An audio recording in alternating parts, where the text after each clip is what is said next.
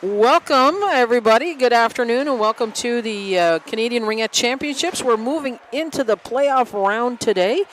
So this game here at the Myers Arena of the Bell Sensplex will be Edmonton Wham versus Calgary Wrath. Edmonton finished fourth in the A pool, and Calgary was fifth. So this is a quarterfinal game. The winner will advance to semifinals, and the loser will get to spectate.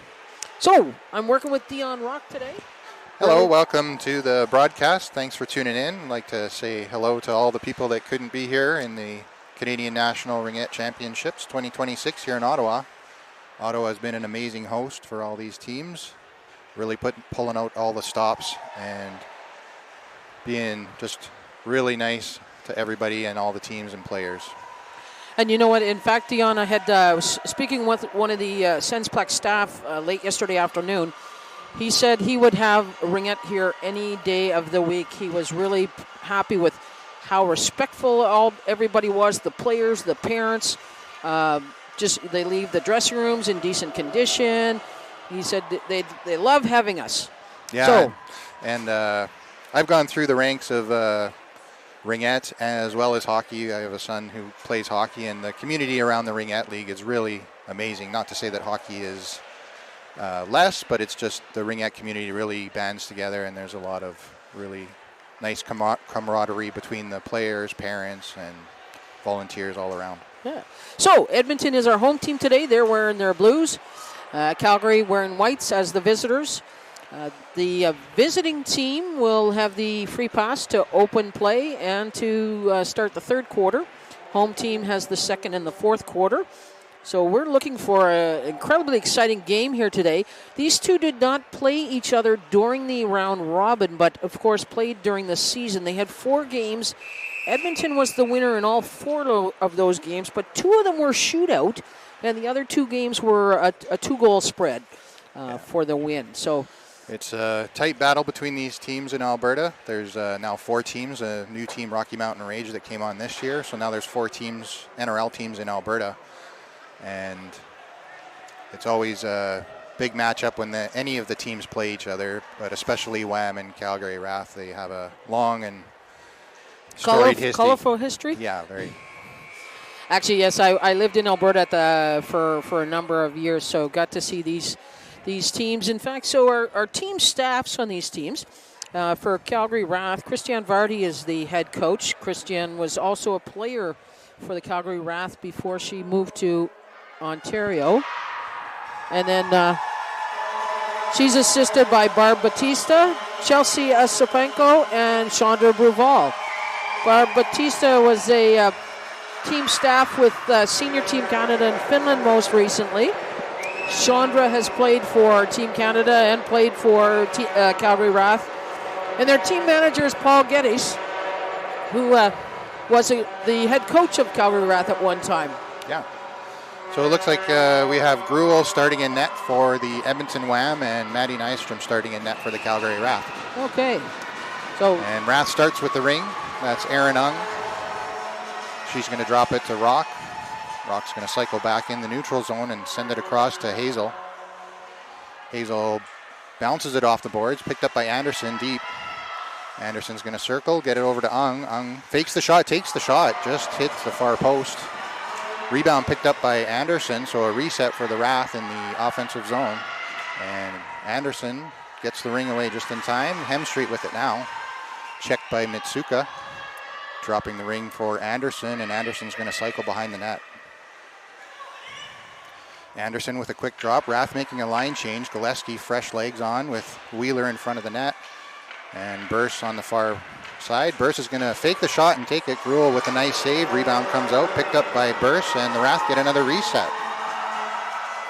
So Wheeler with it now. She's going to cycle around. Drager at the top of the circle, trying to prevent any attack, and bounce off the boards, gets into the crease. Gruel's going to send it out the right side to Mitsuka. And Mitsuka trying to hit Shanann. Shanann looked the other way, and now Wheeler jumps on that, and a bit of a tussle there. Wham comes away with it, with Henderson now with the ring. Henderson up to the neutral zone for Mitsuka. Mitsuka has to do a move to get by her defender, and now Henderson with it in the offensive zone. Henderson's going to take the shot. Nystrom with a save. Rebound grab by Tessa Brown of the Wrath. And Tessa Brown's up to the blue line. Checked there by Henderson and is able to get it up to Sauvé at center ice. Sauvé, a back pass to Tessa Brown. Tessa can't touch it. She picked it up on the neutral side. And now the Wham are with it in their own defensive zone. Henderson. Over to Henderson, I believe. There are 2 Hendersons. 2 Hendersons on Edmonton and 2 Ungs on Calgary. That's right. Tajbash still in the neutral zone. Wham can't get into the offense. So now they almost get it through and picked off by the Wrath. That's Brewster with it. Brewster up to Sauvé. Sauvé's going to wait for reinforcements to get across into the offensive zone. Sauvé cycles back around center looking for Brewster, but that's a little bit out of her reach. Ryan York's going to pick it up behind the Wham net and go for a spin. Ryan York to the blue line. Ryan York still looking for an opening outlet. Tries to get it to Arlinghouse, but she is checked by Marlborough. Yep, so Ryan York picks it up again. Yeah, Ryan York able to touch it because I believe Arlinghouse did get a stick on it even though it didn't get possession. So that's deep for Sydney Fevin. Looking for the shot clock, and there it goes. It's expired. You can hear the goalkeeper banging her stick. She's letting her team know that they're running out of time on that shot clock. So that's Murray now with it, taking the goalie toss up to Marlborough for the Wrath. Marlborough circling around, looking for an opening in the offensive zone. Wham with some good coverage and good jump there by number 19. That is Erica Lee. But couldn't quite grab the ring. Hemstreet with a big shot. Gruel getting a save. Rebound comes all the way out past the ringette line, and Hazel's going to grab it, but they're going to call a penalty. Yep. So a little bit too emphatic of a check there by Hazel on Ketsa. And the Wham are going to have the first power play of the game at 9:31 in the first quarter. And that's a body contact penalty. As you said, just a little too much emphasis on that check. Yeah, let's make sure we get the proper player in the box. It's going to be number 10, Ung, not 14. Oh, okay. Aaron Ung gets the penalty for the Wrath. Yeah, so good teamwork by the officials, making sure they're getting the right player in the box. All right, so Vale Ketsa now with the ring for the Wham. Going to try to take advantage of this power play. Big shot. Nystrom got a piece of it. I think it landed on top of the net. And it did. Yep. So that's out of play, stoppage, and it goes back to Wham because it went off of the goalie, Nystrom, the Calgary goalie. So if it were to bounce off the glass without contact on the defending team, would it change possession? It would be a goalkeeper ring. Okay. Yep. Yeah, because in that case, Calgary had nothing to do with it going out of play. Yeah, it doesn't happen too often. So No. the ring is bouncy enough, it usually bounces off. Yeah. That's Drager with it now. Drager's trying to break into the triangle. Drager takes the shot, blocked by Hazel. Picked up in the corner by the Wham. Wham get it through into the crease. A weak shot. It doesn't get to Nystrom. Nystrom's just going to pick it up and toss it out to Wheeler. Now Wheeler's going to throw it for Meyer. Meyer can't get there in time, and it's a two-line pass, so free ring for Wham in the defensive zone. Debahi out to Drager at center ice. Nice pass. Breakaway chance for Krochak. She takes the shot. What a save by Nystrom. And now along Wrath just trying to clear the danger, get it out of the zone, but Wham sends it right back in. Now Drager on the attack. Drager with a shot. Nystrom, good pad save, no rebound. Nystrom, bit of a miscommunication there with the defender. Ketsa able to pick up the ring, and the Wham is on the attack again. That's number 18, Masuka jumping up into the play. Drop to Shanann. Shanann with a big shot. Nystrom with another save, no rebound. Nystrom with a high toss, but they called it 5 seconds. Yeah, that 5 seconds is from it when it comes into the crease, not from when the goalie picks it up. So sometimes it gets caught up in their gear and it just takes them a little too long to pick it out. Shannon, not Shanann. Oh. So Shannon with the ring gets it back to Henderson. Apologize for mispronouncing some names. The only reason I know is because she was on the senior national team. So that's what the senior national team staff told me. Right. So Rock fighting her way out, gets it out to the neutral zone and draws a penalty on Wham. So Rath, if they can get possession here, have a bit of time, and Henderson is able to turn the ring over. But they're going to be a hooking penalty to Wham. Just really not playing the ring there, just playing the stick and making the block. It looks like it's going to be number 10, Henderson. One of the Hendersons for Wham. Lauren Henderson is number 10. Yeah. So Calgary back at full strength.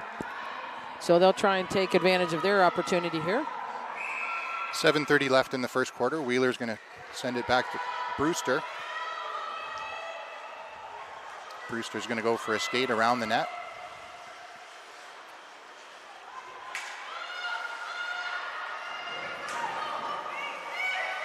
Brewster to Sauvé. Sauvé with a quick one-timer, and Gruel able to get there. Rebound picked up by the Wrath. So a fresh clock on Sauvé with a shot. Deflected wide. Now that's Henderson picking it up, but Ung checking at the blue line is able to turn it over for the Wrath. Yeah, good step up by Ung there to intercept that pass. Meyer with the ring now, waiting for Wrath to change. Wham stuck in their zone with the long bench. Tried to pass it across, and a good skate there by Ferry to intercept the pass, and then Gruel sends it out to Shannon. So now Ferry with it. Ferry up to Drager at center ice. Drager trying a long lead pass, gets cut off by Meyer. Now Meyer banks it off the boards to Anderson. Anderson and Henderson in a battle into the corner. And back to Meyer. Meyer spinorama move, takes the shot. Gruel makes a save. There's a rebound, and it deflects off a defender and into the net. So Calgary Wrath draw first blood here on their power play. Just a twist around by the shooter, that's Meyer? Meyer, yeah. Yeah, so Meyer took the shot, got the rebound, and then spun to her backhand, and I believe it bounced off of a skate. Gruel didn't really have any chance on that play. Yeah. I just want to... Greywall. Yeah. So the goaltender, Greywall, just no chance on that one. So Edmonton now with the ring off of center ice, and go Dion. All right, so Drager with the ring now, trying the centering pass, didn't quite connect. And, they're going to get a penalty. Wrath, that's Armstrong with a technical. She's going to get 4 minutes. So that's, I think from behind is when that turns into a technical. Yeah, major foul is usually, major foul, the referees have really zero discretion. As long as the initial contact is from behind or to the head, it will be a 4-minute major penalty. So, but in this case... I thought he signaled a T. Yeah, well, we'll see. They're correcting it. Yeah. So they initially put it up as a 2 minutes, and then the ref came and corrected. Yeah. So, yeah, it's not uncommon for the timekeepers, who are some of our incredible volunteers here. When they see a penalty, they put 2 up right away, and, especially if they haven't heard the major part to it. So shot there. Oh, wow. Just missed Tajbash. And did that hit the net, or? Must have gone off the goalie and into the net, I think. Yes. Yeah. So Edmonton's ring again. So Tajbash with the ring is going to start with it for the Wham. Gets it over to Dabaji. Dabaji. Oh, with a J. Okay. Yeah. Sorry. Dabaji. And that's Drager with it now. Drager. Back to Tajback.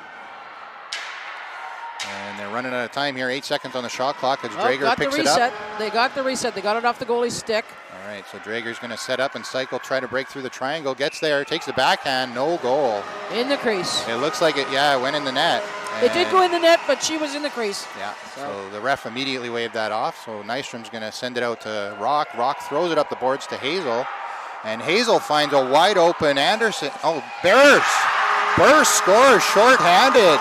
Makes no mistake on that opportunity. What a great read by Calgary to get that ring up to center ice. The player who got the assist was Hazel. Hazel. Yeah. So she saw Burst breaking up the lane, the center lane there, and got that ring, threaded it between those two Edmonton defenders, and Burst makes no mistake. So I think they kind of caught Wham on surprise there. Usually you wouldn't attack so aggressively being shorthanded, but this is a game where it's a winner take all. The winner moves on and the loser does not. Well, the loser will go to the consolation side, so that was new last year in the NRL. Oh, okay. The quarterfinal losers all get to continue playing on the consolation final side. Okay. Yeah. So a bit of a scrum now. Wham on the attack.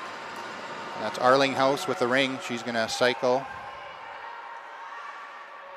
Arlinghouse looking for an opening. Wrath triangle pushing out, and a bouncing ring into the slot area is batted away out of the ringette line, and the Wrath just shovel it out to center ice. That was Gillespie. And Mitsuka sends it right back in onto the stick of Ung, and Brown find Gillespie in the neutral zone, but Gillespie breaks through 2 checks. Now Gillespie up for Ung. It's Rachel Ung. Dropping it for Wheeler, and I think the Wrath are going to try to kill a bit of time here. 2 minutes gone in the major penalty to Armstrong. Meyer takes the shot, gets a reset, and the rebound into the corner. So Meyer's going to drop it over to Murray. Murray's going to back to Sauvé. Sauvé circling behind the Wham net. Out in front, Meyer just missed the stab, and the ring comes all the way out past the ringette line. Big check there by Shannon, and Meyer able to get it behind the net for Sauvé. Sauvé is going to fake the drop pass. Now gets it over to Rock. Rock back to Hemstreet. Hemstreet with a big shot. The block was there. She was running out of time on the shot clock, so had to get something off, but didn't get it to the net. So now Greywall puts it over to Mitsuka. Mitsuka, a long lead pass center ice. Grabbed there easily by Tajbak. And now Mitsuka over to Shannon. And they're going to call 4 in, I think, on the Wham.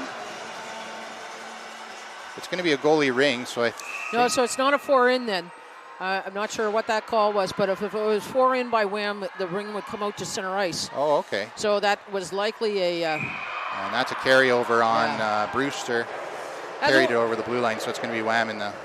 One of the very original rules of Ringette is you have to pass it over the blue line, preferably to a teammate, but the other team won't... won't take a free gift. No, they'll take a free gift. But no. It has to be passed over, so just a little too tight to the line there.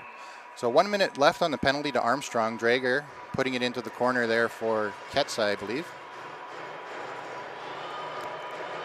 Ketsa's going to drop pass to Krochak. Krochak plows through the triangle, and then a bouncing ring gets kicked out back to Ketsa. No reset there, so 10 seconds on the shot clock for the Wham.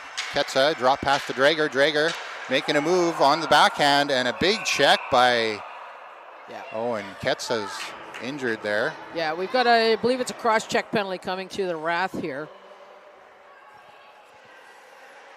And that's Wheeler. Yeah. So this is a real disadvantage for the Wrath because they're going to go 2 players in the box for 34 seconds. Yeah, so that means they're only allowed 2 skaters inside that ringette line in their own end. They could put all 3 in the attacking end, in the Wham end, but only 2 in their own, and that's for 34 seconds. Wham is going to certainly want to take advantage of this opportunity. Yeah, so a bit of a mistake there by the Wrath, putting 2 players in the box, but Murray and Ung are out for the Wrath. Drager at the top of the circle. Drager takes the shot, doesn't get through. Bouncing ring. I'm not sure who that is. Back to Drager at the top. Drager looking for an opening, side of the net, takes the shot, and I think Nystrom got a piece of that. Collected by Tajbak. And a big shot from Drager. Nystrom makes a save, 5 seconds on the clock, and Nystrom throws it into the corner. So now the penalty has expired to Armstrong, but Wham are able to capitalize. Good, nice shot there by, I think it was Tajbak? I think it was Tajbak. Sorry, I was a little behind the play. I couldn't keep up with everything happening, but the Wham able to capitalize on that 3-on-2. Yeah, that was number 9. That should be Tajbak. Yeah. Yeah. So just some great teamwork down there by Edmonton. as my colleague said here, the first penalty to the major penalty had just expired. So that gets Wheeler out of the box. So now we're back to even strength. There was a power play goal. So a long and actually, if that goal had been scored before Armstrong's penalty expired, it would still be Wheeler coming out. Oh, that's true. Yeah, because she was the major. That's right. Yeah, Armstrong was the major, so Wheeler would still be released from the sin bin. But anyway, as you say, all at full strength again. Yeah, Meyer's going to take a shot. It bounces off of Graywall, the ref says, and calls for a reset. Just went off of her stick there. Anderson over to Ung. Ung's going to get it back to Anderson. Anderson with a quick one-timer. Graywall saw it all the way, made the save and into the corner, and now a pretty aggressive check by the Wrath, and they're able to turn it over. Now Ung with the ring. Yeah, that was some great double teaming by Calgary Wrath to get that ring out of the corner. Ung with a drop pass over to Hemstreet. Hemstreet looking for an opening, gets it to Burst, but good stick check there by, didn't see who did that from the Wham, but able to turn the Wrath back. They did call a reset on that, though. Yeah, it did go. It was there was some momentary control by Wham when it came out of the line there. So now Debaji with the ring is going to put it across to Mitsuka. Yep. Mitsuka tries to hit Shannon, but just tipped by the Wrath. And now Gillespie's going to get tripped up, and they're going to call that a penalty. Kind of forced to. It wasn't intentional, but. Well, intentional would be 4 minutes. Oh, okay. I love when players come, as a referee, the players come to me and said, I didn't mean it. Yep, I know. That's and still a penalty. And that's why it's only 2 minutes and not 4. Yeah. Because the other factor to major penalties is if it's considered aggressive or intentional, not intent to injure, but just intentional, like not playing, intending to play the body, not the ring, that can be a major as well. So the Wrath only have, there's a fifth player over here hiding. So it's a power play. Sauvé is going to start with it, kick it back to Ung. Ung to Sauvé. Sauvé fakes the shot. Good pushing out by Ryan York at the top of the triangle. Now over to Ung. Ung behind the back for Sauvé. Sauvé over. Oh, what a chance for Brewster. She just missed the net. It was wide open. Yeah, Masutka got the stick on that just as Brewster was releasing the ring, and now that is the end of the first quarter. Wow, that was quick. That was. Can't believe 13 minutes have gone by so quick. So in that first quarter, we finish up with it being 2-1 for the Calgary Wrath. But at this point, let's before we forget, because we get so caught up in the game, let's thank our sponsors. Yeah, for sure. Our sponsors for Ringette Canada are the Government of Canada, Gatorade, Athena Ringette, and Ringjet. Our event sponsors specifically for these Canadian Championships are Ottawa Tourism, the Government of Ontario, RBC Wealth Management, Booster Juice, McNally Gervan LLP, Athena, Gatorade, Serganor, Hertz, Dom Sports, Ringjet, NAMI, Annabelle, ISI Live, and our wonderful camera person here, Shia. Thank you very much. Auger Hollingsworth Personal Injury Lawyers, David Hollingsworth Professional Corporation, and Melika Consulting. So it's really great to see these the financial support from these folks who, as I do, believe that our athletes are really worth their efforts. It's we've got some incredible talent out here: the goalkeeping, the shooting, the passing, the defending. It's just terrific gameplay, and so pleased when we get the support from the community. Oh, it's so awesome to see, because it's such a great opportunity for these athletes to come and play. And if they didn't have to worry about a little bit of paying here and there, it would be so awesome. And thanks for the sponsors for helping out. So now Hazel with the ring. We're starting up here in the second quarter. Hazel out to Rock, bounces off her stick and immediately checked by Drager. Drager gets it back into her own defensive zone, and Drager's got that long reach, and she uses it to her best advantage. So a bit of a broken play there, ends up on the stick of Burse, and Burse is going to get checked by Drager. No penalty on the play. Meyer now attacking. Backhand pass is intercepted by Drager. Good anticipation, and now Ketsa up across the center line. Has to wait as Wham was changing, and they're still shorthanded for another 43 seconds, so they're down a player. And Bodies kind of hitting the ice here as both teams are kicking up the intensity a little bit. Brown is double teamed in the corner, able to flip it out to the far corner, and Ung's going to pick that up. Bouncing ring, so she's got to be careful. Tajbach on the attack. Now Brown with it. Brown's going to send it over to Sauvé. Sauvé circles, trying to set up in the offensive zone. It's like Shannon at the top of the triangle is going to run point as Brewster puts on a shot and just misses. 3 seconds on the shot clock. 3 seconds on the penalty. So we've got the shot clock expires. It'll be goalkeeper ring for Edmonton. And they should go up to full strength almost immediately here. Yeah. So it was Arlinghouse that got the penalty. I didn't notice that at the start, but she comes out of the box now, and it's oh my gosh. It was basically 2-on-none there for the Wham, and a check from behind was going to be a penalty, but the Wham scored to go 2-2, and that'll negate the penalty, I think. So that, I believe, is one of the Hendersons that scored that goal. Yeah. I wonder if that was going to be a penalty shot. Just curious. Yeah, we'd have to check with the officials on that one. I don't like to second guess them. Definitely it was going to be a penalty. Yeah. It's the determination of whether they're on a clear break, with nobody get past, et cetera, et cetera. There's 3 or 4 factors to it. So definitely the penalty. Stephanie had her hand up on that one, no problem. Brandon probably did as well. Our officials today are Stephanie Black and Brandon Miller, both from Ontario. Both with experience at the NRL. Hazel with a long shovel into the corner, and it's a battle. Gillespie battling there with number 18. I think that was Mitsuka. So now Wham with the ring. Mitsuka has it, trying to find an opening at center ice, finds Tajbach, and a quick pass up to Henderson is going to try to break in before the Wrath can set up. Tajbach gets a shot off. Nystrom makes a save, no rebound. Drops it behind the net for Hazel. Hazel's going to circle up the board, sees an opening, and doesn't quite connect with Meyer, so Wham are going to recover in their own zone. Banks it off the boards, and another breakaway here for Henderson, as the Wrath defenders are caught about a little bit out of position here. Drager's now going to slow things down. A fresh clock for the Wham. They have 20 seconds. They got a reset off of Nystrom. Vale Ketsa looking for things to set up. Drops it to Drager. Drager back to Ketsa. Ketsa just misses the stab on the slot. Ring comes all the way out. And now about to expire. 3 seconds on the shot clock. The shot. Oh, and they said they just got it off Nystrom. Yep, went off her stick on that pass. So heads up play there by the Wham just to get the shot off at the buzzer. And great job by the shot clock operator, waiting to make sure the referee gives the signal on that one. When the shot clock operators don't have a great angle on it, we do ask them to wait for the signal.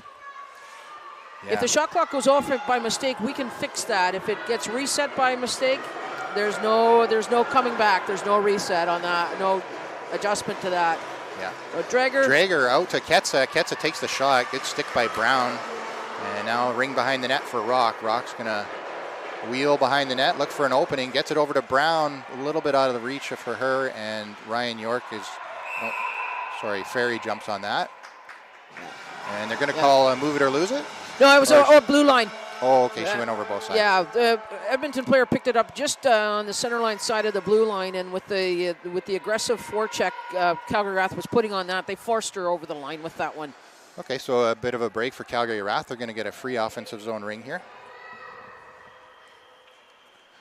Aaron Ung is going to be starting with it. Looks for a shot, doesn't see it. Passes it over to Wheeler. Wheeler runs into a bit of a wall there and drops it back to Ung. Ung runs into the same wall. Nothing happening there. Good defense by Wham. Yeah. A great job by Wham shutting down that lane. Ung trying to break through the triangle, and Edmonton not cooperating at all. So Shannon tried to get it off her stick, was checked right at the blue line, and now that's going to be a both sides call. Yeah. And so Shannon she checked the stick of the Calgary player, so right then a 5-second count starts. Because Shannon couldn't play it, she also can't stop her opponent from playing it. Oh, okay. Yeah, so that's what that 5 count is. So then Shannon picked it up in that 5. And either her or her teammates, if they had picked it up in that 5, it becomes the blue line call. So free pass for Rath in the Edmonton end. Brewster now with it. Sends it to Hemstreet. Hemstreet back to Brewster.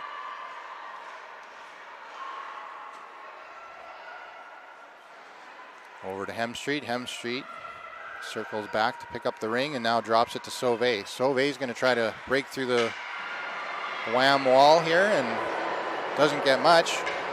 Gets to the far side. 4 seconds on the shot clock. Hemstreet's going to take the shot. Greywall's going to make the save and no rebound. Drops it behind the net. Brewster's right there, but I'm not sure who grabbed that for the Wham, but they are up to the blue line now and out to center ice. Henderson with a nice stab in pressure, and Ryan York's going to grab it. Over to, Rath with a good anticipation check there. It's a loose ring, and they're going to give it to the Wham.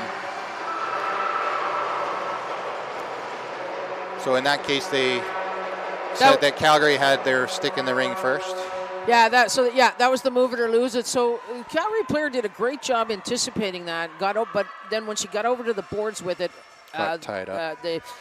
Wham just as aggressive on the forecheck as Calgary can be, and they just stuffed her right there. Couldn't really move anywhere with it.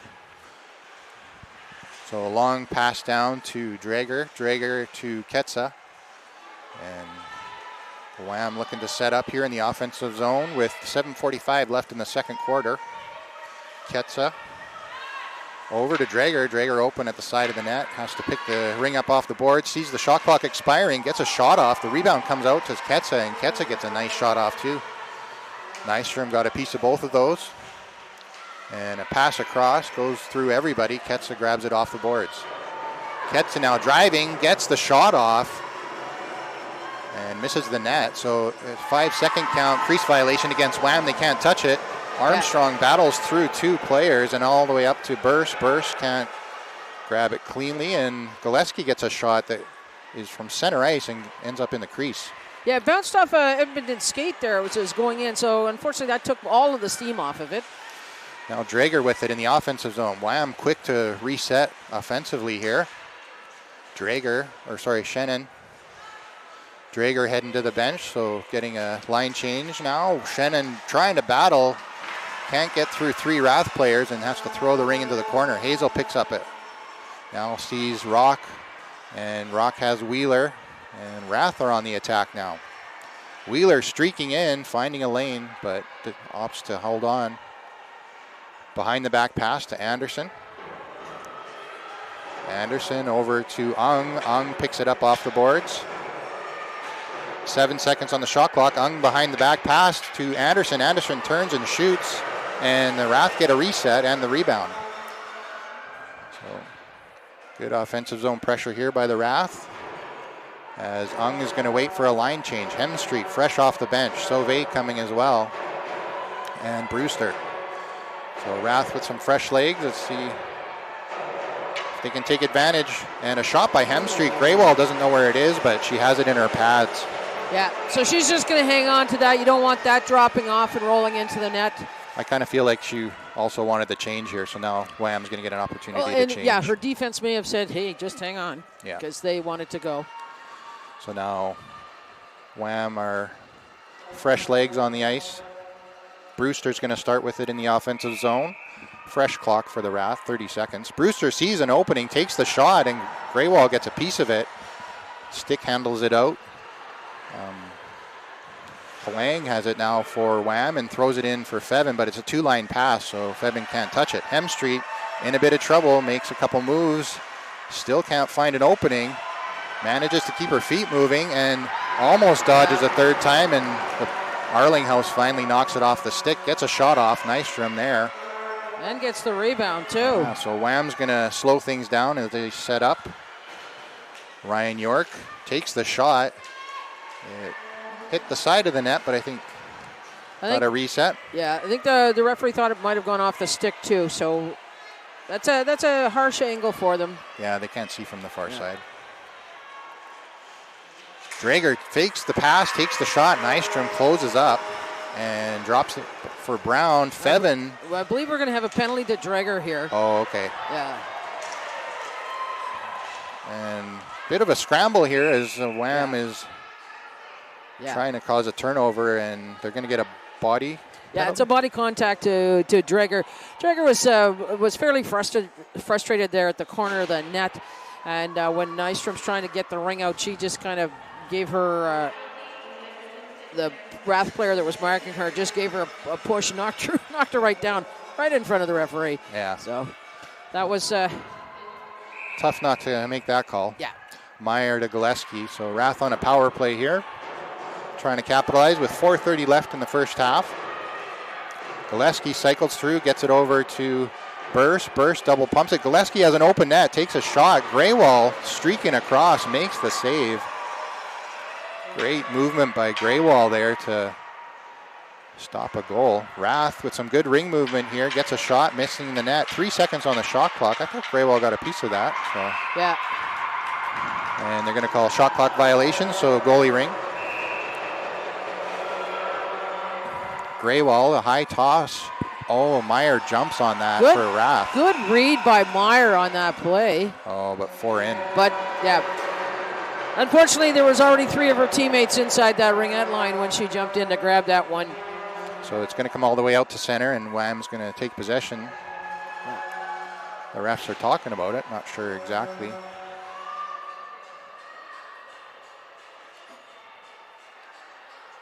Okay, so there's a change in bit of a discussion, and they said it wasn't 4 in.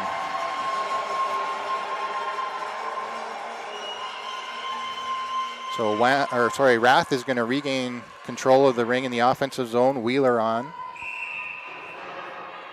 Wheeler looks for an opening and passes it across to Ung. Ung grabs it off the boards. Ung to Wheeler. Wheeler cycles out of the ringette. Wham pushing out quite a ways. Wrath trying to break through. Yeah, you see teams pushing them out. They try to get the forwards involved in the checking. Yeah. Now a pass across doesn't quite connect with Wheeler and Anderson. Anderson back to Ung. Ung now has a bit of lane, takes the shot. Graywall doesn't know where it is. I thought it was going to bounce behind her, but it bounced behind the net. Yeah. Oh, and there's another penalty on Wham. So here's Wrath's opportunity to go 3-on-2 in the offensive zone. Yeah, so this will be a tripping call to the Wham. So Wrath will have 39 seconds of 3-on-2 in Edmonton's end. I believe Shannon got that call. I believe it was too, yeah. So Calgary looking to take advantage of this opportunity they've been handed. For sure. And they score. What a goal. Aaron Ung to, I didn't see Gillespie down low, I think. Not sure. I'll see when they turn here. Oh, it's Hemstreet. Okay. So Ung and Hemstreet had some great passing going back and forth from the top of the triangle down to the corner, top of the triangle down to the corner, till the opening really showed itself there. And Hemstreet made no mistake putting that past Graywall. Yeah, top shelf. And I apologize, I couldn't keep up. The passing was so quick there. And tough for Graywall to follow those moves too. It's fatiguing, that stop and start. And on that, I believe it was the third one before Hemstreet took that shot. Yeah. So now Drager's out of the box and tries to lay a check, and Hemstreet's able to collect it. Hemstreet looking for an opening, didn't like what she saw, circled back to Armstrong, and a good read there by Drager, blocking the pass. Again, using her reach to stop that. Yeah, it's really deceiving for players thinking they have a lot of room, and then she reaches through. So Edmonton's still short-handed for another minute and a bit. Yeah, Shannon's still in the box, so Hazel with it behind the net for Wrath. Wham setting up defensively. Wrath making a change. Meyer's going to come on the ice and battle through the top of the triangle. Meyer behind the net, only 8 seconds on the shot clock. Yeah, you can hear Nystrom banging her stick, letting them know. A long shot, misses everyone, and it ends up in the corner, so shot clock violation. Going to be a goalie ring for Wham.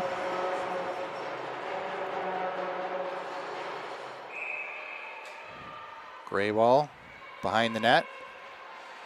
Up the left-hand side, and a bit of a miscommunication there. Meyer able to get a pass from Gillespie, who picked up the loose ring.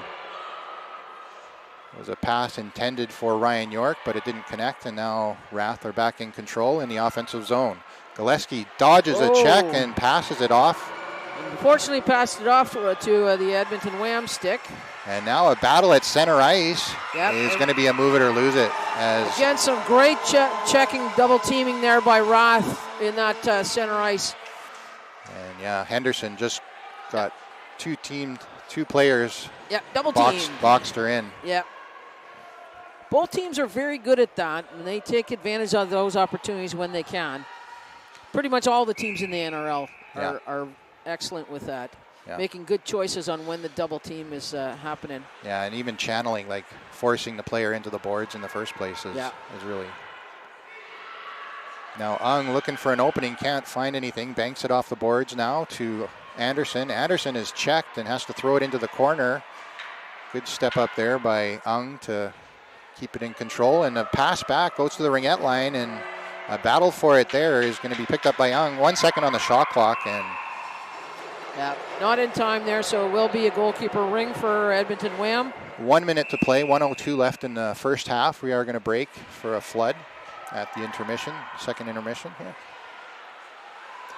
Wheeler up against the board, so Wham having a bit of trouble getting it out of their zone. Rath putting on some offensive zone forechecking.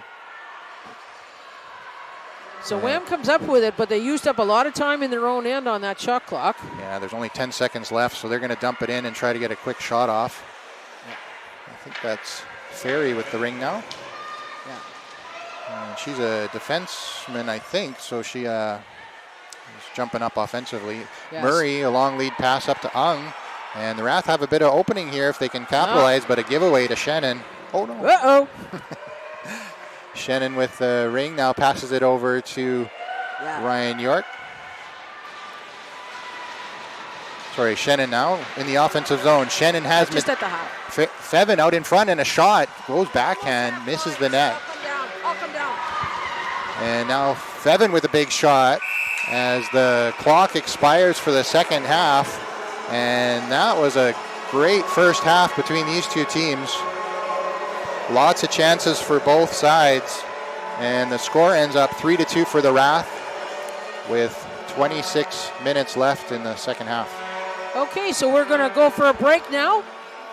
Please make sure you come back or follow any other games you wish to on the live streams here on the YouTube channel. So thank you very much, folks, and we'll see you here in about 15 minutes. Go down and get that baby.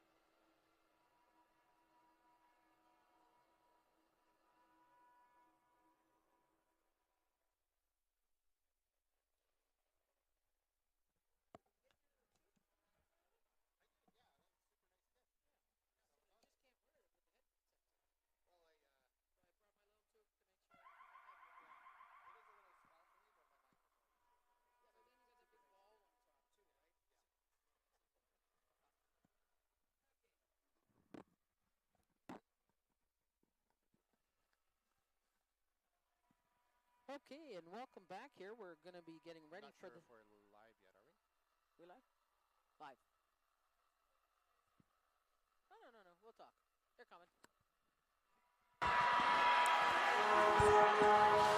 Okay, and welcome back here to this quarterfinal matchup between Edmonton Wham and Calgary Wrath. Just wanted to mention a few things for these teams. We've got on the Edmonton Wham, we have Jillian Drager, who is a candidate, one of the 4 finalists for not only for most valuable player in the NRL awards, but also for top center. For Vale Ketsa is up for the top forward award, and Melissa Masutka is up for the top defense award. So congratulations to those athletes. And also want to mention that 6 of the Edmonton Wham players were on the senior team Canada that played recently in Finland.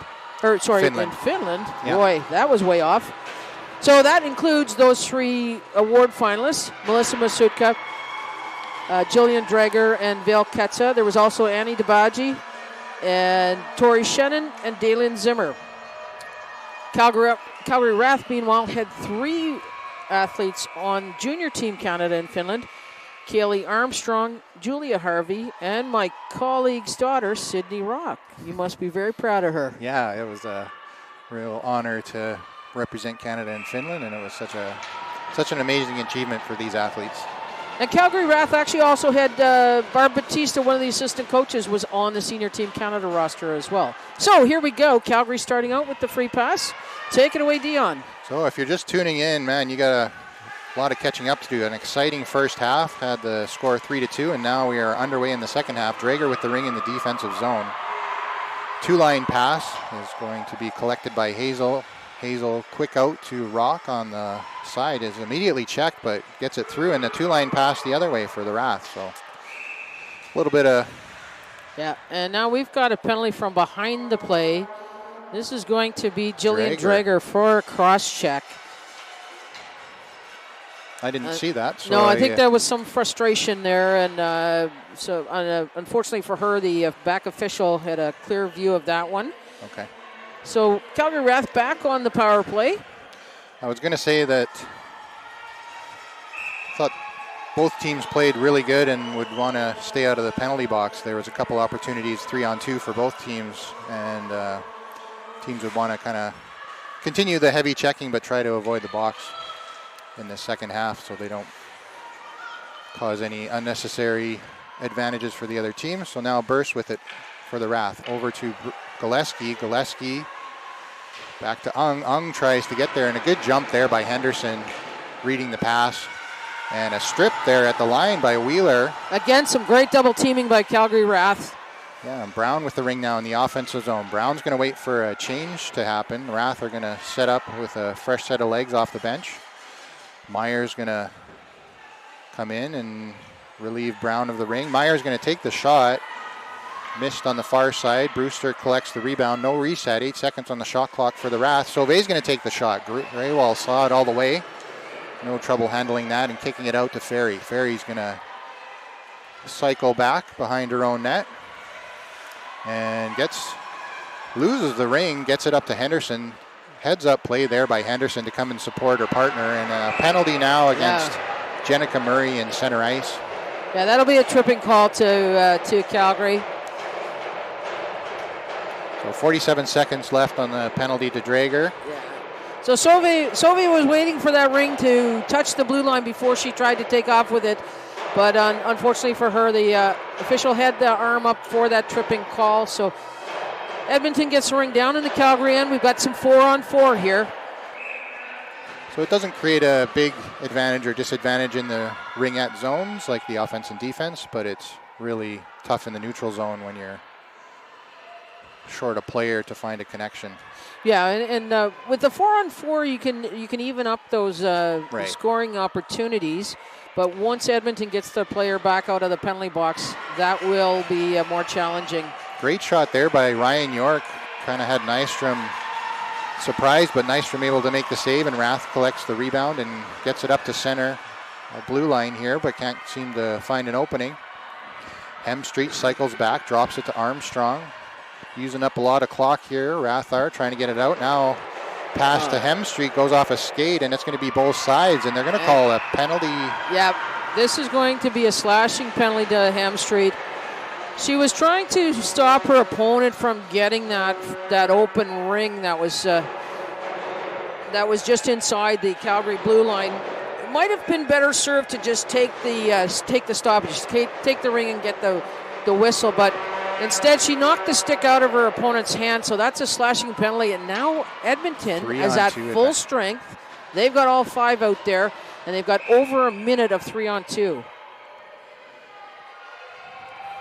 Yeah, I think I kind of jinxed it, saying staying out of the box, both teams. And wham, strike quickly. Make no mistake on there. So Rath really needs to settle things down and keep things checking, but staying out of the box because that was quick. Yes. So, that was 9 seconds into that penalty. That was Dreger with just a great shot, a shot she's known for. I think Ketsa actually scored that. I think Ketsa actually scored that, but I'm not sure. Okay. Yeah. So Calgary still shorthanded by 1.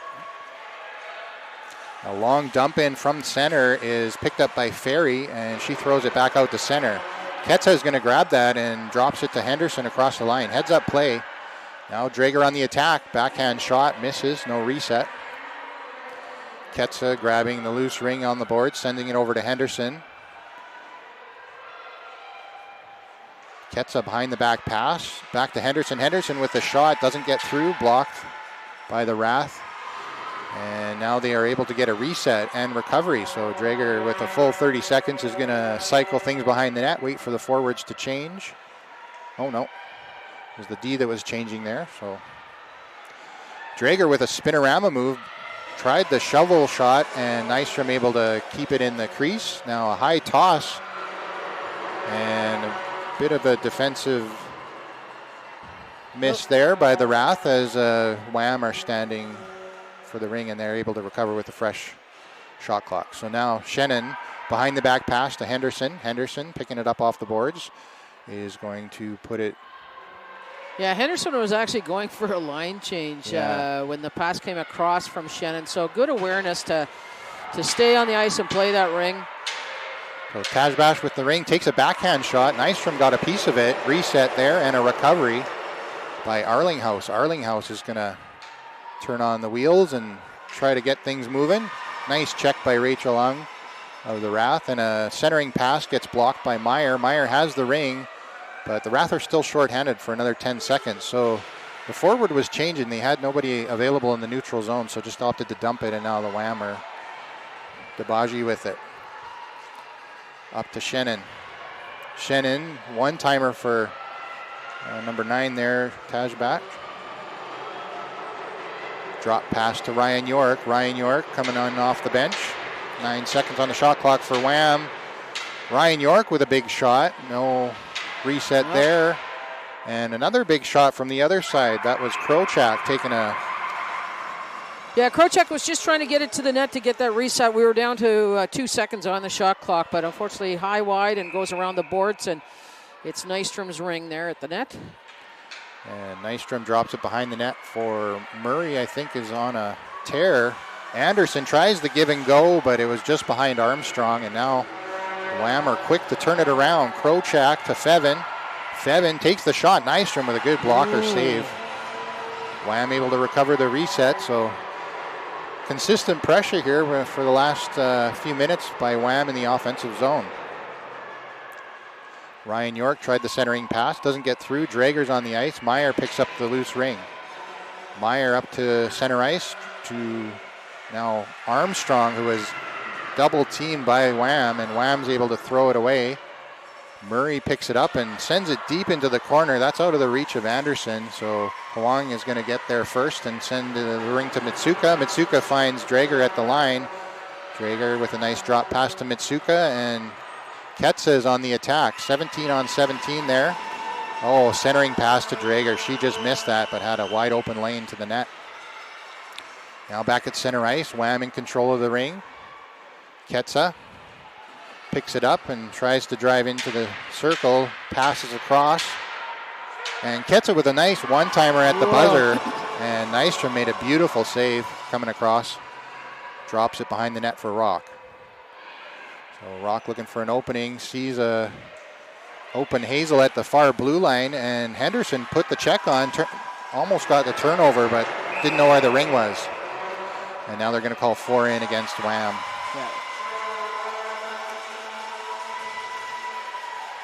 Yeah, so that rush by Rath caught Wham off guard. So there was a miscue amongst the ones on the ice to see who was going to be in.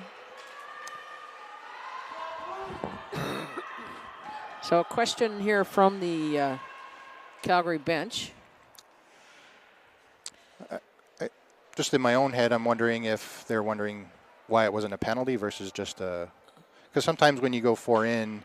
With the ring there and it affects the play, they call it as a penalty. Yeah, so if Calgary had the ring, while Edmonton had 4 inside the line, as long as any of those 4 are involved in the play, it is a penalty. But the 4th one in this case, I don't believe she came in until Edmonton had actually gained control of the ring. Okay. So and they were starting to come out with it. So that's why it's only a violation. Right. So if you have control, you cannot get a penalty for that when you've got control of the ring. Right. So Sauvé now looking for a pass to Hemstreet. Hemstreet to Ung. Ung gets the one-timer off Greywall. Nice move on the coming across to get that one-timer. Rath able to recover the rebound with a fresh 30 seconds on the clock. Now down to 20. Hemstreet circling, looking for an opening. Can't find anything. Takes it behind the net. Good defensive triangle by Wham here, pushing the Rath players out of position.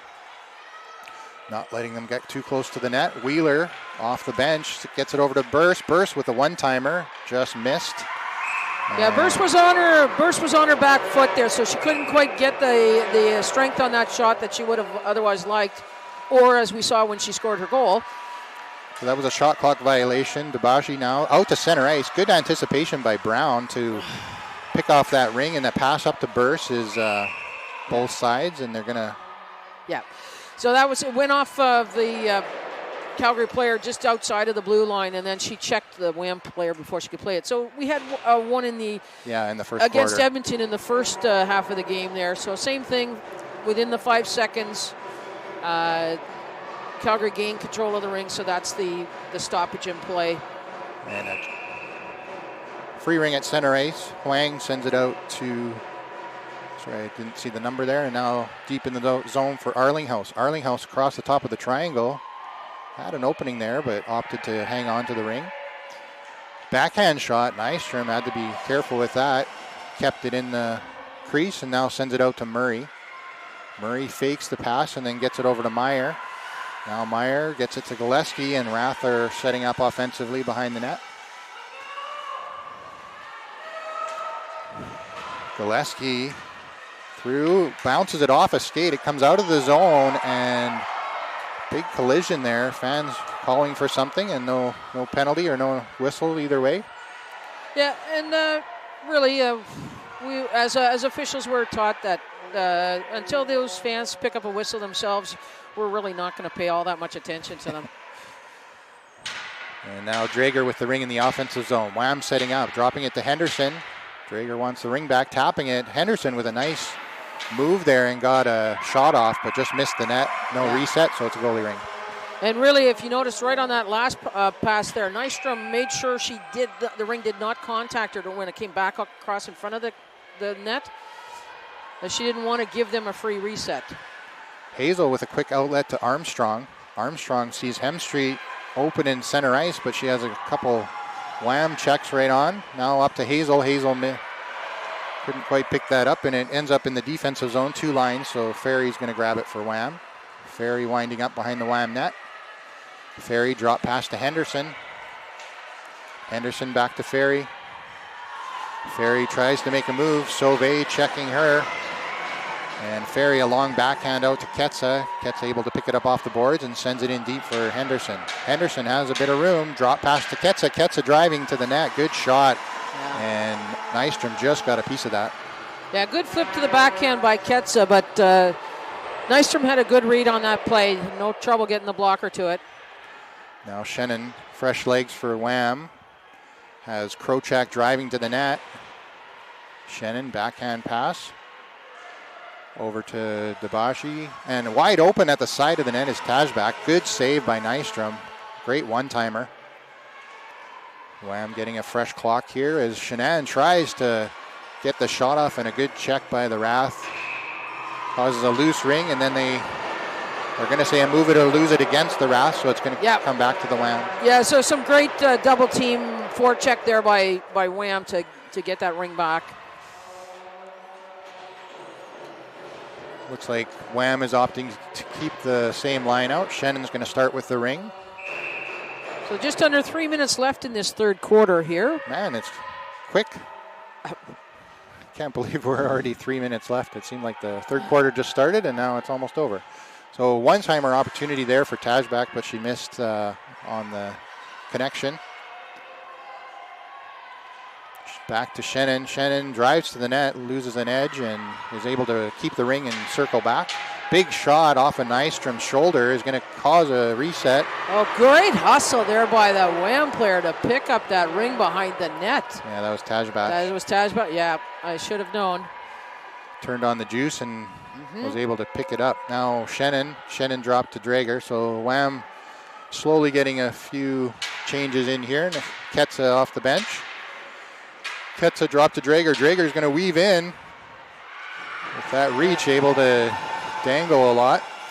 But the Wrath able to check her off the ring and now sends it up to center. A battle for the ring ends up on the stick of Drager. Drager finds Ketsa open in the offensive zone. Good coverage there by Meyer. That's a great shutdown of that lane that Ketsa was trying to get through. Really well done. Now 3 Wrath players up against the board, grabbing the ring, running into 3 Wham players at the blue line. And a great job just passing it back to the defensive partner. She really didn't have a forward pass to make. So these teams are not afraid to pass it back to their defense when they don't have an opening on the going forward.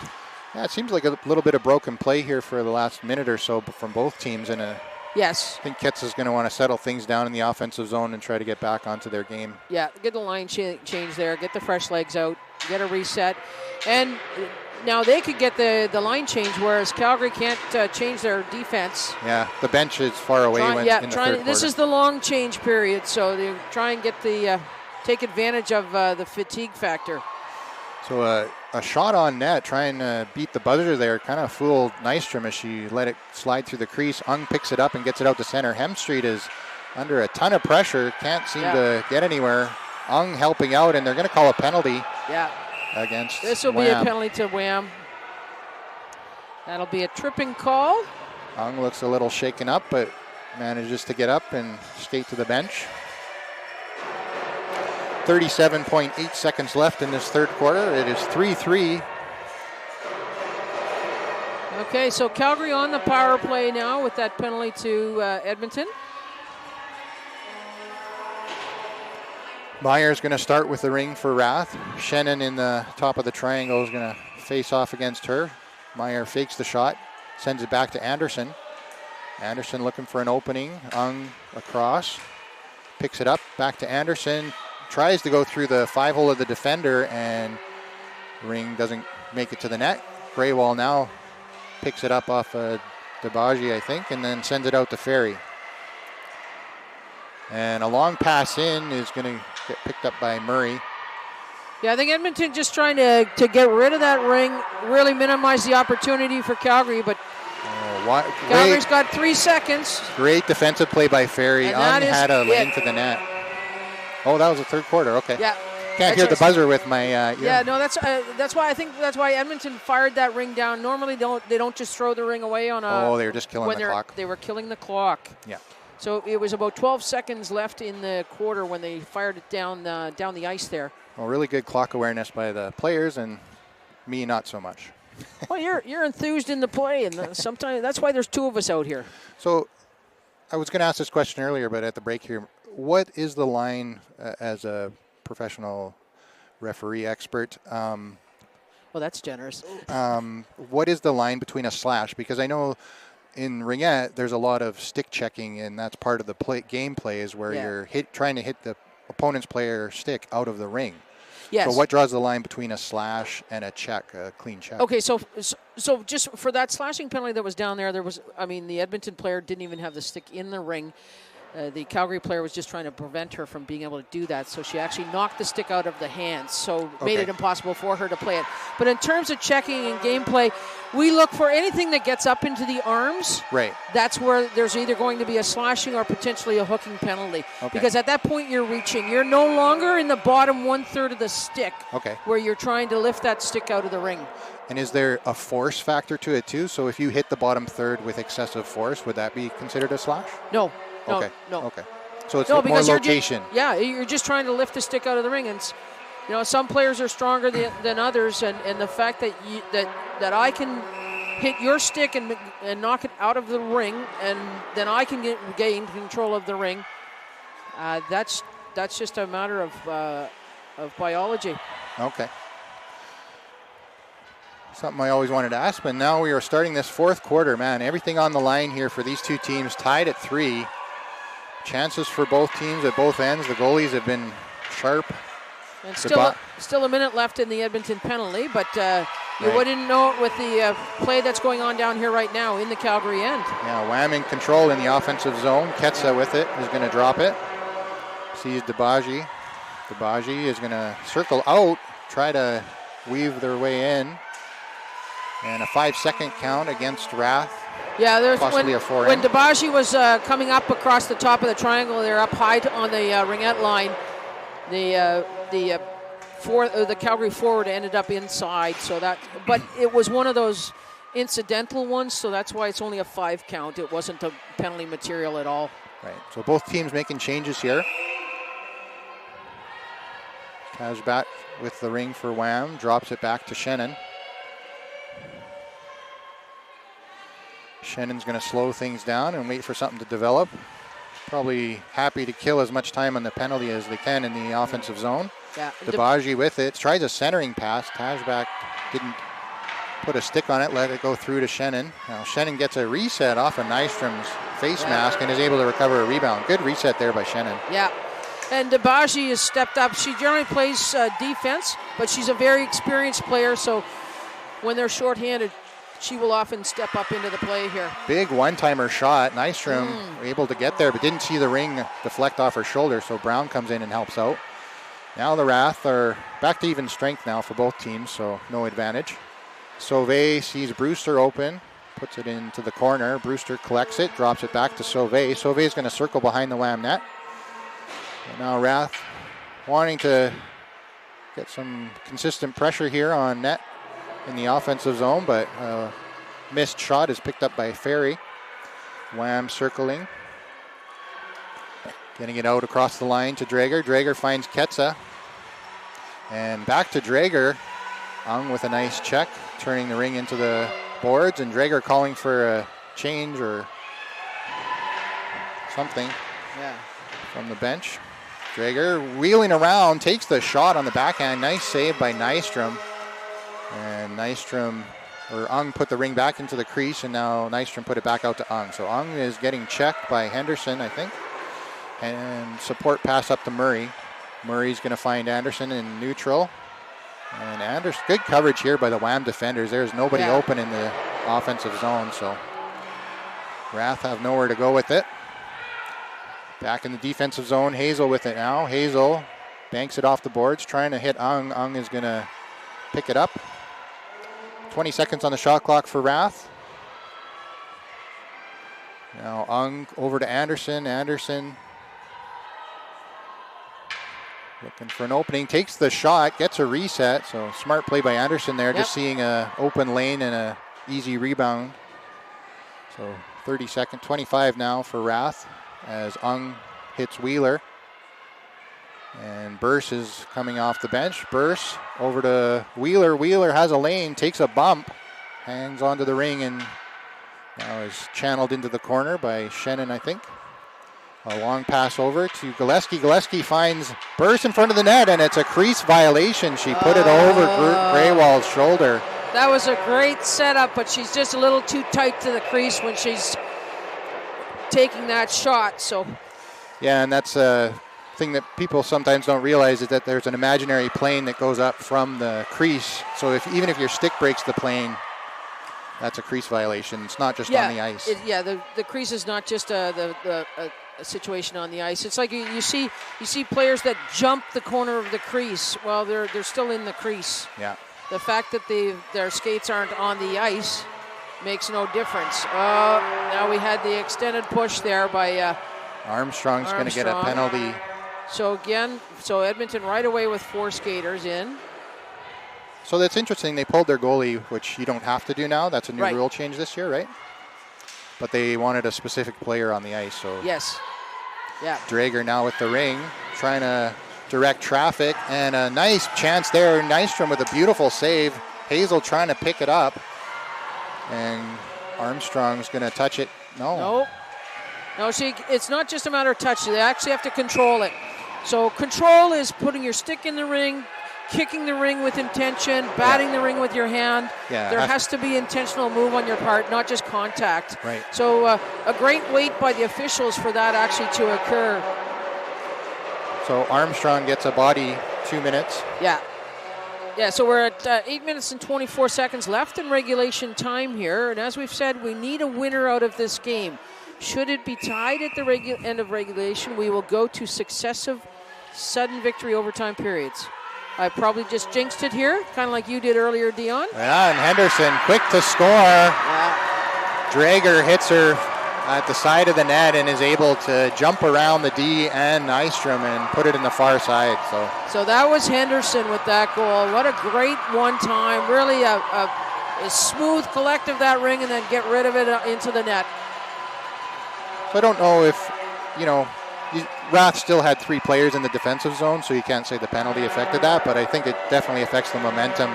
Well, and sometimes it's just a matter of the personnel you would have out there on the ice at any given time. Yeah. I mean,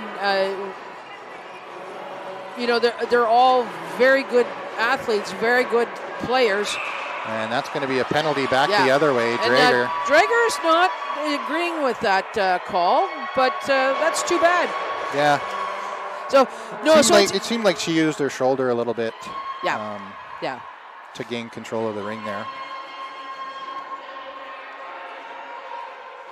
So now Calgary with an opportunity. I was saying all of these are very good players, but you're still going to have different skill and different skill sets from each of them. So in a lineup, you're looking to match off those skill sets. Right. So when you lose somebody to the penalty box, then if there's a skill that they have that you want out there on the ice, you have to find somebody else. Right. So who's still a good player, but may not have that one particular thing you're looking for. Right, so it's a disruption to the flow of a team for sure. Exactly. Yeah. So now Rath on the attack, hoping to strike back here and even things up, down by a goal with 7:50 left in the fourth quarter. Power play. Sauvé driving through, gets it over to Brewster, and that banks off the boards, and a bit of a broken play by Wham trying to send it up the boards. Now they're going to get control around the other way. That's Mitsuka. Mitsuka cycles back, has 2 Rath players on, and this is really where it becomes an issue for teams breaking out of their own defensive zone. Yeah. They're down a player. Now a long pass up to Meyer. Meyer with the ring is going to drop it to Anderson. Anderson's going to look for an opening. Meyer open in front of the net. Yeah. Calgary changing some of their forwards here.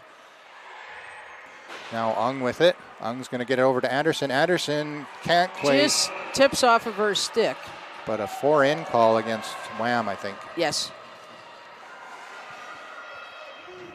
So that's similar to the 4-in call against Calgary here. It was just one of those incidental, but not completely invisible. So it's a 5 count on that play. Right. Now Anderson starting with it, looking for a lane, sees an opening, takes the shot, but Wham able to pick up the rebound. Some good forechecking going on by Calgary now. But Wham immediately drops it to her partner there. So Ferry now out to Tajbak at center ice, and a long pass ends up into the crease. Nystrom's going to play that. And has to be careful as 2 Wham players circling. Drops it behind the net for Hazel. Hazel winding up. Oh, and a miscommunication there with the forward at neutral. Was looking the other way. So Debaji able to grab the ring for Wham. Wham sending it in now on the attack with Taj back in the corner.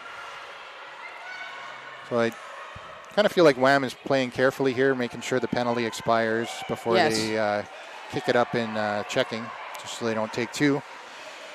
Hem Street sees an opening, wide open Armstrong as Wham is changing. Rath trying to press, and good collection there by Wham just to get into the triangle and set up. The penalty is now over, back to even strength, as Burse has the ring with 5:55 left in the game. Burse driving to the net. Good push out there by, I believe that's number 18. Masuta. Yeah. Yep. Like we said, she's up for, she's one of the candidates for top defense of the year. And she didn't leave any opening there for Rath to get through. Yeah. So that's a crease call against Wham. And actually, I think both of them were in the crease, but since Wham had control of the ring, the call goes against them.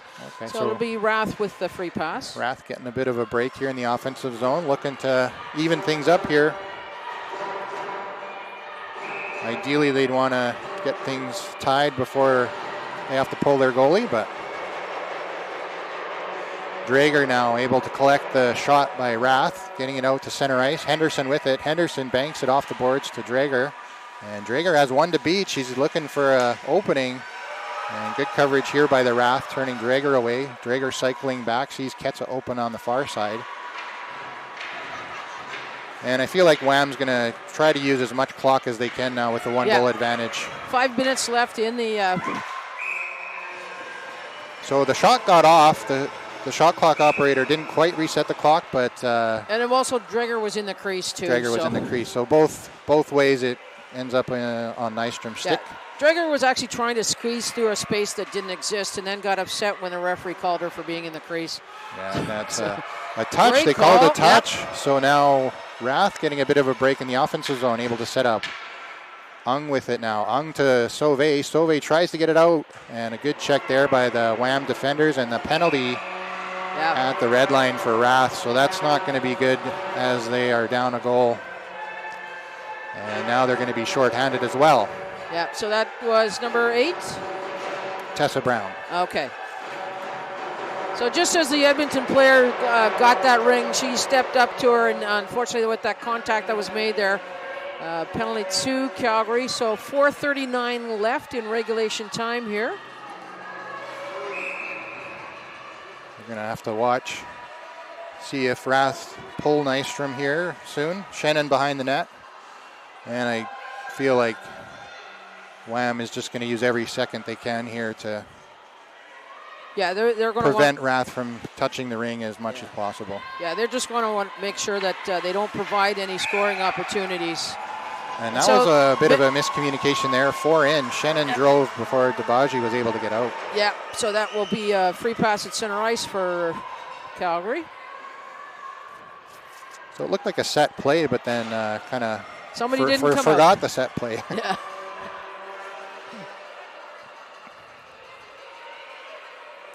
So now Wham's going to play full press coverage as they have a player advantage. So they're going to try to cover every single Rath player on the ice. So there's no opportunity to get an open player. And they send it in the offensive zone, and they're going to call that a penalty as Gillespie, Murray was streaking to the ring, and Debaji. Yeah. So even strength now, 4-on-4. Yeah, so that was, Debaji ended up, she was behind and really wanted to prevent Calgary from getting that ring, and unfortunately ended up holding her. So that was a holding penalty to Debaji. So now each team with 4 skaters. 4:06 left in this fourth quarter. Battle of 2 Titans. Hem Street with the ring behind the net for the Rath. Hem Street drop pass to Ung. Ung turns back up against the boards, and Wham is going to jump on that, and it's going to be a move it or lose it violation against Rath. Yeah, that's unfortunate. Ung just lost her spatial awareness there and ended up running into the boards, backing into the boards and going down. So and man, Wham was incredibly quick to jump on that. Yeah. So smart play by Wham just to be aware of the play, and now Ung throws it down the ice as she was might have lost a blade here. She can't skate. Well, she's maybe lost an edge up against the boards. Yeah, she might have, because she made her way carefully. And good play there by Armstrong just to keep the legs pumping on Tajbak, who is trying to... And Tajbak had to be careful on that one, not to push too hard. So smart plays by both of them. Yeah, 22 seconds on the penalty to Rath. Oh, a shot by Sauvé just goes over the net, and that's going to be collected by Mitsuka. Mitsuka is going to send it out to center ice, and nice give and go, good awareness. Oh, overskates it, and now Sauvé has it up to Brewster. Brewster sees an open Anderson. And Rath needs to change some players, so really couldn't take advantage of that stretch, but coming back with it now. Yeah, there's a lot of open ice with 2 players in the box, but Rath is up to full strength now. They got a 26-second power play. Hemstreet over to Burst. Burst sees an opening, passes it back to Hemstreet, and a good stick by the Mitsuka, I think, prevented that from going across cleanly.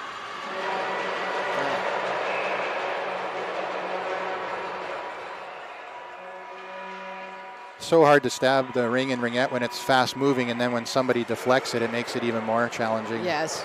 Because your timing is off and you're planning for it somewhere else. So both 2 minutes to go here. Look for Nystrom to get the call to the bench if Rath can get offensive zone. And both teams at full strength. Possession here. 16 seconds on the shot clock. Nystrom still in the net. Rath trying to score one hurt quickly here to even things up. Gillespie makes a move, gets it over to Burst. Burst has to pick it up off the boards with 3 seconds on the shot clock. Now they get the reset and get the rebound. So now there goes Nystrom. Nystrom heading to the bench. Rath are going to go 4 in as Ung. They need to get a 4th skater up there to go 4 in. Yeah, so they wanted a specific player on the ice, so Ung went to the bench, and now the other defender is changing. So Rath taking a lot of time here just to get set up a 4 in. 18 seconds on the shot clock still. Ung down to Brown. Brown across the ice, open, and bouncing ring. It's that rolling ring. It's very difficult. Brown and they hit the post. The ref said no. Hit the crossbar and came out. Yeah, so that's, and takes the 5-second count there to Greywall, so it will be Calgary with the free pass. That was a beautiful chance for Rath, and holy cow, just millimeters. Less than a minute to play, 59.7 seconds. Rath are going to maybe call a timeout here. No, they're not. I kind of feel like one team should call a timeout. I'm trying to think who called it. We did have a timeout earlier in the game, did we not? I don't think so. Okay. Well, maybe not. It was in the other game. They called a timeout early. Yeah, but, and actually me too. Atlantic and Saskatchewan, we had timeouts. Ung with the shot. Greywall with a nice save. Rebound stays on the goal line, and it's a contested ring. It's going to go to the goalie. Yeah, in the crease there, so. 46 seconds left. Rath needs to cause a turnover here quickly. Yeah. Nystrom bounces back into the net. Good double team there by Calgary to get that ring back.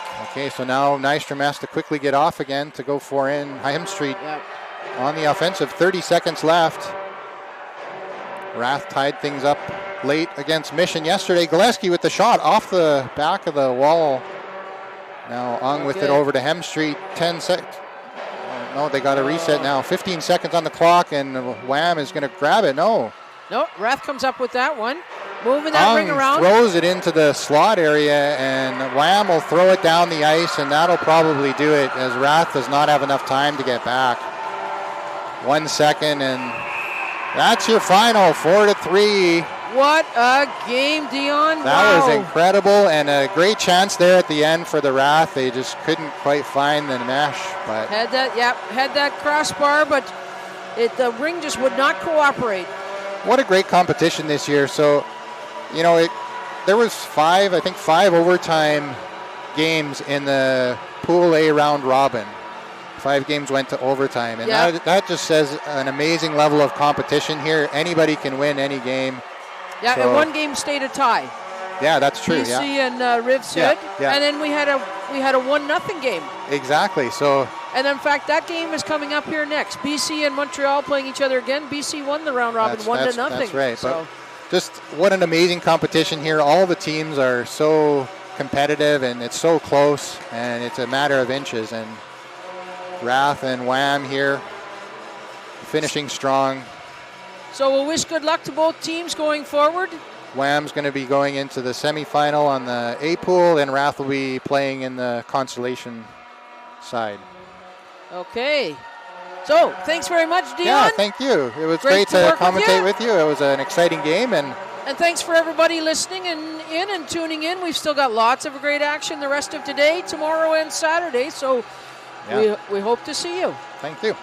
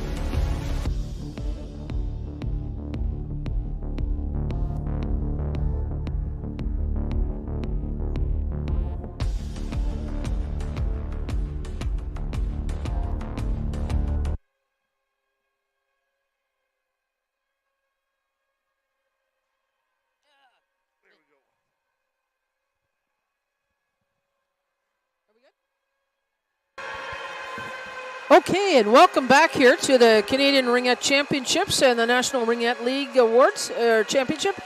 Have no idea what it's like outside because I haven't been out since 9 o'clock this morning. How about you, Louis? You're not missing much, to tell you sincerely. Gray, windy, and cool.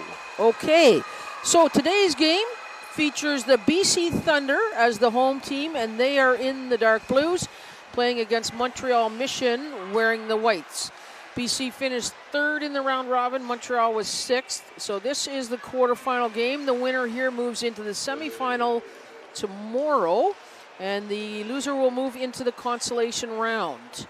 My name's Lucianne. I've got my partner here, Louis, and we were just getting to know each other. Yes. So Louis's got experience at this as well. His experience includes French. You don't want to hear my French, so we'll leave that to Louis. So, bonjour tout le monde à la maison, au Québec.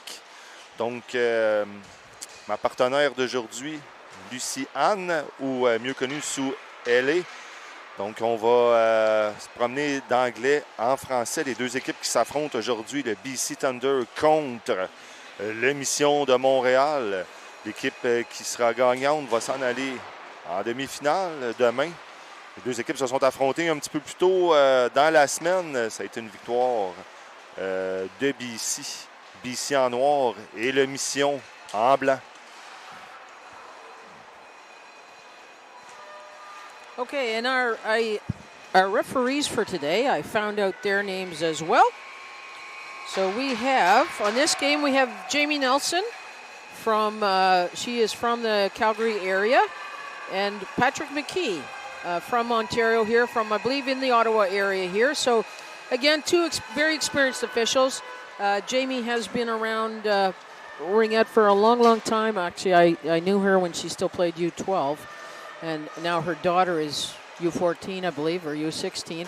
Jamie has officiated at Canada Games. She did the gold medal game in 2023 in Prince Edward Island. Has also refereed a couple times at the World Championships. So lots of experience out here today on the officiating side. Not sure who our shot clock operator is. We'll try and find that out. As we know, shot clock operator is a very important part of the game. And we have shot clock operators are also provided by Ringette Canada. They're considered part of the officiating team. Is this ice international size like No. the other one? This No. is regular size. This is regular size. Okay. Just Madame is the international size. The biggest clues are the distance from the edge of the circle to the boards. Okay, yeah. Yeah, you'll notice there's a lot more. I was explaining that to somebody that in a long time ago, 1990 in Calgary, when Calgary hosted the Canadian Championships, we had 4 ice surfaces. 3 of them were international size ice. There were very few teams and even fewer officials that were accustomed to international size ice. I remember one of the Quebec officials, Jay de la Durante. Some people might remember him. And he would come down the ice and he'd be expecting to be at the goal line and he's barely halfway through the circle. Or the free pass to start the game and he's backing up to the boards and he keeps reaching back to try and find them. So no, only Matabee is the international size ice. And the difference in footage, it's 15 feet longer, I think. Yeah, I believe it's 15 feet longer. It's 100 by 200 is the measurement for the international. So really, it's amazing the difference it can make to our game when the players are on that big ice. You know, the passing, the wide open stuff is just it can be very incredible. Or sometimes when you get younger teams on the big ice, they get lost out there. Yeah. Oh my gosh, I remember a Calgary tournament where unfortunately the scheduler kind of miscued. One ice surface was called blue and one was called gold.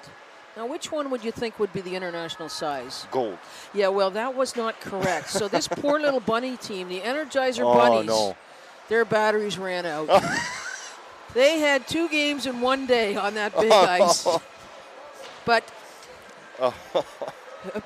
anyway, so yeah, it does make a difference. So yeah, so we're looking forward to it, and a very exciting game here. The round robin game between these two was a 1-0 win for the BC Thunder.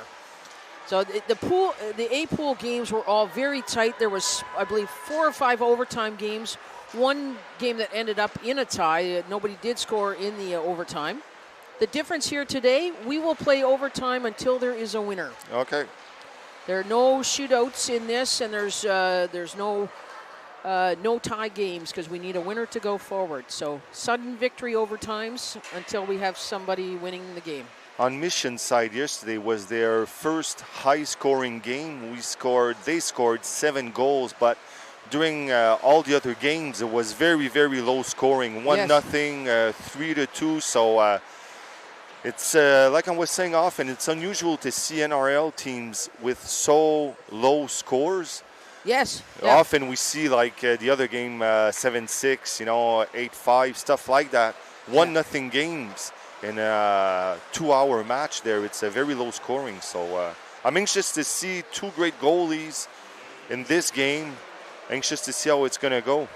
Yeah, so Montreal's games were 1-0 loss to BC, 4-2 loss to Edmonton Wham, and 8-7, that was the big scoring game, overtime victory over Calgary, and then 3-2 over Saskatchewan. Now BC on the other side, they beat Montreal 1-0, then they lost in overtime to Gatineau 7-6. They tied Rive-Sud 3-3, and then they beat Waterloo 7-0. They beat Waterloo 7-0. Waterloo is a really, really good team this year. And going into that game, I think Waterloo knew they were going to be either in first or second place. Okay. And the timing was off with the passes just hit off the skate or just hit off the tip of the stick. It didn't. Just nothing seemed to work for them. So we can see slowly that some teams are getting eliminated just beneath us. We see some girls with long faces and crying a bit there. So for a couple of teams, their tournament is coming to an end. Yeah, I believe that's Calgary Wrath down there, and that loss to Edmonton and Wham moves them into the consolation side. Okay. So, and there's a lot of teams prefer to be in the championship side. So here we've got, I believe we've got Sarah McDonald as the goalie for BC again. Some number 29, Sarah McDonald. She was on the national team that was in Finland most recently. So a lot of experience there. And who we've got in for Montreal? We're going to go with Émilie Trudel. Okay. So, bienvenue tout le monde à ce match. On va y aller en anglais et en français. Donc, c'est parti pour l'émission Blanchette avec l'anneau. Le capitaine le redonne à Lessard. Lessard feinte le tir. C'est intercepté par BC. BC en bleu, Montréal en blanc. On relance l'attaque ici, le BC, le profond dans le territoire. La manière qu'on est installé, nous sommes perchés en haut dans un coin de l'aréna. Donc, difficile pour nous de pouvoir le dire c'est qui les joueuses toujours. I was just saying that it's hard from our spot sometimes to see exactly who's the players with the ring deep in the zone. So, 2 gros arrêts de suite pour Trudel. Trudel gives back the ring to the Mission. Mission taking their time. Center ice. Tanguay misses the pass. Skating for the ring. Intercepted by number 8 of Anton BC. Fong. Yep. They're going back the other way. Center ice. Yeah, back to BC. Fong. BC quick on the ring. Oh, sorry, that was Rogers Horn. That's my bad. Rogers Horn. So we got lists provided by Ringette Canada. That's what we were talking a little bit earlier on. We're lucky because these games, they're in the numerical order and not alphabetical, so it's easier for us to find the names of the players. Donc, début de match là, assez rapide là, des deux côtés. La Mission avec l'anneau, déjà 18 secondes qui restent au shot clock. Passe en plein milieu de la glace, intercepté par le BC. On trébuche. Là. Punition à retardement. Yeah. Penalty on the play for tripping. Yeah, tripping penalty to Montreal on that one. Just miscue with the stick. And then the BC goaltender, she and her teammate ran into each other out center ice as McDonald was trying to get to the bench for the extra attacker. So some very good pressure by BC there to really forcing the play out of Montreal. Montreal took over 10 seconds just to get the ring out of their own end and into center ice, and then ended up with the penalty. So power play for BC. Yeah. Skating for the ring. BC in the middle of the ice, looking for their options. Long cross-ice pass to number 7. That's Béchard, Danielle Béchard. Nice. Béchard used to play in the Zone 5 area of Alberta, but is now in BC, so playing for the Thunder. In the middle of the ice, Mission intercepts the ring. MP Blanchard falling, no call on the play. No, she lost an edge there. She was leaning hard to get away from the check, lost the edge. And now that's on one side of the line, and then the other. Good weight by the Montreal player to not check too soon. BC reprend l'attaque. Mais beaucoup de pression du côté du BC. Les 3 premières minutes là, du match. So Hennison skating around behind the net with the ring. Looking for a teammate. Drop off to the corner and a shot. Great shot and a great save. Good movement by goaltender Trudel. Yep. So Trudel, that's one of the smallest goalies in the league. She must be around 5'2", 5'3", but so athletic. So ring all tied up there and awarded to Montreal. Trudel with the goalkeeper ring. Trudel tosses back. Yeah, some aggressive checking by BC, but able to drop it off to the teammates. Montreal Mission, back with the ring. On revient sur nos pas. Là. On perd beaucoup de temps là, du côté du Mission. Déjà 20 secondes, là, et on n'a même pas traversé dans la zone payante. Longue passe, là. On faisait le numéro 76, une belle passe. On regardait pour le reset. Reset est réussi. L'anneau revient à Blanchette. Blanchette prend son temps, là, 24 secondes au shot clock. Blanchette regarde ses options. Là. On a des jambes fraîches qui embarquent là, pour la mission. Blanchette contourne le filet. Tanguy à l'aile. Blanchette laisse derrière à Nagui. Nagui fonce devant le filet. Il n'y a pas d'espace. On essaie de batailler. Nagui avec l'anneau. Il le remet à Juliette Lessard. Lessard with the ring. Nice reset shot, but we touched the ring. Tanguy touched the ring. In the crease. In the crease. So the ring goes back to the goalie. Dick with the ring. Always in their territory. Long pass in the middle of the ice. Taking their time. Yeah, nice little play here by BC. So Rogers Horn with some give and go to get the ring up to the Montreal end, and she's coming for a line change. What a bad break. Vivier here that pulls out the stick to try to take the ring, but bumps it in her own net. So BC draws first blood here, but takes advantage of a gift from the Montreal Mission defense.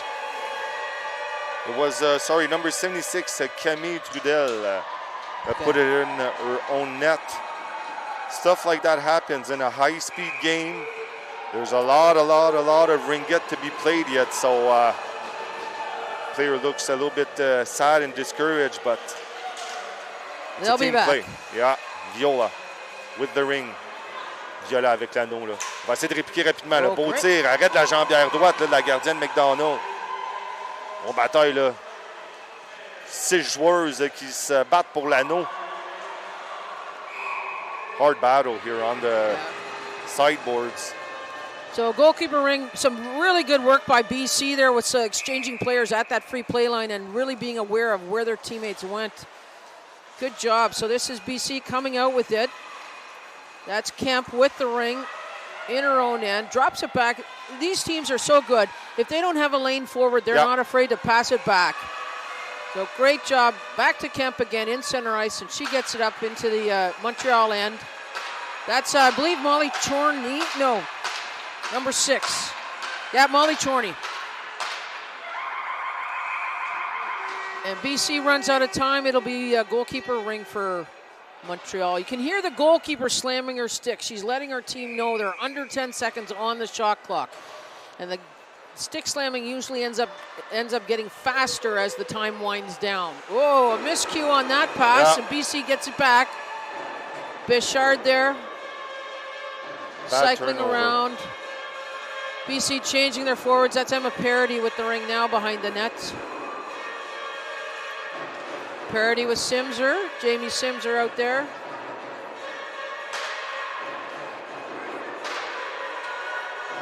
And, they did get the reset. It did go off Trudel's stick.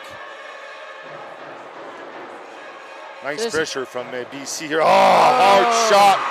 Trickled in under her glove side, blocker side, and 2-0 BC. That was Hennison.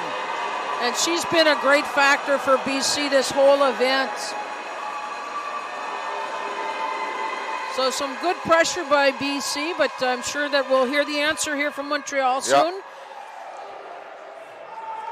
A lot of experience on the Montreal Mission team, including Julie Blanchette. She has been in the NRL since the start of the league. She and Jacqueline Senior with the Waterloo Wildfire are the two players who have been here since the beginning. Émilie Brûlé avec l'anneau, laisse derrière. Visait l'essor sur le jeu, là. On dégage l'anneau le long de la ronde. On patine, là, ça revient. Sur le bâton de Brûlé, là. Belle pression, Brûlé, longue passe. À Blanchette. Blanchette. Dans son temps, là. On doit absolument compter le beau, belle passe. Ah oui! On rate le filet là, du côté de Brûlé. Manquait quelques pouces, là. Blanchette. Avec la balle à Brûlé, tire. Oh! Quel arrêt de la gardienne! That was one heck of a save by McDonald. And McDonald make that fake there, but I was pretty sure she was just going to hang on to it. She didn't even have a stick in her hand. She needs a line change. Or her defense needed a line change, and good recognition on her part for that. Two great shots from the Mission there. Oh, beautiful passes across from Blanchette over to the corner. The first shot went wide, but the second shot, McDonald got over there and made a great save and able to keep the ring to herself. Blanchard with the ring, leaves back to Nagy. Nagy falls, leaves the ring to Vivier. Two rookies on the same line. Nagy avec l'anneau, un tir de loin, là, direct sur la gardienne. Gardienne McDonald avec l'anneau. Feinte la remise, là. On a failli accrocher la gardienne là, du côté du Mission. BC avec l'anneau, relance l'attaque en milieu de glace. Oh, good foot check there by that was number 5, that's Danica Ewan. Gets the ring across to her teammate and then goes for the line change. Long cross-ice pass. Bichard with the ring here. Gets the pass over to Chorney.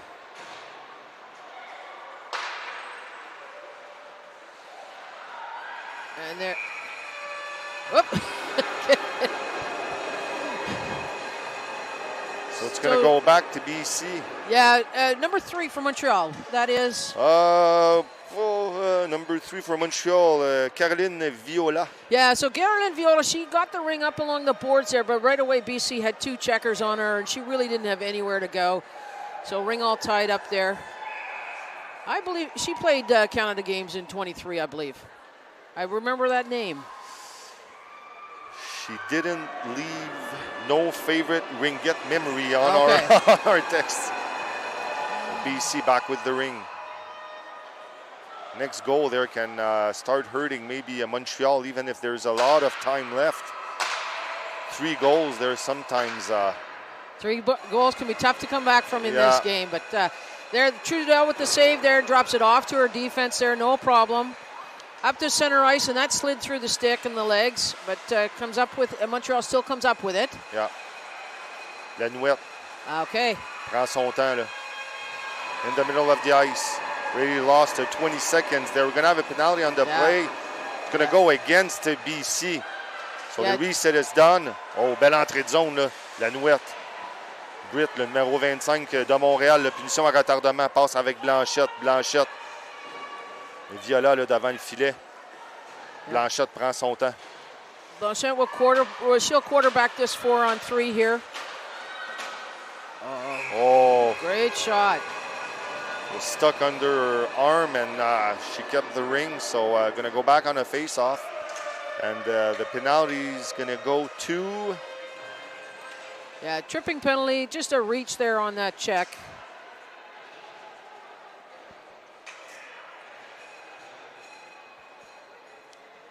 We're going to go back on the attack for Montreal. Blanchette still on the ice. Right in front, we got Juliette Lessard. Blanchette, long cross-ice pass. Few good opportunities by the Mission there in the last 2 seconds. Trudel regarde, feinte la passe, remet derrière à Blanchette, longue passe là, croisée, on donne à Blanchette, à nos bons de centre. Blanchette, on part pour le switch, là, on laisse le back, à l'essor, on perd l'anneau, le reset réussi, going back to Zoé Aubin. Aubin, cross-ice pass to number 72, looking, Art Shaw, we're going maybe for the reset there, but goalie McDonald saw it, intercepted. Going back to Dick, there are two players of the Mission putting pressure on. I believe there's going to be a penalty here to Mission. Yeah. Hannison was going for that ring and just got stuffed by the. Another penalty. Second penalty. Two penalties on the same play. Number 72.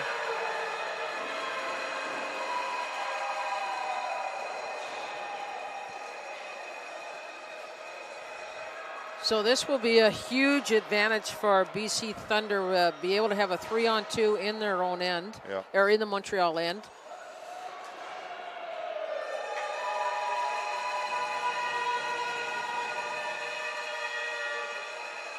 So 2 minor penalties there, one for, I believe, for a trip, and the other one was a body contact.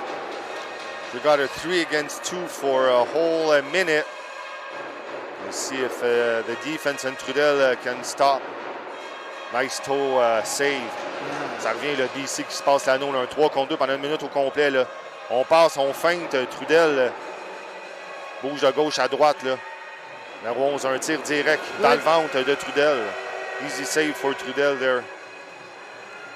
Going back the other way, throwing the ring down the ice.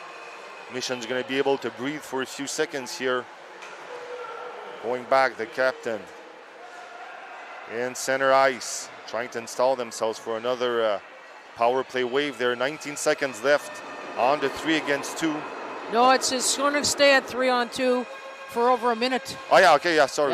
But the BC penalty will be up, and they'll be at 5-on-3 on the full zone, so full ice. Passe l'anneau, 4 secondes, on doit absolument tirer le tir. Ah! Hey! It was coming, we can smell it. 2 seconds left on that shot clock, and that's why it's so critical when the goalie helps their team know how much time is left there. They don't always have a view of that physical clock, so that goaltender's work is really critical. So the first penalty comes out for Montreal. We're now 4-on-4, but only for 1 second, and then the BC penalty will expire. Yeah. Often we can even hear the goalies going faster and faster when the time is really at the end. That's right. So Montreal coming back with the ring here. Nagy avec l'anneau, on la perd en territoire, 3-0 la marque là, en première période, longue passe, coupé. Donc 2 punitions coûteuses là, aux missions. Là. Bataille, interceptée par BC. On vient sur nos pas. Kemp, cross-ice pass. Molly Chorney there with the ring. Up, looking for Bouchard, but it goes too far. Montreal defense picks it up. 24 seconds left on the power play for BC. Intercepted by Nagy. Nagy, 2 players on her there. On patine. Good twist by Nagy there. Oh, on est So we're going back in center ice to number 7 seconds left on the shot clock. Nagy with a hard shot. Ooh. Yes, we got the reset on that. Comes back to Blanchard. Blanchard leads back to Miyatangi, the other rookie of the team. Miyatangi trips, throws the ring back, was looking for Viola. Got stoppage of play, rings goes back. Yeah, there was a Montreal. there was a 5-second count for a crease call by the net official there. So as soon as BC picked it up. So on retourne au sac de mise en jeu là, en zone de BC là, au Philippe Vivier avec l'anneau. Redonne à Mia Tanguay. Tanguay, fin. On tourne les filets, là, on a du temps en masse, 23 secondes au shot clock, là, déjà 3-0, il reste moins de 30 secondes. Un tir là, dévié là, dans les patins de Viola. BC going back the other way, center ice, taking their time. Nice little soft pass. And again, back to the center zone. Just had nobody on the forward pass, so went backwards instead. Montreal picked that up off in their own end. Vivi with the ring. 9 seconds left. There may be last push for Montreal. Long pass to Viola. Viola. Nice defensive back check by number 10 of BC there. I don't think Viola was aware that the clock was running down. So one of the things about the shot clock, Louis, I'm sure you're aware, once we get into the last 30 seconds of a period, the shot clock operator at the next reset is supposed to leave it at 30 seconds. So players know when they look at that clock, and if it's stuck on 30 seconds, they know they have less than 30 on the game clock. So I think Montreal just lost track of that in that last sequence.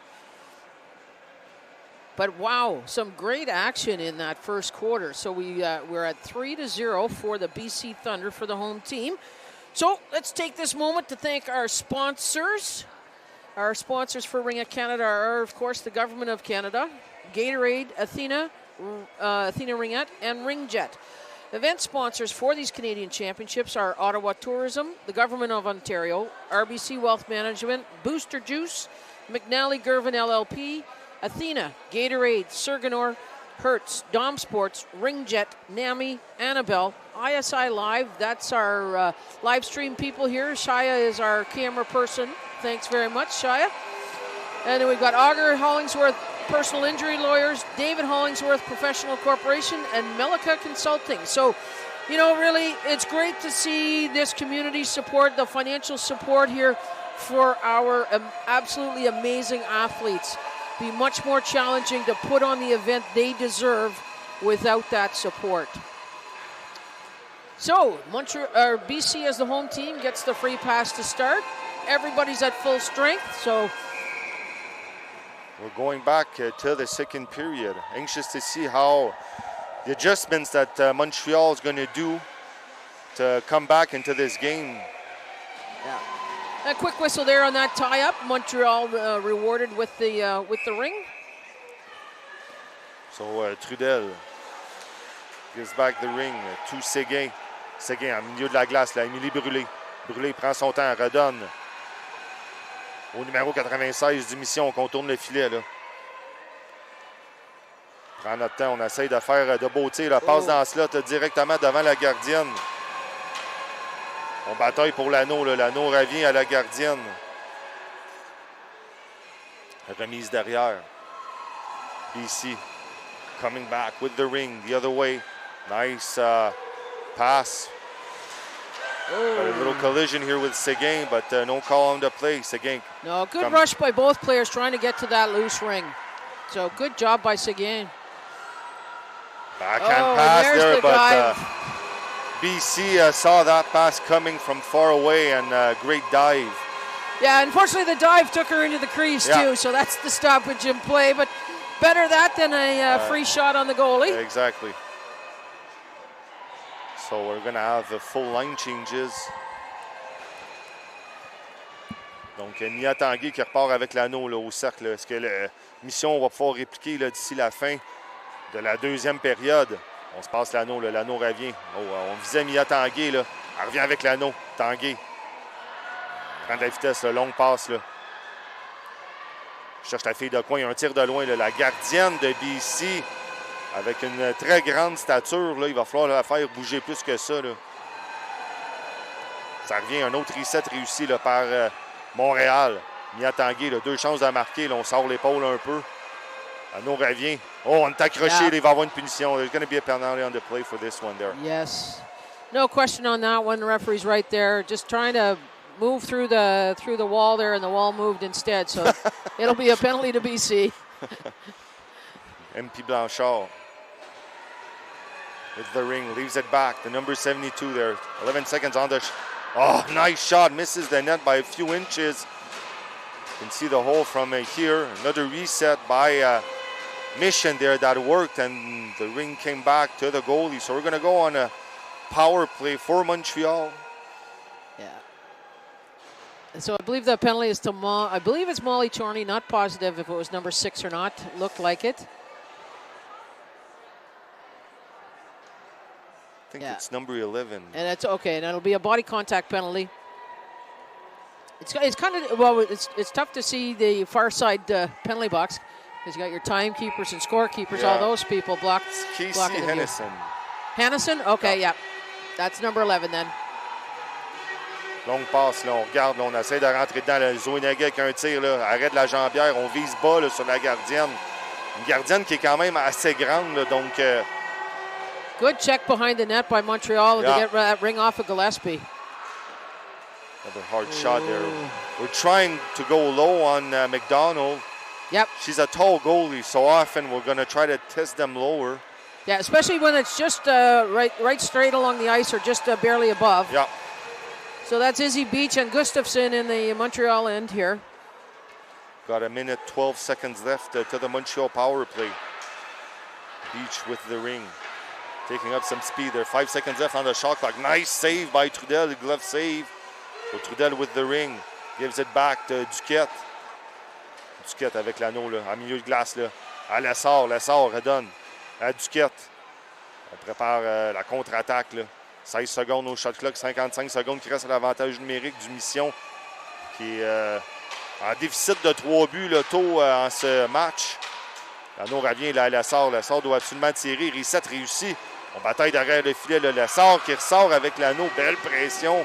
Great pressure by Lessard deep in the zone of BC. Reset has been granted. So we got 20 seconds left on the shot clock. Circule, on essaie de foncer vers le filet. Là. And BC trying to relieve pressure on their own line, get full change, so they just fired it down across 2 lines. Montreal regrouping, coming back with it. This is Trudel as well. In the middle of the ice to Blanchette that drops it away to Lanouette. Full line changes on the Montreal side there, so it's going to go back to the goalie. Move it or lose it. A good double team there by the BC defenders. So McDonald with the ring, looking for her defense to drop it to. BC going the other way, center ice. Long pass. BC deep in Montreal zone.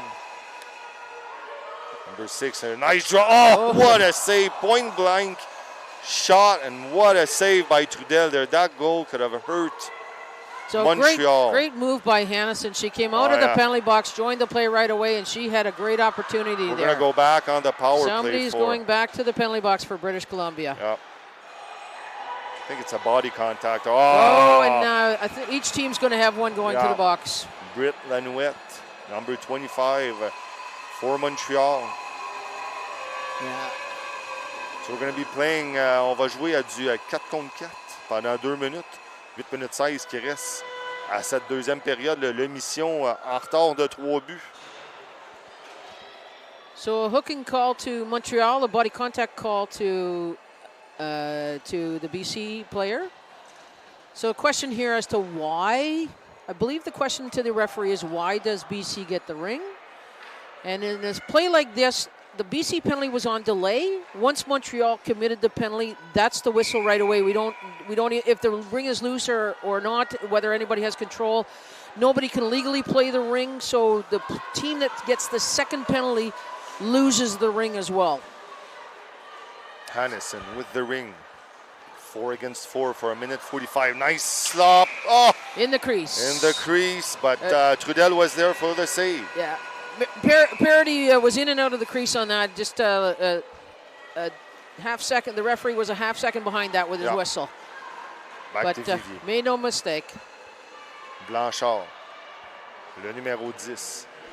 Contourne le filet. Là. 1 minute 27 qui reste au 4 contre 4. Blanchard. Accroché un peu. Là. Fonce avant le filet. Là. Spinorama, là, le bâton. Non revient à Vivier, but we went in through the circle, so it's going to go back to McDonald. McDonald leaves the ring back. BC going back on the attack. Nice stab here right in the middle of the ice.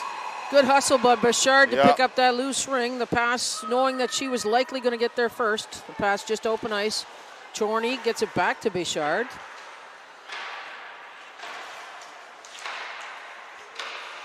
Up until now, you can see how BC are much more organized and passing the ring much better than Montreal.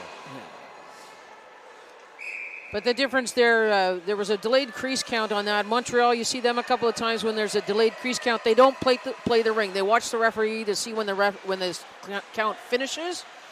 BC doesn't do that. Ça il se passe, intercepté par le BC. BC entrée de zone rapide, 1 contre 1 contre Blanchette. Là. On s'est compromis là, du côté de Trudel, on a raté le filet. On a touché à la barre, je crois, donc le reset donné. Ça revient BC, là. Prochain but pourrait faire mal aux missions. Dick. 10 seconds left in the penalties to both teams. Dick with the ring. Long pass, hard shot, but missed by a few inches there. Race to the ring. So we're going to have another penalty against BC for tripping. And Aubin loses the ring. And stoppage right away, so the ring will go down to the other end, to the BC's end for Montreal, and a tripping call against British Columbia. Yesterday we saw something rare. A player lost her blade. Oh! We often see that in hockey there, but she lost her blade, so they didn't stop the game. No, because I think it's not an obligated piece of equipment, right? No, so. And it's also at that point, depending on how the play is developing, it's not a safety issue either. Exactly. Like when somebody gets injured and they're not moving, we stop the play, right?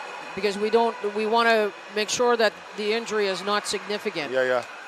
Losing a blade, unfortunately, that's just an unfortunate circumstance. Actually, one of the referees broke his blade the other day. Oh yeah, really? Okay. Yeah.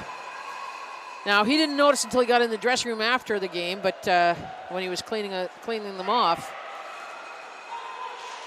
So he had to head to a local shop to get a new set of blades. Tanguay laisse derrière, là. Beau petit jeu de passe, là. Tanguay perd l'anneau.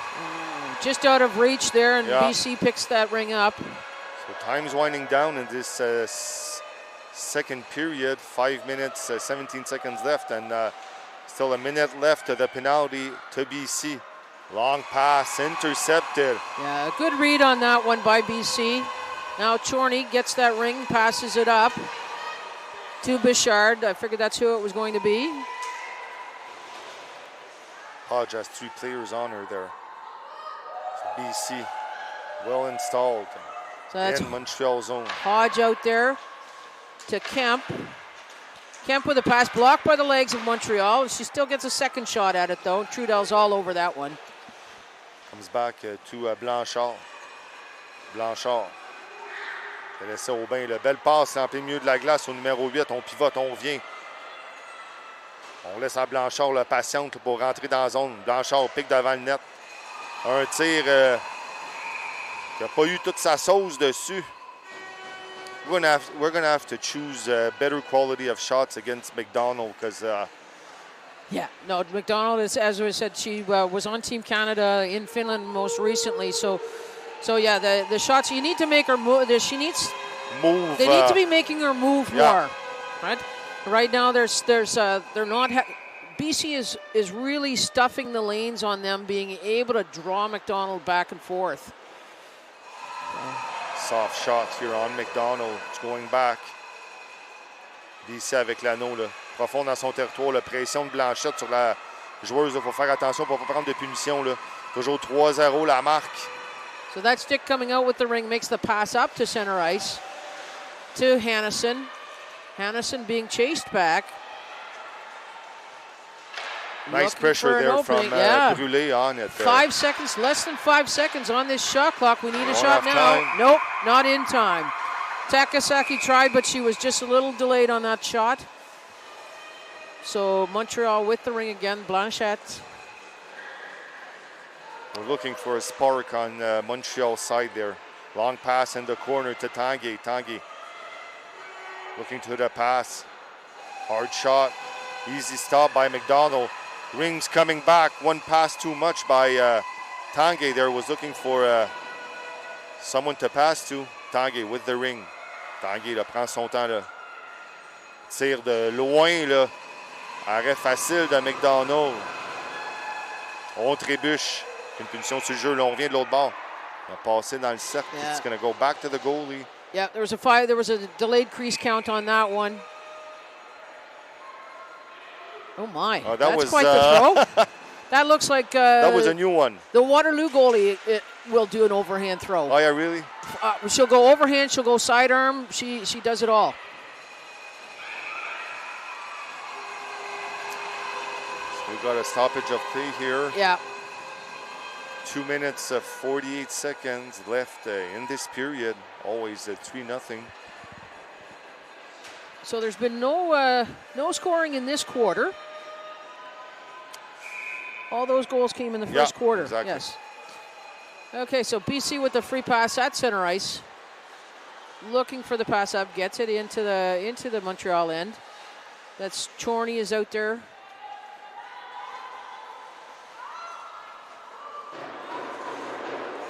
And this is Williams, Michaela Williams. Pass in the circle, we can't touch it for 5 seconds. Yeah. Ça va retourner à la gardienne Trudel. On joue à force égale, le 5 contre 5, 2 minutes 21 qui reste à cette deuxième période. Le Blanchard, tranquille jusqu'à maintenant. Passe au numéro 21 là, qui redonne Trébuche. Bataille. Yeah. Ça va retourner à BC. Under the legs there, so it's going to be a turnover to BC. That was a great play by the Montreal player here. And the BC player was waiting for the count. But as soon as the Montreal player put her stick in the ring, BC did as well, and Montreal took her stick out. That 5 count was still happening, so she knew that there would be the call against BC. Just some real thinking out there. Yeah, really good IQ from Yeah, some of these exactly, players Ringette there. IQ. Back to BC. Yeah, so this is Hodge. Hodge is out there with Simser. Tries the backhand pass. That goes off a skate and goes out. So Hodge with a... That was Rogers Horn with a shot. Trudeau had no trouble with that. It had didn't have much steam on it. Montreal coming back with it. Dump pass up there really high. Oof. Both players collided there. Yeah. Going back the other way. BC avec l'anneau. On approche 1 minute 20 dans la deuxième période. Longue passe. Là. On lance l'anneau profond dans le territoire de Montréal. On laisse derrière là. Dick avec l'anneau. Des changements complets là, du côté de BC. Dick prend son temps. Passe derrière. Là. Feinte la tire. Là. Oh! En pleine vitesse là, dans le slot, mais on a été chanceux dans nos bons de centre. Le reset a raté. Et il reste un petit peu moins qu'1 minute dans cette deuxième période. So in the last minute here of this first half, regulation time, Montreal up to center ice, trying to get a last minute shot on the net here. A lot of pressure on Viola by two players of BC there. 40 seconds left of the period there. Lanouette with the ring. Lanouette bouncing ring. And good hustle by Viola to get that ring. In the Seguin. Oh, we touched it on both sides. It's okay. Nope. Seguin crashing the net. Shot. No goal. In the crease. That ring had bounced off number 8 from the Montreal Mission team, so it was perfectly legal for Seguin to, because it doesn't have to be control, it just has to be contact. So Seguin actually bounced it off of her teammate's stick. And it came back to her. And picked up again. So our arms were in the air, but no goal. They thought they had a sure goal here on Montreal. Well, it was in the net. It was in the the net, but but she was in the crease on it. So, yeah, actually, Calgary had a last gasp one in the last game, but unfortunately it went off the crossbar. Belle entrée de zone de BC, là, beau jeu de passe. 5 seconds. Last chance to shoot. No room. And that'll be it. That's the end of the first half. So we're going to pass the Zamboni, and we'll see you guys in 15 minutes. That's right. That's it, 15 minutes. Okay, we'll see. It'll be interesting to see what the adjustments are made in this 15-minute locker room discussion and see what comes out for the second half. Yes, sir. Okay. Thank you.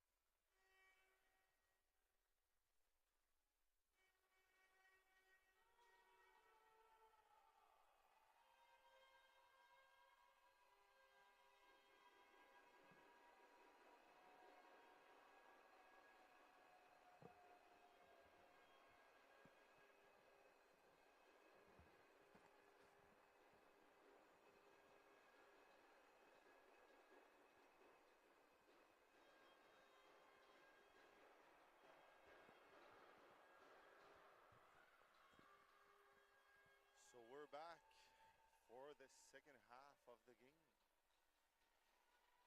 So what are your impressions of the first half, Luciane?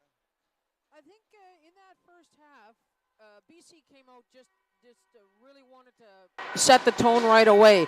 I think the 1-0 win gave them some confidence, but they wanted to put an exclamation point on it.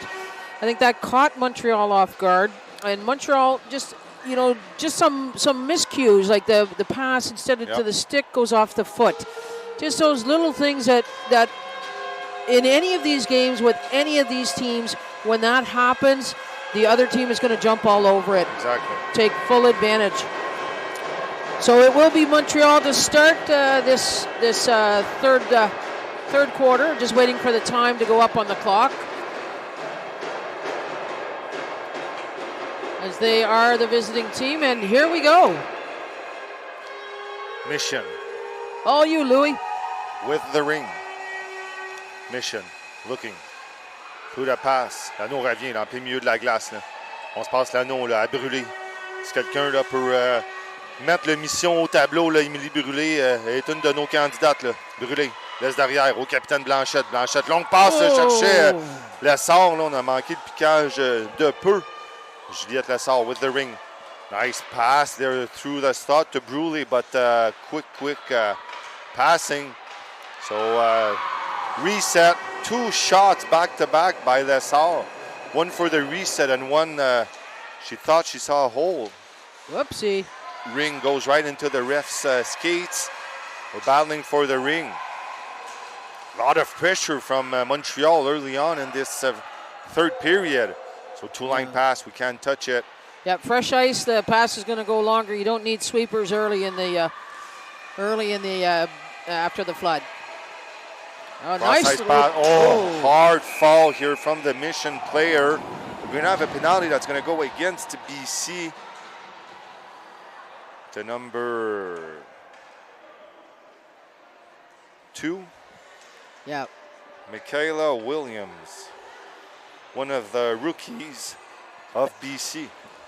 She's one of the rookies, and she was also on Junior Team Canada, I believe. So Mission's going to go back with the ring. L'émission doit répliquer rapidement dans cette troisième période pour rester dans le jeu. La belle passe vers la Nouette. On rate le piquage. Beaucoup d'occasions marquées le côté piquage du Mission. La Nouette, feinte, laisse derrière. Oh, accroché là. Tanguy est accroché. Ça va retourner à la gardienne. On a tombé dans le cercle. Donc McDonald back with the ring. Tosses it softly behind her to number 8. Rogers Horn. Falling there. Yeah, out there with Marissa Dick. Viola. Ooh. Hard shot right on McDonald. Comes back. Trying for the 5-hole, but it was a little too high. Yeah. Few good chances for a Mission early on there. Lanouette with the ring. Leaves it back to Blanchard. Blanchard avec l'anneau. En son temps, là, laisse à Nagy. Nagy fonce vers le filet. Un tir bas. Là. On y va pour le reset. L'anneau revient sur le bâton de Nagy. Des changements complets. Là. Nagy cherchait Blanchard sur le jeu. Là. Passe qui a été accroché. Going back BC with the ring. In the middle of the ice.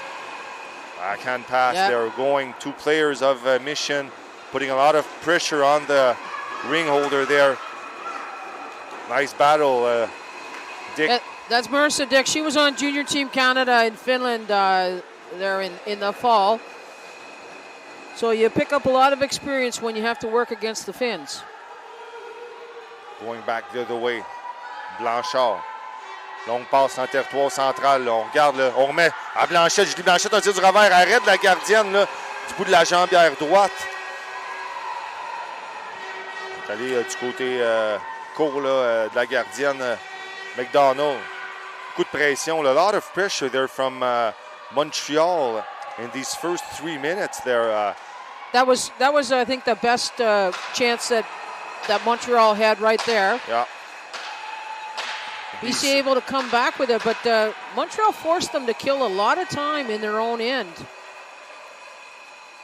It's going back to the captain, Blanchard. Center ice pass. Backhand, looking for Lessard there, but The ring didn't quite get there. Dumping the ring deep in the zone. Goes back to number 10. That's Gillespie, I believe. Gillespie, exactly. Yep.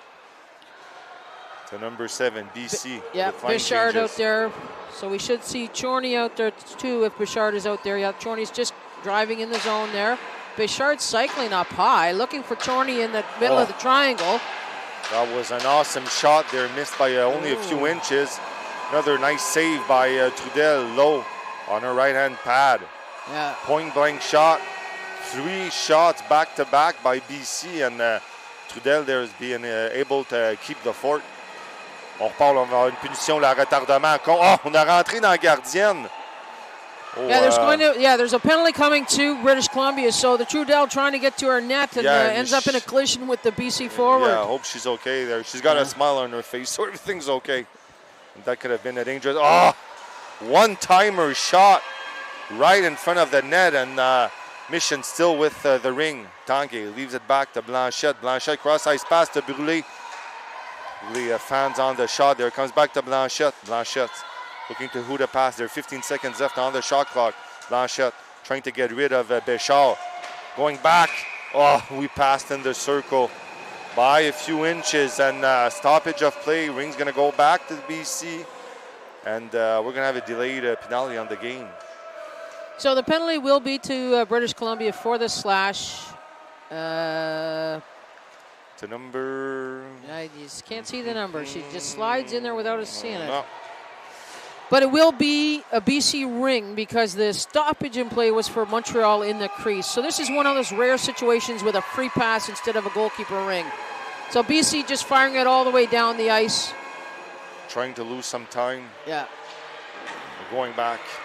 L'émission, là, bonne début de période là, pour l'émission. On remet au numéro 96 en plein milieu de la glace, la Vivier là, qui perd l'anneau. Redonne à Nagy. Nagy. Contourne. 17 secondes au shot clock. Là, 1 minute 36 qui reste l'avantage numérique. On laisse à Blanchard. Marie-Pierre Blanchard, là, tranquille. Jusqu'à maintenant, elle a un tir, là, rate le filet. Ewan. So that's Ewan with the ring there, trying to get it out. Drops it back to her teammate. Just really wasn't getting any mileage. So Kemp and then back to Ewan again. Ewan in the middle of the ice there. Gives it back. Comes back to the Mission. To Vivier. Vivier backhand pass to Nagy. Nagy, Blanchard, they're coming on the corner. Hard shot. Was trying to go low, but Mission's not able to find a solution on McDonald. They're trying to go low, go high, and she's everywhere. Well, and you know, Nagy made a good move there. She was she made it look like she was going to go for the pass and then fired the shot at McDonald. Blanchard, Blanchette leaves it back to number 72, Trudel. Trudel, long pass. Oh, yes! Yeah. A little shot that just trickled in by Juliette Lessard, and this goal is going to... They've been working hard since the beginning of this third period Mission, and they deserve this goal there. So Lessard had a great shot there, the backhand, and I think it got a little bit of a redirect because just on the shot release, she contacted the BC defender. So that gave that ring just a little bit of lift and just under the crossbar there over the stick side on McDonald. But yep, it brings some life back to Montreal. They did. We can see that they did adjustments between the first half because the play isn't the same. Their intensity is higher, and BC's having a hard time there to get to the net. Lucky break here for Trudel. Going back to Blanchette. Blanchette en milieu de glace. Où la sort, la dernière marqueuse du Mission. Passe arrière, là, interceptée par Hodge. Hodge, middle of the ice. That's going back there the way. Oh, what a nice little jump move there by the BC player. Yeah, that was Gustafsson. So BC deep in Montreal territory. And so here's Hanneson. She is one of the goal scorers for BC. Also one of the team captains. Intercepté par Montréal en milieu de glace. Le Lassard, de reculon, remet. On essaye le petit pass and go. Là, on ne peut pas y toucher du côté de Brûlé là, parce qu'il a touché en territoire central. Bataille le long de la rampe. Là. Belle bataille. Un coup de bâton. Là. On laisse passer Dick avec l'anneau en milieu de glace. Entrée de zone rapide. Là. BC très, très, très rapide. pick. Yeah, that's Simser. Simser out there with Hannison and Parody. Oh, and the skating of BC is unbelievable. You can Yeah. see there the speed that this team has and the stabbing that they're doing there. It's a very well-tuned team, this BC team. they've really, the team staff for BC have really done a great work in, not only with the coaching, but just identifying the skills of each player and helping them to work on the things that they need and what's going to work well for the team. Speed works well for this team. Speed works well for Rocky Mountain Rage. You know, they're a young team, so speed works really well for them. I commented this morning the game between Rive Sud and Rage. Yep. And they have really a lot in their goaltender, a really, really good goaltender. We know them because they were like in the U19 AA program last year. So, yep. And Lott played on Junior Team Canada, gained a lot of experience in that role. Yeah. So, but just the skating, they don't stop skating. No. They skate, skate, skate. Young team, promising future. Exactly. So, Nagy laisse behind to Blanchard. Blanchard avec l'anneau. On prend notre temps, le 10 secondes qui reste sur le shot clock, là, un petit peu 4 minutes qui reste. Un tir, on y allait pour le reset, là, la jambière droite sur McDonald. On repasse l'anneau à Nagy. Nagy, feinte, se défait de la joueuse. Un tir là, bas, on rate le filet. McDonald back with the ring. A lot of pressure. Another overhand. Yeah, over Nagy. And but last time it was at the other end. Now we got to see it firsthand here. So that time the BC defender tried to wing it around behind the net to her teammate, but Montreal is the only one there. So, and the pass into Lessard skates, but she's able to grab a hold of it and back to Blanchette. Brûlé avec l'anneau, là. L'anneau bondissante, là, ça revient. Le reset a accepté. BC with the ring. Good check by Gillespie there, and then back to Gustafson. And she gets it up to keep it in. Trying for Gillespie and center ice, but redirected by Montreal, and they pick it up.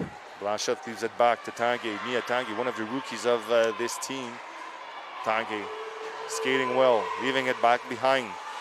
On fonce, Trudel cherchait Viola sur le jeu. Viola, numéro 3, laisse derrière, le passe dans les patins à Tanguay. Tanguay de loin, 7 secondes qui reste au shot clock, un tir de loin. Là. McDonald there, didn't see that shot. We didn't do no reset. Bouncing ring, no goal. But that shot's after the shot clock expiry, so close call, but few seconds too late. Second too late. Passing there. Oh, yeah, that one. We saw that one. Lenouette that just threw herself on the ring like Superman, but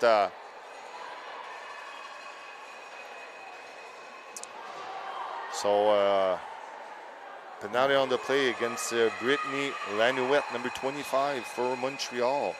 So BC is going to go back on the power play. 2 minutes, 27 seconds left. And that is going to be 2 penalties to Lenouette. She gets 2 minutes for the trip, and then she gets 2 minutes for the delay of game for covering that ring. So 2 minor penalties. It's not a major, it's 2 minors. But I'm not sure why she dove for that ring. Brain cramp? Because, okay. Maybe. We'll ask her after the game, maybe. That's one way to put it. But, I mean, BC's in their own end. Yeah. It's not like you're going to give a breakaway to her here. So I struggle to understand that one. But unfortunately for her, the officials were on top of that one. And explanation to the coach. Question asked, answer given. Like I've said a few times, it's not a negotiation. No. It's a question, it's an answer. Sometimes the call is reversed when we get the second angle on it. But we had a great angle on that one. Yeah, we were right there. We saw it. So BC with the play down in the Montreal end. So Hannison out there. She's one of the goal scorers. Hannison out there with Simser. Time winding down. Really the great triangle by Montreal there, keeping this out, keeping them out high for poor angle shots. Mission qui avait tout un début de troisième période, là. Hâte de voir si la punition va couper les jambes un peu de leur élan offensif. Blanchard le remet à Nagy. Nagy, enfin, revient sur ses pas. Là, on a des changements complets là, du côté de Montréal. Nagy passe à Blanchette. Blanchette, un tir de loin. Là, gardienne là, qui s'était déplacé, là, mais un arrêt difficile. On relance l'attaque de l'autre côté. Dick en plein milieu de la glace au numéro 12. That's up to Parody, up to Bichard. Bichard out there with Chorney. Parody dropped that pass and then went for the change. Oh, nice pass through the slot, missing the net. Trudel was beaten on that shot, but aimed high, 3 seconds on the shot clock. Ring comes back to Trudel, who gives it back quickly to Blanchette. 3 players on Blanchette there. Ring goes back to Vivier. Vivier, one hand on her stick. We're gonna, it's gonna go back to BC.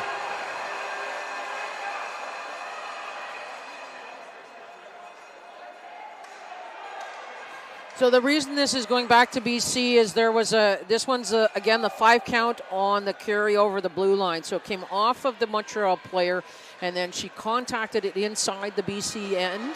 So the referee was doing a 5 count, and as long as Montreal picks it up in that time frame, that's why BC gets it at center ice and not a goalie ring, because it's a blue line call, not a move it or lose it. So last minute of play in this third period. I can't believe it. And on revient, là, Mia Tanguay. We passed in the circle. It's going to go back to BC once again.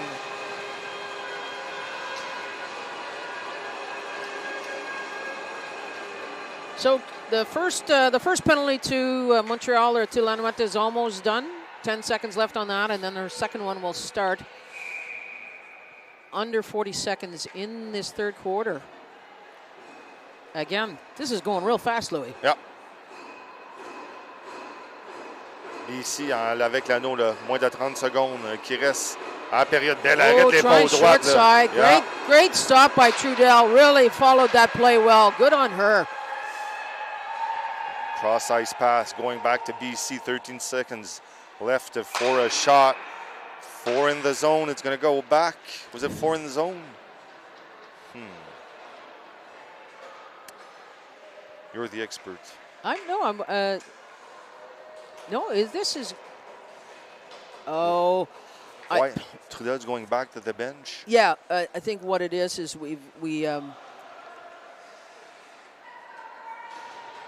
she's coming in as there's a penalty to BC. Oh, okay. And so Montreal is pulling their goalie for this 10 seconds that's left so that they can get 4 skaters in here, have a 4-on-3 in the BC end, and try and get one more on the board here before the time runs out.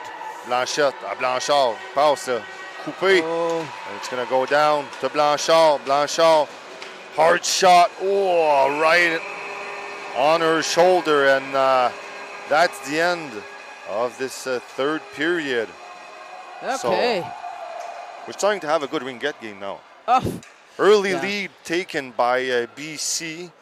And adjustments were made by Mission in the intermission, and a Mission that bounced back in this third period. We still got a lot of ringette to play, only 3-1. On a bien hâte de voir là, à la maison la Mission qui est sortie là, en Lyon en cette troisième période.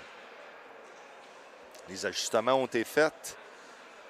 Punitions qui ont un petit peu brisé le rythme, là, mais il reste encore beaucoup de ringuettes à jouer. Lots of ringette to go. I heard that. Yeah. I can translate that one.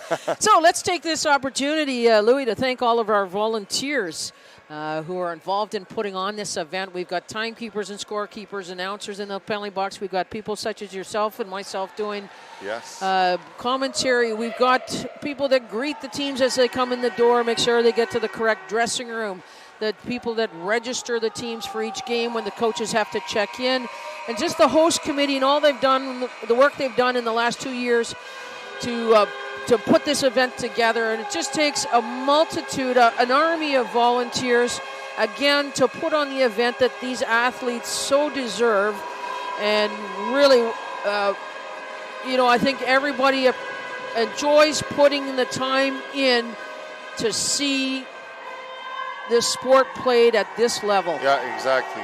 And it's so fun that since a few years they started filming all of this, so all the people around the world and at home can watch all of these games for free. Oh, good stick check there by Aubin. Unfortunately, she misses the second one. That's Chorney. Bel arrêt là, de Trudel. Great save. Oh no! What happened? Oh no! Was her release and it stayed in her hand? It got caught up in her glove, and then when it released, it rolled into the net. So that's a hard break for Montreal. That is a second own goal for Montreal. Recall the first one went in off a defender's stick. So hopefully now Trudel needs to shake that off because, as you said, still lots of time. Yeah. It's not the first time Montreal's been down and had to come back. They continue playing like they started in their third period there. It's must be it's going to go in a good way, but bad break here for Montreal. Tanguay avec l'anneau. Pas chanceuse Annie sur ce but. L'anneau, il a resté collé là, dans la main pour sa remise. On relance le BC, là, chanceuse sur le dernier but, mais bon, BC passe intercepté par Duquette. And we often think about little goalies, bunnies, and stuff like that, that sometimes they'll do, they'll toss the ring and they'll put it in their net. It happens to all goalies. My youngest daughter's a goalie, and it happens to everybody. And you can even see that at this, like in this quality of players, accidents happen even to the best of them, Absolutely. That was an excellent shot. That's the kind of shot you were talking about earlier. Get the shots down low, make McDonald move, make her get down on her knees, and kick that leg out. And that one was a perfect example of what you were saying that Montreal should be looking at. Looking for that rebound, sometimes. So Montreal now back at full strength. Yeah. Arrête Trudel avec sa jambière droite. BC will be soon as well. 8 seconds left to the penalty here, which is winding down. Over to Chorney. Chorney's out there with Bichard, and Kemp has stepped up from the D. BC avec l'anneau, 11 minutes qui restent là. 4-1 la marque. So that's Williams back on the ice from the penalty box. Anneau revient. Good grab at the line there. Passe en milieu de glace là, à Blanchard. Bataille, là, 3 joueurs sur la porteuse d'anneau. Là, ça revient à Moreau. Moreau revient derrière le filet. C'est de prendre la vitesse. Là. Moreau. Longue passe du revers. Là, ça revient à Blanchard. À Tanguay. Tanguay fonce. Over the line. The pass was just a little bit behind her, so she tried to grab and see if she could fool the referee on that one. She didn't act guilty. It was well done. So, sometimes when you don't act guilty, you can get away with it. Keep on skating, and we'll see a long pass there to BC. Deep in Montreal zone. BC with the ring. 10 minutes, 30 seconds left in this final last period there. Pass through the slot, intercepted by Vivier. That gives it back to Brûlé. 3 players. Bad pass here that's been caught by BC. Great defensive play by BC. Yeah, it rolled off of the BC stick, and then her teammate Dick was able to pick it up. So that's unfortunate for Montreal. Center ice there. Okay. Oh, no. And back. The other way there, 2 against 2. Beach. Hard pass. That's Sidney Crow with the ring now for BC. Waiting for some fresh legs coming out here. Crow dumps it off to Hannison. And then Crow will go for a line change once she sees Parody coming in. Hannison pivots here. A long pass. 5 seconds left on the shot clock. Parody using her reach to try and keep that ring away from Montreal, but the shot clock expires instead. So ring goes back to Trudel. Trudel fait la remise à Blanchard. Blanchard qui prend de la vitesse. Là. Vraiment au numéro 21 du Mission.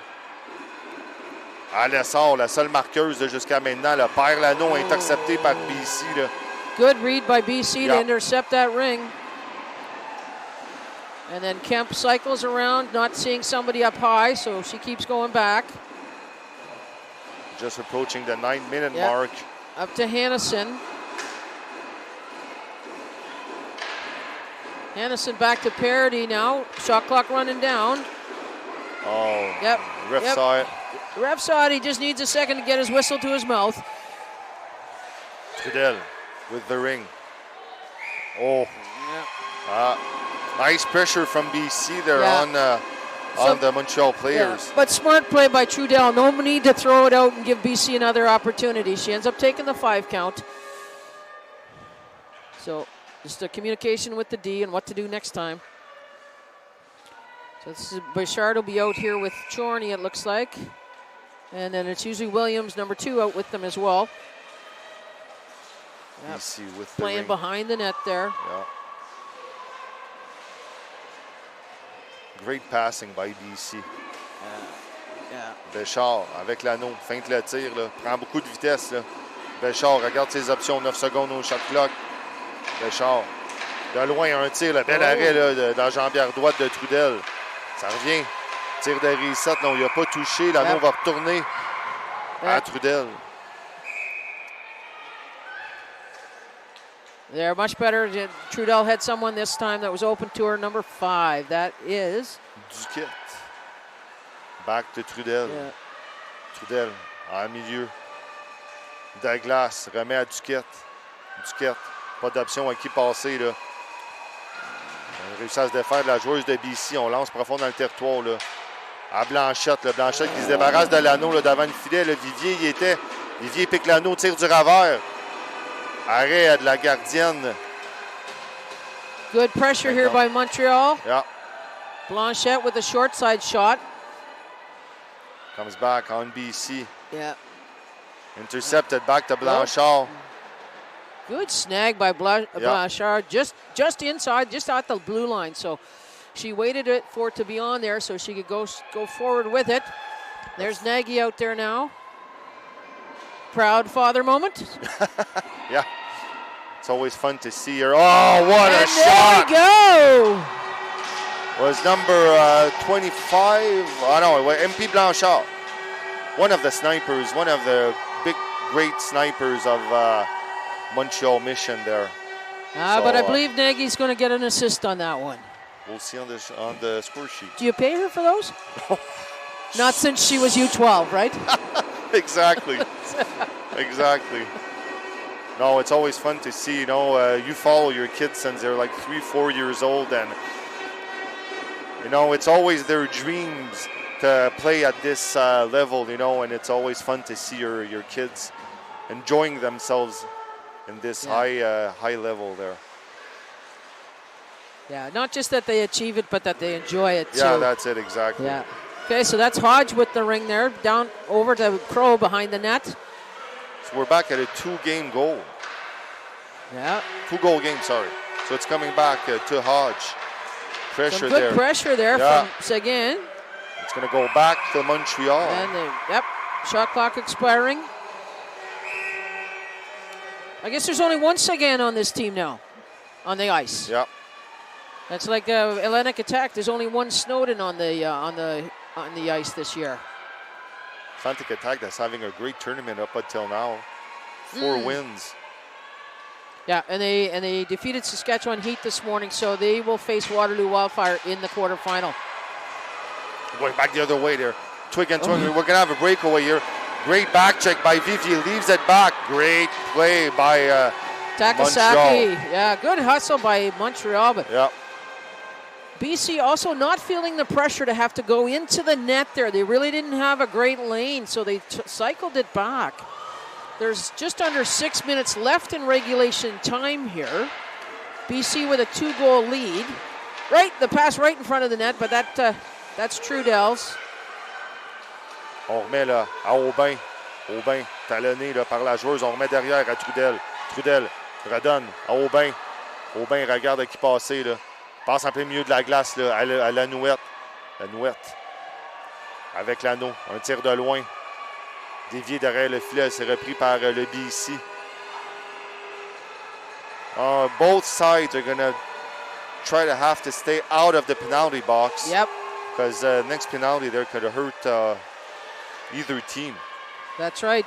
Trudel That's with right. the ring. So, but still some really aggressive play here by Montreal. Just really hustling. We're approaching the 5-minute mark to this last quarter. Long cross-ice pass comes back to Blanchard. Blanchard, shots misses by a few inches, comes back in the back. Trying to get ring. the reset there, but it stays in the crease. So. Oh, McDonald there nearly fell. Decided to keep the ring. She's tripping over her own feet there, and you know what? That's not the first time I've noticed her stumble when she's getting up from that and trying to get rid of the ring. So good pressure there by Montreal. They really need to. Oh, are we pulling the goalie? We're starting to pull the goalie on Montreal's side. Yep. 2, 3, 4 minutes, 42 seconds left. So we're going to go with Vivier, passing it back to Brûlé. Brûlé looking to who to pass, back to Vivier. Vivier to Blanchette. Blanchette, backhand coming back. Oh, nice save by McDonald. Can't find the ring, but BC defense in the crease, so the ring will go back to Montreal. So Blanchard's getting back on the ice, switching with Juliette Lessard. Non, MP au sac de mise en jeu. Passe à Blanchette. Est-ce que ce trio-là va pouvoir une fois de plus là, faire leur magie qu'ils ont fait tout au long de la saison? Là, ça revient à Vivier. La passe interceptée par... Puis ici, on ramène Trudel là, rapidement. Trudel pivote. On retourne. Chorney reste derrière. To Williams, up to Béchard, back to Williams. Long pass around behind the net to Chorney. Just past playing the some keep away here. To Williams. Williams going to take a shot, try and get a reset, but that didn't work. Well, no, but then Montreal picks it up. So Duquette with the ring. You see BC drops right back to a zone defense. They are not doing the one-on-one here just yet, or just now. Just trying to keep the play away, not give Montreal the opportunities, because we know Montreal's dangerous. So Chorney with the ring. It's always 4-2 the mark. Duquette, 2 players on her. They're battling. Yep. It's going to go back to BC. Yeah, good double team by Chorney and Béchard there. Duquette really didn't have room to move. So 3 minutes 21 left here in regulation time. BC ring in the Montreal end. BC with the ring. Profond dans le territoire. Là. 2 joueuses du mission là, just sur la porteuse d'anneau. So that's Hannison with the ring now. BC contourne, là, remet derrière là, une passe là, qui a frappé les patins de l'arbitre. On écoule du temps précieux là, ici là, du côté de Montréal. Bataille derrière le filet. Là. Donc 96 secondes, trébuche. We got the shot clock expiry. So some good hard work in the corners there along the boards. Just below the 3-minute mark. Giving it back to Seguin. Oh, Beach here that gave good pressure to Seguin. Seguin with the ring. Pass it in the middle. Back to Blanchard. Bad communication here on Montreal's side there. Intercepted. Goes back the other way. Can really see that BC doesn't want to do no errors. Just controlling the time. A few times we saw that they could maybe have a shot, but decided to keep the ring. So this is Béchard out there again now. Béchard. Avec l'anneau, là, prend son temps. Il va avec la back of Chorney. Chorney, hard shot, misses the net. Trying for the reset there, but not quite. Ring so again, Montreal ring. Approaching the last 2 minutes of this game, 4-2. Next goal will be very important on both sides. Blanchette loses the ring in Trudel's skates. Trudel's breaking there. Nice pressure from the D. On chute là. L'anneau revient. De l'obstruction, là, mais on trébuche. Yeah. Both teams are playing nervous, we can see. BC with the ring. 1 minute 48 seconds left in this period there. BC Dick taking her time. Nagy putting pressure on the player. Yeah. Ring comes back to Zoé Aubin. Bouncing ring. Aubin puts it up. Là. And here comes Trudel into the bench. Nagy avec le reset, là, c'est réussi. On revient avec l'anneau. On a des changements. Là. Juliette Lassard qui embarque. Avec Émilie Brûlé, là. Émilie Brûlé. Passe coupée une fois de plus. Ça revient sur le bâton. Au beau jeu, là, ici, de Duquette. She saw the open net and was going for it. Comes back to Lessard. We're approaching the last minute of play. Bad pass intercepted. And Trudel has to go back in the net. BC with the ring. BC not afraid to... Williams diving for it, but that goes through her legs. Blanchette comes up with the ring here. Out to, that's Lessard. Lessard, nice pass to Blanchard. Blanchard from Hart. Oh, that was a nice shot. Great save by McDonald there. That has a quick tosses back the ring quickly on this one there to keep the play alive and no face-off in their own territory. BC with the ring. Last 30 seconds of play. And the way this is going, we're going to go for a BC win, but Lasalle with the ring gives it back to Vivier there. Passes in the skates. Vivier, two players, hard and BC collision. Penalty coming here. Yeah. So McDonald's going to keep the play, so we're going to finish this game off on a power play for Montreal. And that will be a tripping penalty to BC. It's one of, I guess, what some people would describe as a good penalty to take. It's under 15 seconds. She was just trying not to give Montreal the opportunity to shoot there. With only one penalty in the box, they still get their 3 defenders. So timeout called by Montreal, trying to set up the play here.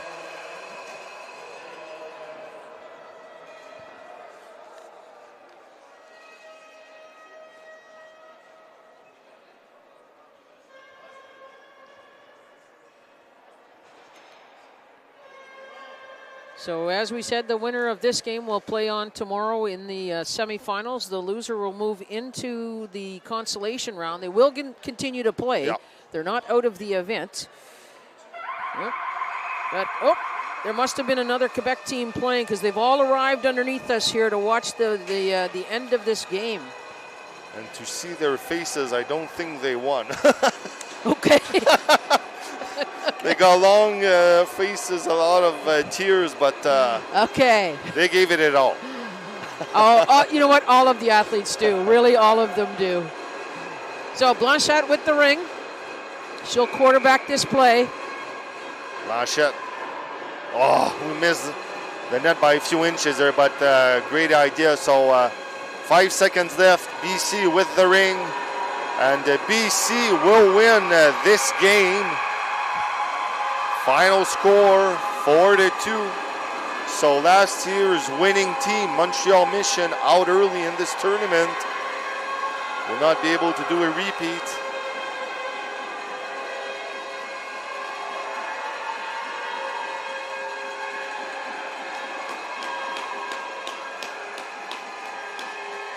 Okay, so congratulations to both teams. Yes. A well-played game. Just some, as we said, some amazing saves, some incredible shots. The defensive, tight defense, shutting down lanes. The passing that's heading off. I think, the difference it was that first half where Montreal was just that little bit off. Just the passes instead of the stick go to the skate. Just little miscues. Yeah.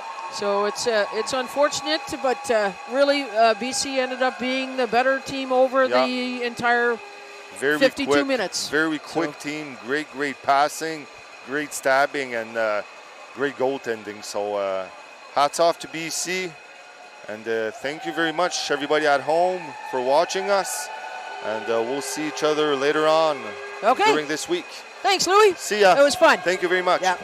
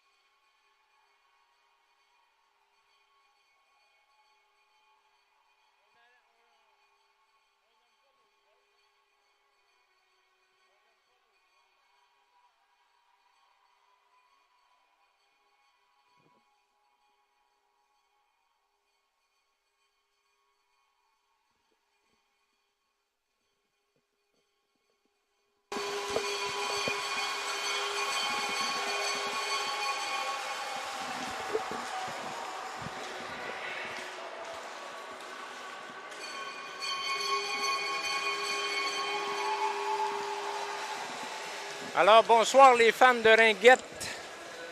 Bienvenue au championnat canadien 2026, ici même à Ottawa. Mon nom est Luc Desjardins, je suis avec Cassandra Major-Patnaud, dont on va tenter de vous décrire ces matchs aujourd'hui. Les deux équipes en bleu, le Fusion de Gatineau qui connaît présentement un excellent tournoi et le Rive-Sud qui a dû passer par un match ce matin pour se classer pour cette quart de finale. On prévoit tout un match en perspective. Oui, un excellent match ce matin par l'équipe de Rive-Sud contre le Rage. Une grosse victoire 7-2. Keyball avec le tour du chapeau pour vraiment seal the deal, comme on dit en anglais. On s'attend à un gros match. Deux équipes qui se connaissent très bien dans la saison. Mais je pense que Gatineau, à la fin de saison, ils ont eu le dernier mot là, pour la victoire contre la Rive-Sud. Donc, une fiche de 3 victoires et une défaite Rive-Sud contre Gatineau. Gatineau ont connu un excellent tournoi présentement. Un match de moins en joué. Est-ce que ça peut faire une différence, Cassandra, en cette quart de finale, le fait que Gatineau ont des jambes fraîches ce soir et que la Rive-Sud a dû jouer un match ce matin? Absolument. Il y a deux façons de le voir. Une façon de plus reposer du côté de Rive-Sud. Ça serait un momentum là, qui parte ce matin. Donc, là, ça va être une question de discipline, de fatigue, de conserver son énergie le plus possible, justement, pour Rive-Sud. Et pour Gatineau, ben, c'est d'aller de force en partant de la mise au jeu. Alors, les joueurs sont en train de terminer leurs échauffements.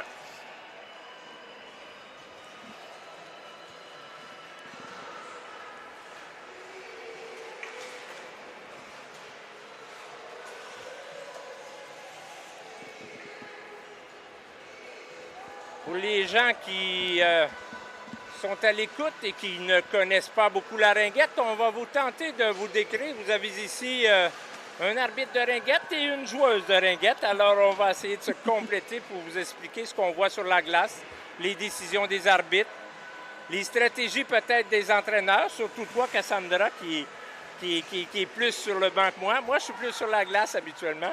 Alors, on va tenter de vous décrire le match du mieux qu'on peut.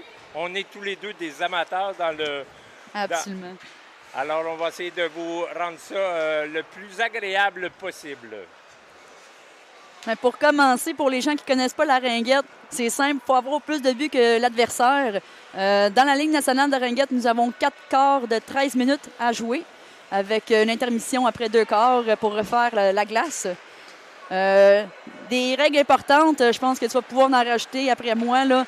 Mais la plus significante, c'est quand on doit faire une passe à la ligne bleue à une autre joueuse avant d'avancer dans une prochaine zone. Et nous avons aussi la ligne Free Play Line ou la ligne Any 3-in. Donc, seulement 3 joueurs de chaque côté là, qui peuvent rentrer dans cette zone. Nous avons également le cercle demi-lune, la gardienne. Seulement la gardienne qui peut rentrer dans cette zone-là et aucune autre joueuse. C'est exact. Je pense que tu as fait le tour, Cassandra. En principe, c'est les 3 éléments essentiels. Et pendant le déroulement de la rencontre avec les décisions des officiels, on va pouvoir vous compléter certaines explications. Alors, nos équipes se préparent pour le dernier petit meeting d'avant-match. Qu'est-ce qu'on se dit dans un petit meeting comme ça, Cassandra? Des mots d'encouragement, se motiver, commencer une set de tone, mettre l'énergie, l'intensité. Puis après ça, ben, c'est sortir un peu la nervosité. Souvent, les matchs, ça débute un peu plus nerveusement, mais dès que le match commence à avancer, on rentre dans nos éléments. Ces filles-là sont habituées de jouer à la ringuette. Ils n'ont pas commencé hier. Non, absolument pas. On a beaucoup de vétérans de chaque côté de ces équipes-là. Des joueurs de Team Canada également, autant que seniors que juniors. Donc, beaucoup de profondeur, beaucoup d'expérience.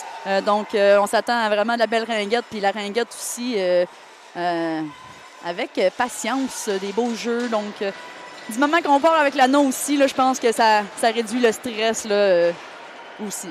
Du côté de Rive-Sud, du côté du Fusion, on a Chantal Saint-Roland. Ça fait 30 ans qu'elle joue à la ringuette, le numéro 91. Et du côté de Rive-Sud, je pense que vous en avez aussi qui ont beaucoup d'expérience. Oui, on a Courtney Keeble, Audrey-Anne Plante et aussi Sarah Bernard-Lacaille. Et c'est parti! Bon match, Cassandra. Bon match. Bon match, messieurs, dames. Plante avec l'anneau. Transversal vers Boucher. La recrue de Rive-Sud. Boucher fait le tour du filet. Cherche une option de passe, prend la vitesse. Une passe transversale à Plante. Plante. Attend avec patience, on attend le bâton de la gardienne et on a un reset. Boucher qui reprend l'anneau et possession pour Rive-Sud et on va faire des changements du côté. Plante. À Lavoie. Lavoie en arrêt du filet. Attends, c'est quoi qui perd? Une petite passe. Non, elle coupe un petit filet! Le but! Camille Lavoie qui ouvre la marque pour la Rive-Sud. Alors, dès le début, la Rive-Sud s'installe en zone offensive de Gatineau et bourdonne. Réussissent à se passer l'anneau sans la perdre. On la récupère, on provoque un reset et on reprend l'attaque pour finalement inscrire le premier but du match. Une belle explosivité de Camille Lavoie qui rentre entre le défenseur et le centre pour faire un tir un peu voilé sur Edney et on ouvre la marque pour Rive-Sud.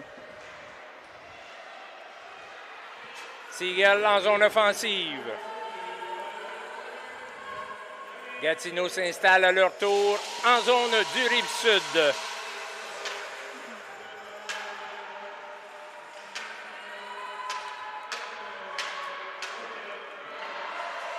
Bel arrêt de Saint-Pierre. Keeble. Et Lavoie qui s'en mêle un peu et une zone, une punition. Punition pour Trébucher.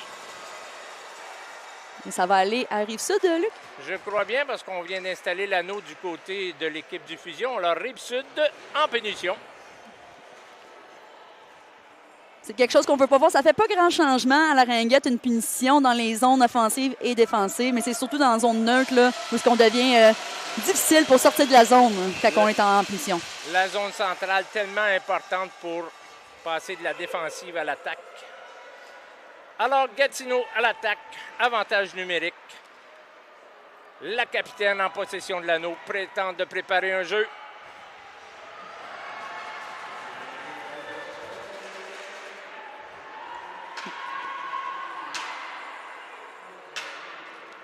Donc, on attend la gardienne taper du bâton. Ça, c'est pour signaler la fin du jeu de 30 secondes.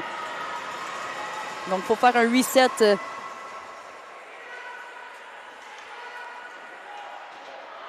C'était-tu un arrêt de Saint-Pierre? Je crois que oui. On a donné un reset pour Gatineau, mais possession, Rive-Sud, une petite passe à Bourque. Bourque s'en mêle et fait une transversale à Couturier. Couturier. Belle mise en échec, pas mise en échec, mais forechecking par Gatineau. Camille Lavoie sur le bord de la bande. Prendre la vitesse derrière le filet, repasse à Sezia. Sezia avec le tir. Et ça sera arrêté par l'équipe de Gatineau, là, que ça va se faufiler dans le coin. Sezia. 3 secondes au shot clock. Tire. Et ça va être récupéré, mais une belle bataille de Gatineau. Récupéré par Sophie Chénier, numéro 26. On passe en zone centrale à sa sœur, Émilie. Et on est en zone offensive pour Gatineau. Émilie on Chénier. s'installe des changements au banc. Émilie Chénier qui est nominée le meilleur centre de la Ligue. Chantal Saint-Laurent. On lance, on rate le filet. Gatineau conserve l'anneau. 4 secondes au shot clock. Ça sonne. Remise à la gardienne Rive-Sud. C'est qui la gardienne de Rive-Sud? Ça va être Laurie Saint-Pierre. Madame Saint-Pierre. Oui, aussi nominée là, pour gardienne de l'année avec Gabrielle Edney qui est dans l'équipe de fusion. Alors, on a les 2 meilleures gardiennes de la Ligue nationale présentement sur la glace. Absolument. Larocque en entrée de zone. Prendre la vitesse, une belle pression de Gatineau pour la forcer vers l'extérieur. Plante, 10 secondes au shot clock. Cherche pour tirer au filet. Réussit et reprend le contrôle de l'anneau. Excellent. 30 secondes. Reset. Plante, drop à Larocque. Larocque ne pique pas tout à fait, mais réussit à récupérer l'anneau tout de même. Plante. En haut. Fait le tour. Continue. Il cherche encore une option, mais je crois qu'elle va patienter pendant que ses coéquipiers font un changement. Keeble. Derrière toujours le filet. Coupe vers le filet et ça va être arrêté par Gabriel et récupéré par Gatineau. Remise à la gardienne. On a 5 secondes pour remettre l'anneau en jeu. Belle pression de Rive-Sud. C'est réussi Seagull en sortie de zone. On est poursuivi par Rive-Sud qui met de l'échec avant. Une belle couverture de zone neutre par la part de Rive-Sud. On est rendu en zone centrale pour Gatineau. Et on s'installe en zone offensive. Forrest. On tente un lancer vers le filet. Les deux équipes qui prennent beaucoup le 30 secondes là, pour faire exécuter des jeux puis en entrée de zone. Ça veut dire qu'il y a une belle pression, une belle patience également. On ne veut pas perdre l'anneau pour rien. C'est Non. très important de conserver l'anneau. Absolument. C'est un jeu de possession, la Ringette. Lacombe, sur le bord de la bande. Cherche une option. Passe transversale à Bourque. Bourque à Cézia. Cézia sur le bord de la bande. Pique pas l'anneau, mais réussit au travers de tout le trafic de Gatineau. Et une belle forechecking par la part de Bourque, mais Gatineau se ressort. Gatineau à l'attaque. Seagull en zone offensive. Derrière le filet. Arrêt. On lance. Larocque avec l'anneau. Passe à Boucher. Et un back pass à Larocque. Larocque tourne vers le top et ça va être l'arrêt de Gabriel Edny. Malheureusement, on a conservé l'anneau un petit peu trop lent. On voulait s'assurer de ne pas faire une erreur à l'arrière du filet. Reprise de possession, Rive-Sud en zone offensive. Donc, une chose à noter pour les mises en jeu et les remises de gardienne, c'est 5 secondes pour effectuer leur passe à une coéquipière. Exactement. On voit les arbitres avec la main de côté. C'est à chaque fois que le bras s'allonge, il y a une seconde qui passe. La voix. Passe derrière le filet. Cézia qui sort de la zone pour faire une entrée en vitesse. Cézia repasse à Lacombe. Lacombe cherche la voie et tire au filet. Bel arrêt d'Edny. Reprise par Chénier en sortie de zone. Lacombe. Gatineau en zone offensive. Chénier prépare un jeu. Back pass du côté droit. Reprise par le numéro 74. Chénier lance de côté. Oh, on a failli surprendre la gardienne de par derrière. Rive-Sud en possession. Plante. Essaie de faire une petite passe à Keeble, mais finalement, ça va être touché par Cugnal pour l'entrée de zone. Plante qui récupère sur le bas de la bande. Plante derrière le filet. Du côté gauche, la gardienne. Repasse à Keeble. Keeble qui tente une passe au travers du triangle, mais bloqué par Gatineau. Keeble cherche un tir au filet. Et c'est l'arrêt de Gabriel Edny. Keeble qui reprend possession avec 30 secondes au shot clock. Boucher, la recrue. Prend de la vitesse. Fait la passe à Plante, transversale. Back pass, mais ça sera dans les patins de Chénier. Le prix par Chénier à Moisan au centre de la glace. On remet à leur capitaine. On prépare l'entrée de zone. On a un petit peu de misère à se démarquer du côté de Gatineau. Une belle couverture de la part de Rive-Sud. 14 secondes au shot clock. On vient à bout de rentrer en zone offensive. Moisan en possession de l'anneau. On tente un reset, c'est réussi, mais Rive-Sud reprend possession. Dumont, derrière le filet de sa gardienne. Fait la passe à la voie dans la zone neutre. La voie dans le fond. Cézia qui récupère. Belle pression de Gatineau. Cézia qui drop à Morello. Morello à la voie et c'est juste raté. La voie qui récupère à Morello. Morello qui tire. Et on aura un reset finalement. La voie tente couper vers le triangle. Passe à Morello. Morello, une substitut de Lac-Saint-Louis du U19. Larocque prend son temps côté droit de la gardienne. En haut du triangle, passe à Plante. Plante s'en va pour le tir. L'arrêt. Gabriel Edny, mais récupéré par Larocque. Larocque passe à Plante. Plante, une petite passe transversale à Larocque et on va se replacer.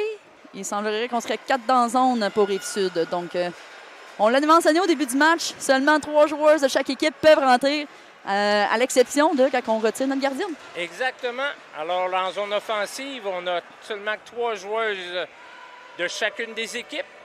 Et si une 4e arrive et rentre dans la zone lorsqu'on est en possession de l'anneau, on perd l'anneau, on remet en zone centrale. Et c'est la même chose si c'est en défensive. À ce moment-là, si on n'a pas l'anneau, c'est une infraction à retardement qu'on appelle. Gatineau à l'attaque. On est loin un petit peu. J'ai de la misère avec mes numéros dans le fond. Oh, on a failli marquer, mais on était dans la zone de la gardienne. Reprise de l'anneau. Rive-Sud. Saint-Pierre. La passe derrière le filet à Larocque. Larocque coupe vers le centre, cherche une option dans zone neutre à Plante. Plante dans le fond à Audrey Vachon. Vachon derrière le filet. Pression de Chénier. Vachon qui cherche peut-être une punition, mais il n'aura pas. Keeble. 10 secondes au shot clock. La passe à Lavoie, un petit peu trop loin pour Lavoie. Lavoie, toujours dans le milieu. Et bel arrêt de Yabreleni sur le tir à Keeble. Jeu de la gardienne, le shot clock a sonné en même temps. On reprend le jeu. Passe de Whitney à Forrest.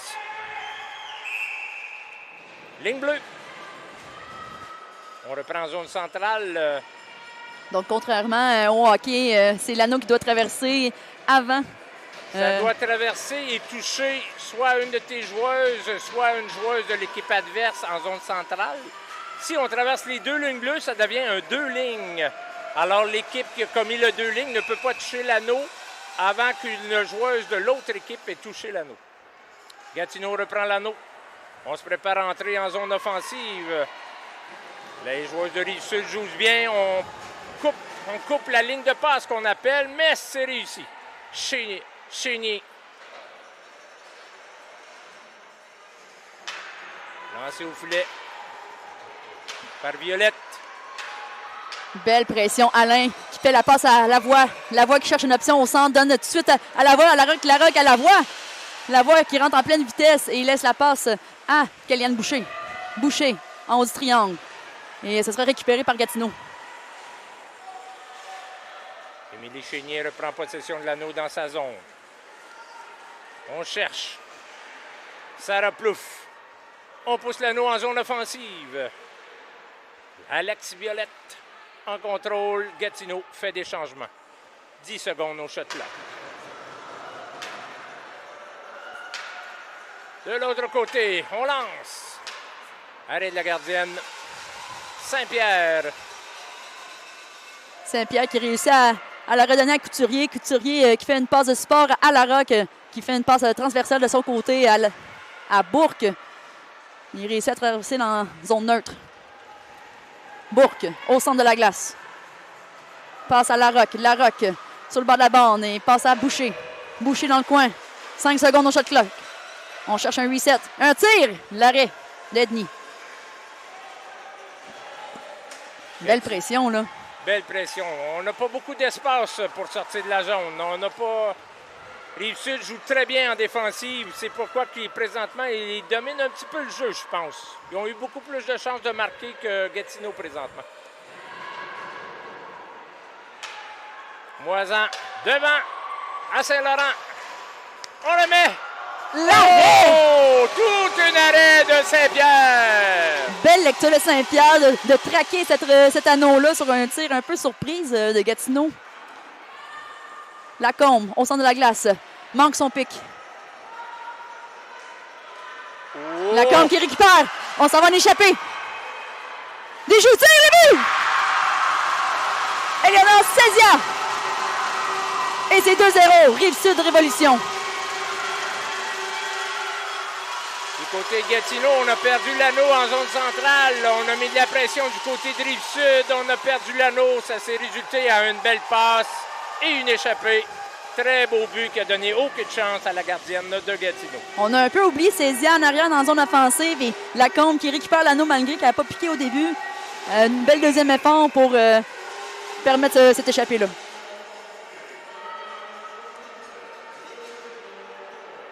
Gatineau à l'offensive.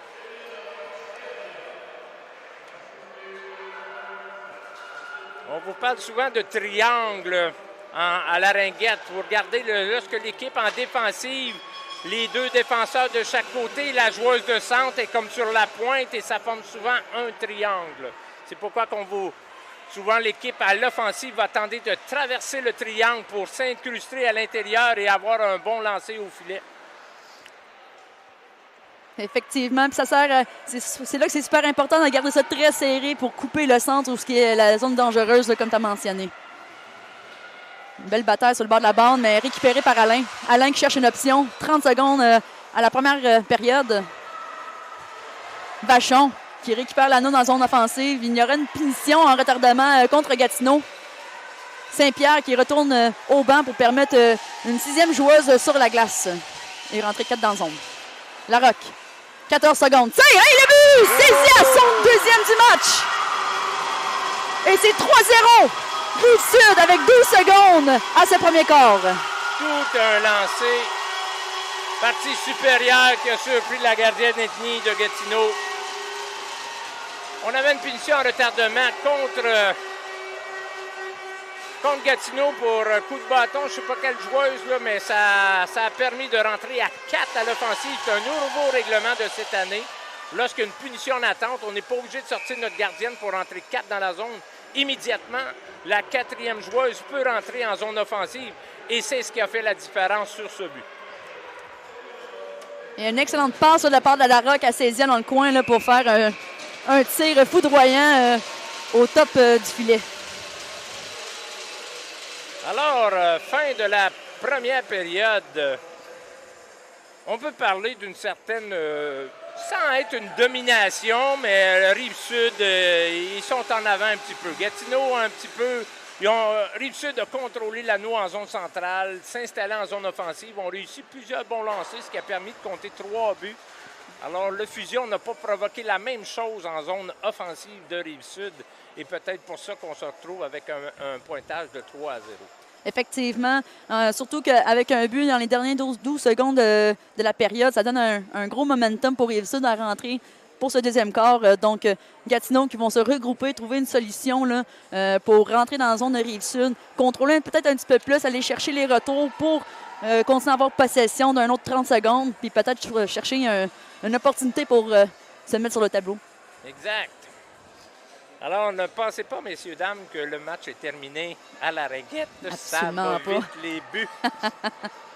On a eu plusieurs performances dans le tournoi présentement, dans ce championnat où des équipes tiraient de l'arrière 5-0. Ils sont revenus, ils ont joué en prolongation, ils ont gagné. Alors, à la Ringette, ce n'est jamais terminé. En effet, c'est jusqu'à la dernière seconde, au dernier sifflet. C'est des matchs à haut score et c'est normal dans ce sport-là. C'est tellement rapide avec le jeu de 30 secondes, les passes aux lignes bleues. Ça va très, très rapide, les scores.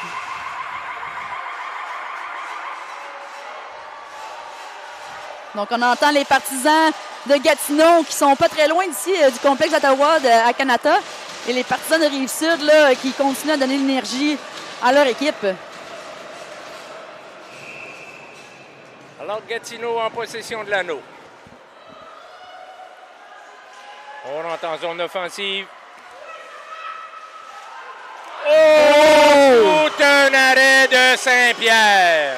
Et il y aurait encore un combat, Laurie Saint-Pierre qui tente de repousser l'anneau et retrouver son filet.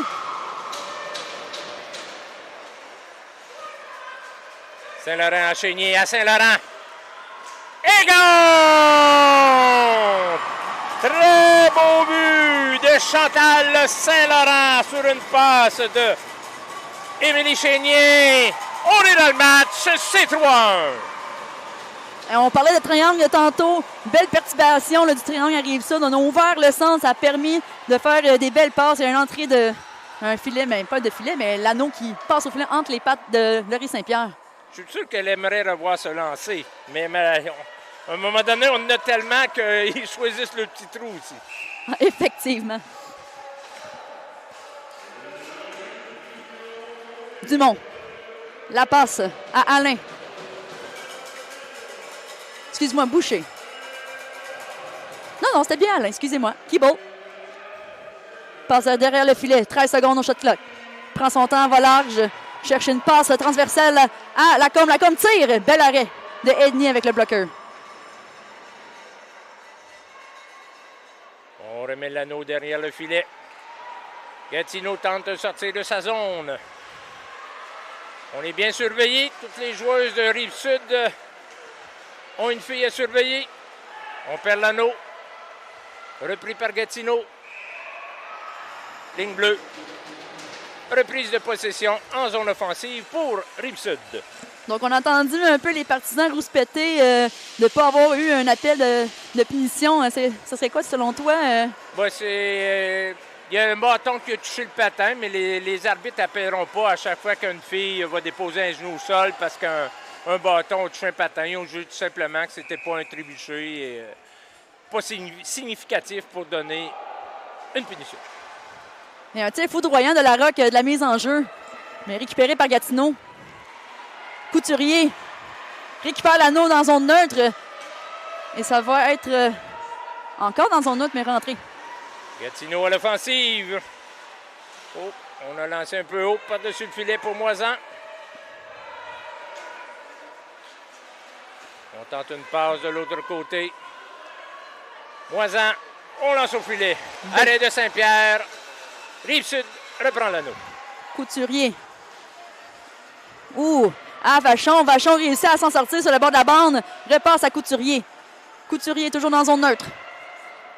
La passe à Plante. Plante à Vachon. Vachon est sorti de la gardienne de Gatineau. On remet l'anneau à Rive-Sud.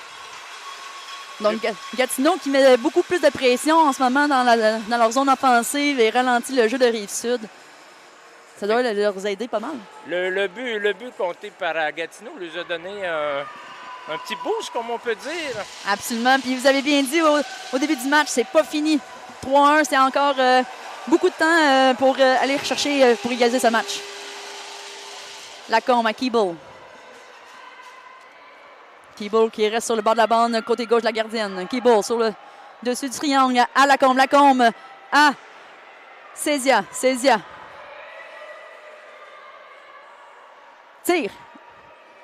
Et ce sera juste du côté de la gardienne. Il reste 10 secondes au shot clock. Cézia, la passe transversale à Lacombe. Lacombe, 11 triangles. Tente à faire une passe à Keeble pour le retour. Mais ce sera l'anneau, gardien de but de Gatineau. Ethnie avec l'anneau. On remet à Chény. En sortie de zone, Gatineau. On cherche en zone centrale. On trouve une joueuse. Belle passe. On remet à l'entrée. C'est réussi. Gatineau s'installe. Plouf devant le filet. Chénier en possession de l'anneau. Oh, un spinérama de Chénier qui a failli porter fruit. Reset repris par Violette. Violette attend les changements. On apporte des jambes fraîches pour Gatineau.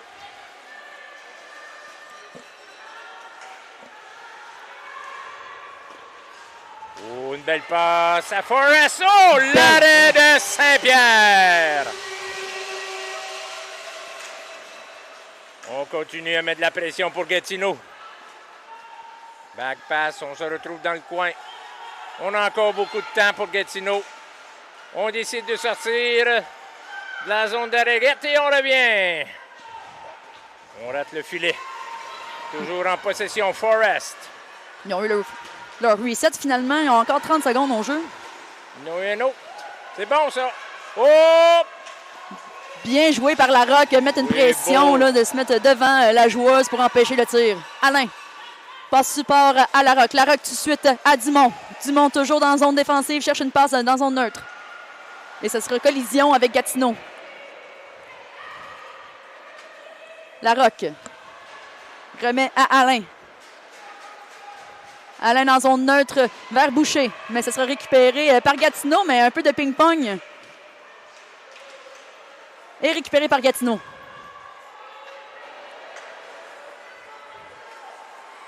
Gatineau en zone centrale. On cherche pour entrer en zone offensive. On est bien surveillé. Moisan s'approche du filet. Regarde ses options. Le triangle est installé du côté de la Rive-Sud. Oh, belle permutation des joueuses de la Rive-Sud qui ont permis d'intercepter une passe. Gatineau avec le chèvre avant. Jeu de la gardienne. On appelle ça move it or lose it sur le bord de la bande. Alors, l'équipe qui avait l'anneau perd l'anneau. Lavoie qui se fait un peu pousser. Et le bâton derrière le dos pour déjouer la joueuse de Gatineau. C'est physique dans les coins, les amis. On a deux équipes déterminées. Lacombe. La passe à Cézia, mais ça ne serait pas du bon côté et ça serait une bataille contre Gatineau dans son neutre.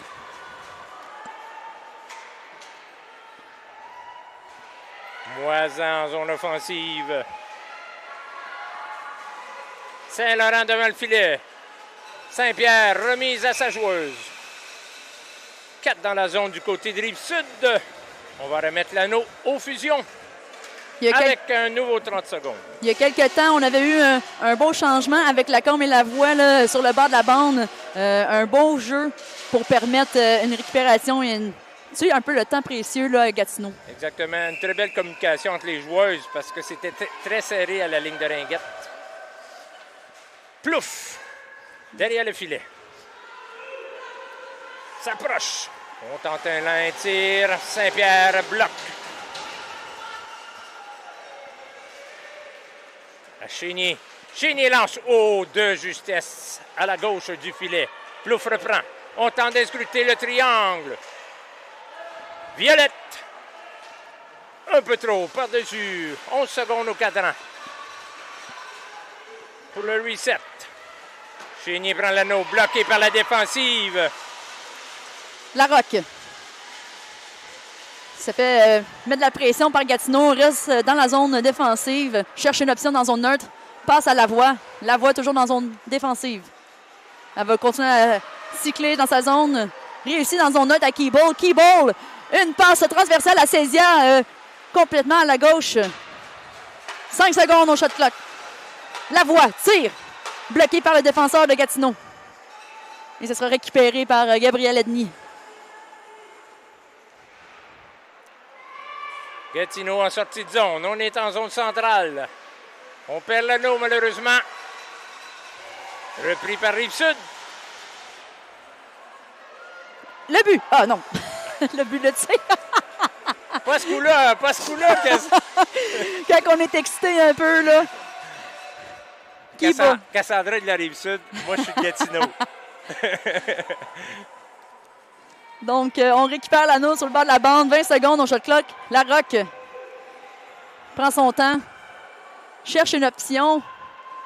En haut du triangle. Tire! Et ce sera tout juste sur le filet pour avoir un reset. Larocque. L'arrêt d'Ethnie. C'était plutôt plante là, avec le gros tir au filet. Gatineau en sortie de zone. On est en zone centrale. Forrest. En zone offensive, Gatineau fait des changements. On s'installe.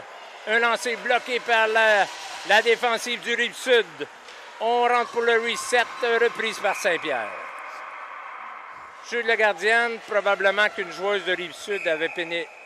Non, on la remet encore à la gardienne. C'est bon. Repris par Rive-Sud. Bourque. Passe à Lacombe. Lacombe au centre. Dans zone neutre. Passe à Couturier. Couturier. La revoit dans la zone offensive. Mais belle pression de Gatineau sur la voie. La voie qui remet à Keyball. 9 secondes au shot clock. Tir du revers.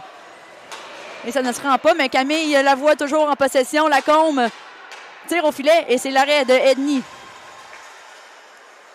Gatineau reprend l'anneau. On est derrière son filet. Pression par Rive-Sud. On réussit à s'en sortir. On sort de la zone. Les joueurs jouent serré. Oh, on a le titulaire de Gatineau. 2 contre 1 avec Lacaille. Et la passe ne se rendra pas au bâton de Sarah Bernard-Lacaille, mais beau jeu et beau revirement. Ça a failli provoquer un but. On a manqué de finesse du côté de Rive-Sud. Larocque, 13 secondes. Tourne autour et tire et juste en haut du filet. Je crois qu'elle a touché la mitaine d'Ethnie.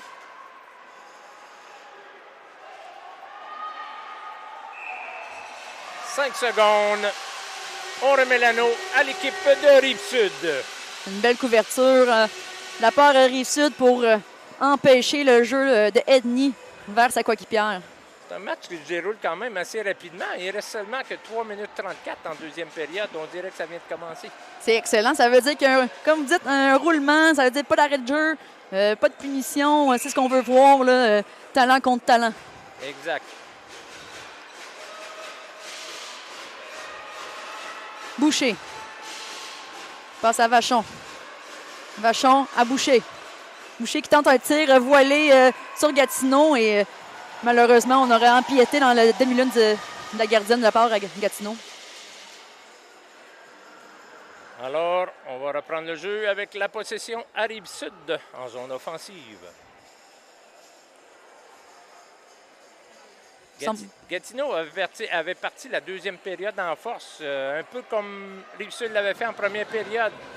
Depuis, je vous dirais, 2 minutes, Rive-Sud a repris du poil de la bête et sont souvent en zone offensive de Gatineau. C'est quelque chose qu'on veut voir, Gatineau, là, la manière qu'ils ont répondu au départ de la deuxième période. Faire un but en partant, c'était extrêmement important pour maintenir son momentum. Mais c'est sûr qu'avec la Rive-Sud qui continue à mettre de la pression et passer du temps dans leur zone, c'est pas facile. Et l'anneau qui perd de Vachon est récupéré par Gatineau. On tente une sortie de zone côté de Gatineau. La passe est longue, 2 lignes. Reprise Rive-Sud dans leur zone défensive. Dumont qui prend la vitesse, fait la passe dans zone 1 à Vachon. Vachon qui passe à Dumont. Une belle patience pour rentrer dans zone offensive, mais remet dans zone 1 à Keeble. Keeble qui re-rentre l'anneau à Larocque. 10 secondes au shot clock. Keeble qui passe derrière le filet, attend ses coéquipières. On attend le bâton de Saint-Pierre signaler le reset à ses joueuses à l'attaque. Le reset se fait entendre. 30 secondes écoulées. Reprise l'anneau, la gardienne de Gatineau. À 5 secondes pour remettre l'anneau en jeu. C'est fait à l'arrière de son filet. Seagull. Non, c'est Chénier. Lacombe avec l'anneau. Remet à Cézia. Cézia, tire! Oh, Edney cherchait l'anneau derrière elle. Malheureusement, elle a conservé l'anneau. Elle regardait en avant, en arrière. Elle est où, cet anneau? Elle ne voulait pas laisser le tour du chapeau à Cézia. Elle a déjà 2 buts ce match-ci. Dans la première période, là, qui permet l'avant à 3-1 pour Rive-Sud. Donc, 1 minute 59 à ce deuxième quart. Avant qu'on en repasse à Zamboni pour avoir une surface très fraîche et lisse. Ça va être notre pause syndicale par la suite. Donner un petit repos à nos nervosités et à notre voix. Lacombe. Oh. Perce le triangle, tire et ça jongle dans les airs, récupéré par le défenseur de Gatineau. Gatineau a sorti de zone. Seagull. Avandal.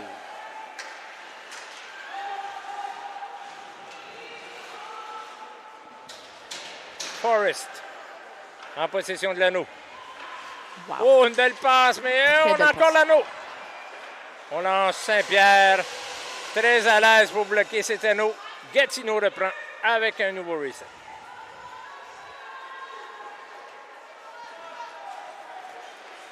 On tente.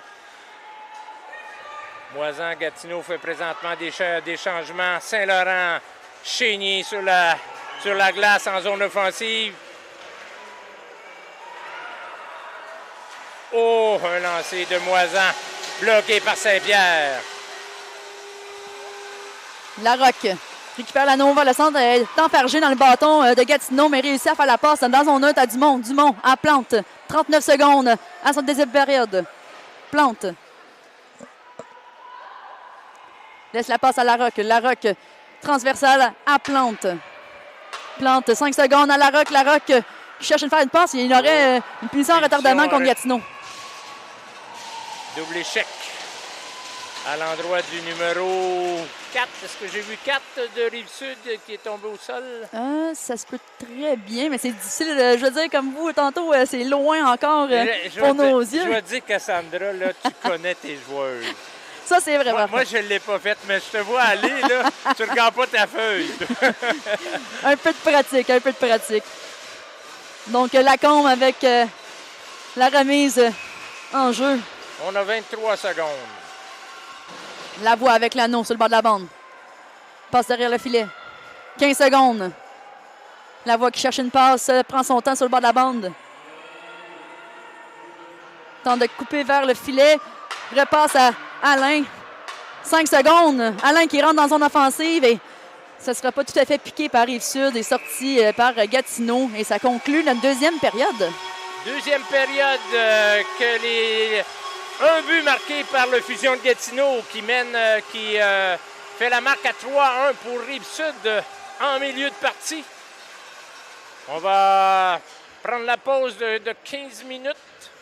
Oui, le temps qui passe à la Zamboni, que les équipes se regroupent pour soit conserver leur avance ou aller rechercher le devant là, pour du côté de Gatineau.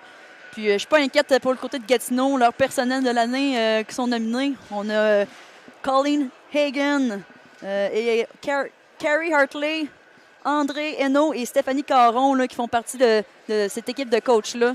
Donc on s'attend quand même peut-être à une belle sortie là, de la part de Gatineau en cette deuxième partie du match. Exactement. Alors, on prend une petite pause, puis on vous revient dans une dizaine de minutes avec le début de la troisième période.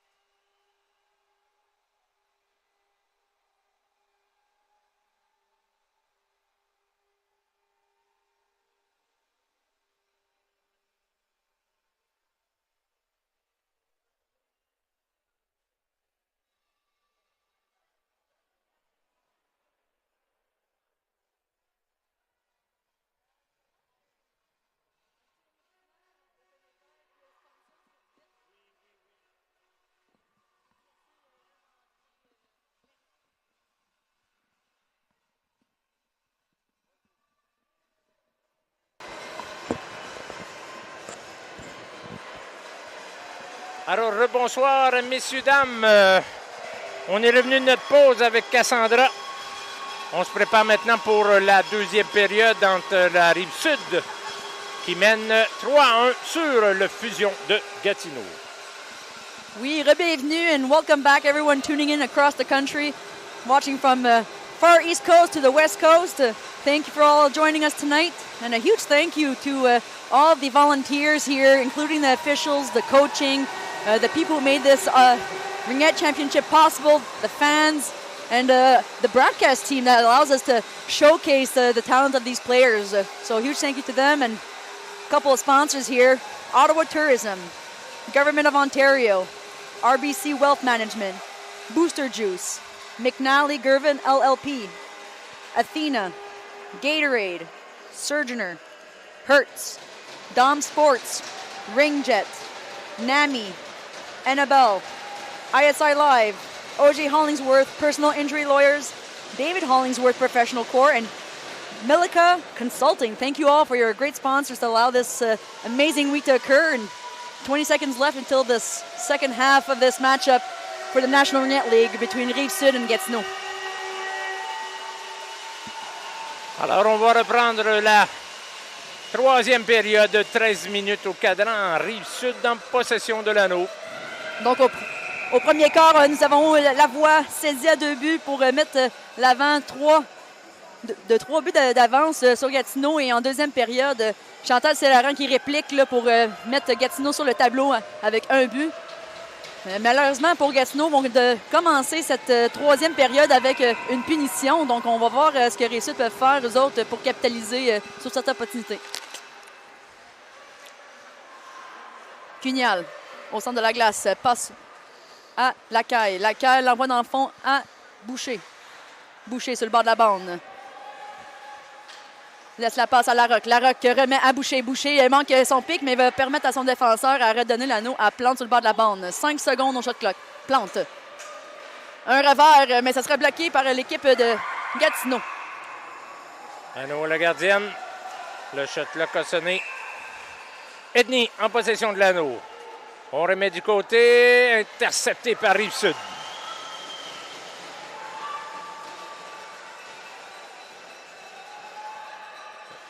Rive-Sud à l'attaque.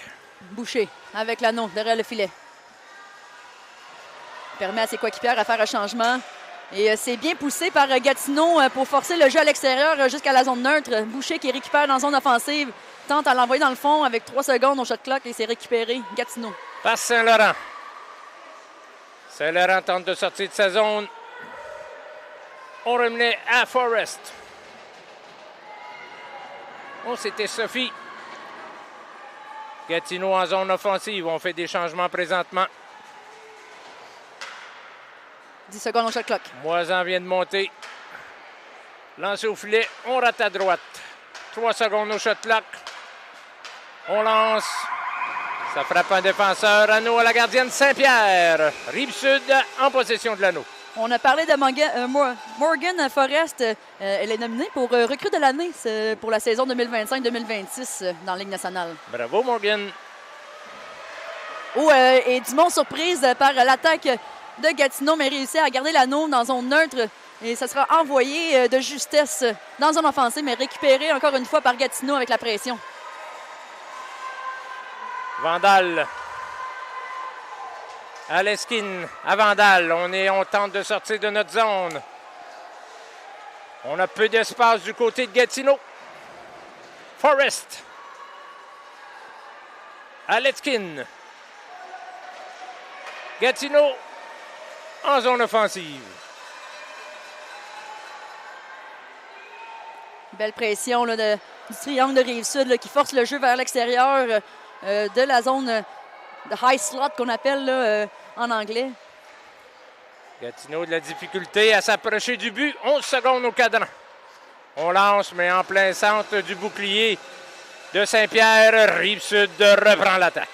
Larocque qui remet à Bourque. Bourque dans zone neutre à Couturier.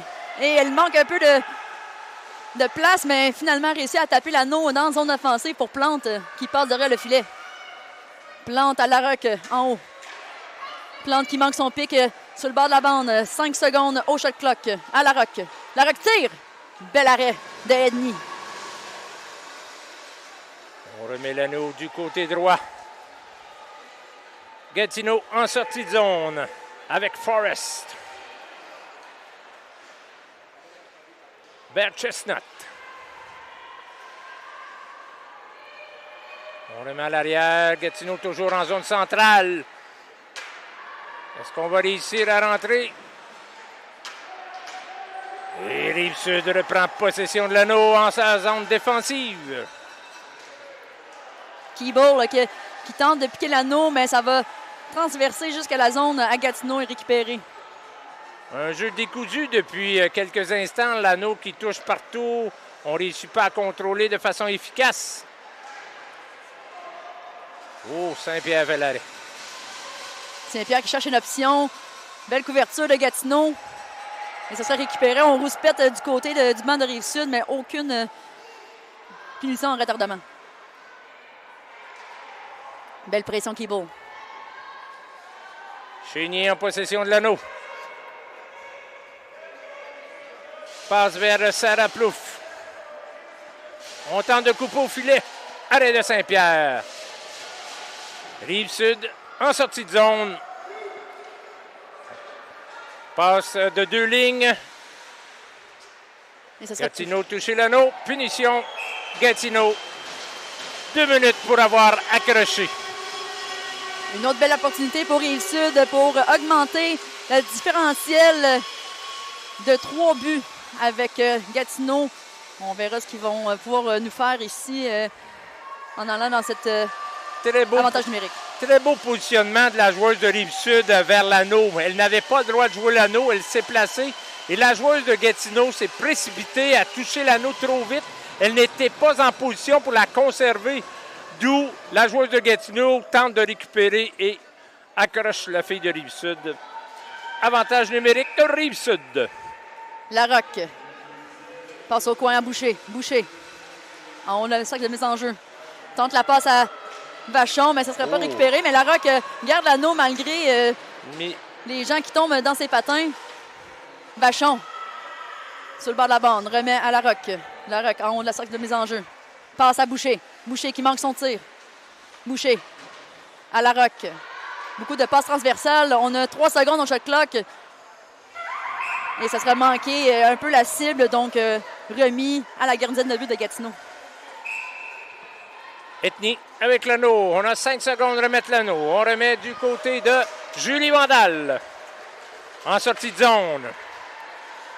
À Moisan. Vandal reprend. Rive-Sud reprend en zone centrale. Oh! La voie qui tente d'aller en échapper. Tire de renvers, c'est le but! Très belle fin devant le filet. Edney a déposé les genoux au sol avant de revenir sur son revers pour la battre dans le coin supérieur gauche du filet. Et belle pression dans zone neutre. En désavantage numérique, Gatineau va avoir la difficulté à avoir une joueuse en moins. Donc, pression à 2 de la part de Rive-Sud. Boucher qui réussit à renverser le jeu, l'envoyer à la voie, qui prend de la vitesse et au filet du revers pour donner l'avance 4-1 à Rive-Sud. Un revirement qui coûte cher à Gatineau. Gatineau à l'offensive.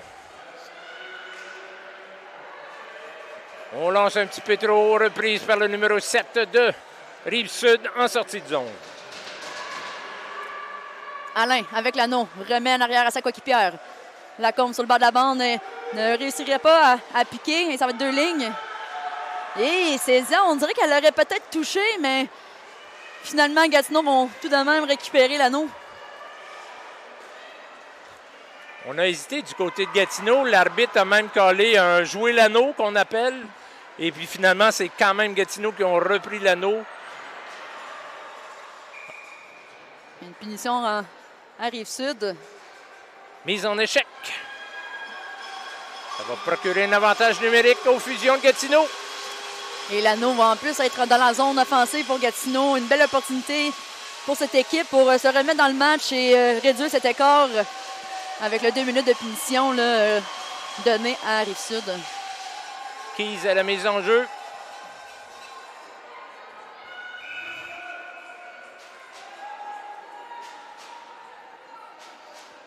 Sarah Proof en possession de l'anneau derrière le filet adverse.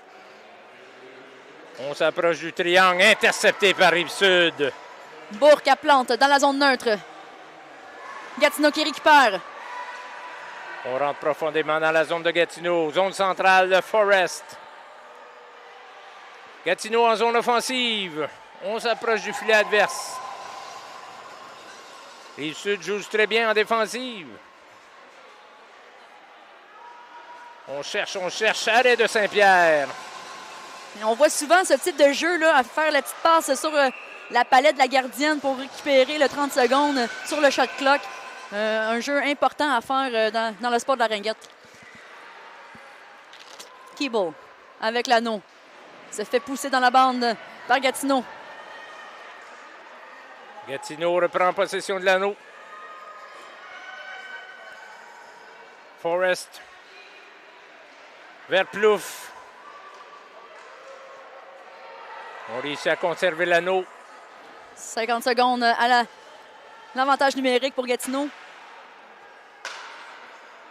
On cherche les failles du côté de Rive-Sud, mais il ne donne pas beaucoup d'espace, Rive-Sud. Arrêt de Saint-Pierre. Oh, Ça va être difficile. On a fait sauter les patins d'une joueuse de Gatineau. Rive-Sud se retrouve au cachot pour une deuxième joueuse pendant 36 secondes. Le Fusion va vont jouer à 3 contre 2. Une occasion en or pour Gatineau. Chantal Saint-Laurent du côté droit. Émilie Chénier au centre. On s'échange l'anneau dans le triangle. On essaie de déplacer les joueuses de Rive-Sud qui jouent très bien. Lancé au filet, bloqué par Saint-Pierre. On a tenté de la surprendre sans succès. Et Lara qui réussit à dégager dans la zone de Gatineau. Beau travail. Oh, Gatineau a failli se faire jouer. On avait perdu l'anneau devant son propre filet. 3 secondes à la deuxième punition de Rive-Sud. Et c'est du 3. Oh, Saint-Pierre, toute une arrêt. Rive-Sud vont être un peu relieved, comme on dit en anglais, là, de revoir une troisième joueuse pour défendre leur gardienne de but.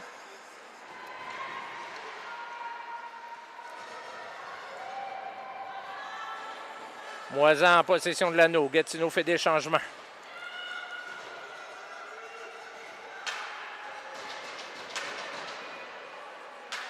Forest est au net. Oh, bel arrêt de Saint-Pierre.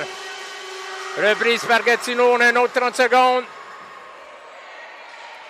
Oh. Et c'est bien intercepté par la caille, mais réussit pas à contrôler tout à fait l'anneau. Belle pression de Gatineau, mais la voix qui récupère l'anneau derrière le filet. Remet à sa coéquipière. Cherche une option dans la zone neutre. C'est récupéré par Cézia. Cézia remet dans la zone défensive à la voix. Ça va être la course réussie par Rive-Sud. Encore une fois, une autre grosse pression de Gatineau à 3. Et ça va être une passe à 2 lignes, malheureusement. Donc 10 secondes encore à servir comme punition pour Rive-Sud. Gatineau qui a une occasion pour mettre une autre marque au filet. Alors, 3 minutes 25 à faire en cette troisième période. 4-1 Rive-Sud. Gatineau tente par tous les moyens de s'approcher du filet, mais la défensive de Rive-Sud est très étanche. Arrêt de Saint-Pierre. Une belle lecture de la part d'Alain qui était prête pour le retour à Saint-Pierre et empêcher le retour à Gatineau pour tirer au filet. Et c'est que 5 contre 5. Chénier en sortie de zone. Au centre, à Plouffe. Gatineau en zone offensive. On remet à Chénier. 13 secondes au shot clock. Sarah Plouffe dans le coin.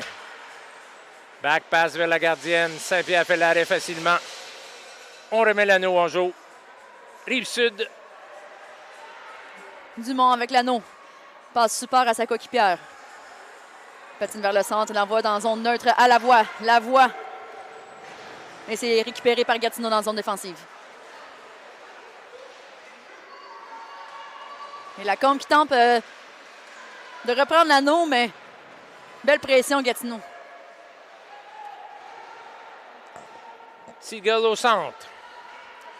On remet vers Forrest. Vers Chigny, pardon. Saint-Laurent s'approche. Oh! Elle avait couché Kim Saint-Pierre. Elle n'a pu tirer au filet. Passe transversale dans la zone défensive, envoyée dans la zone neutre, dans l'espace libre. Lavoie qui pousse l'anneau vers Lacombe. Lacombe réussit pas à piquer. Lavoie toujours en pression sur l'équipe de Gatineau. Belle vitesse. Vandal à toute vitesse, sans zone offensive.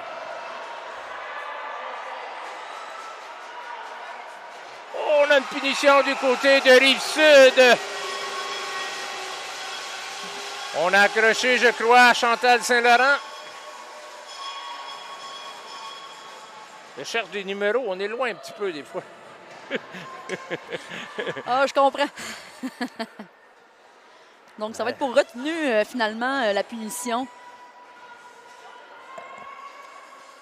Une autre occasion en angle pour Gatineau. 1 minute 30 à la 3e période.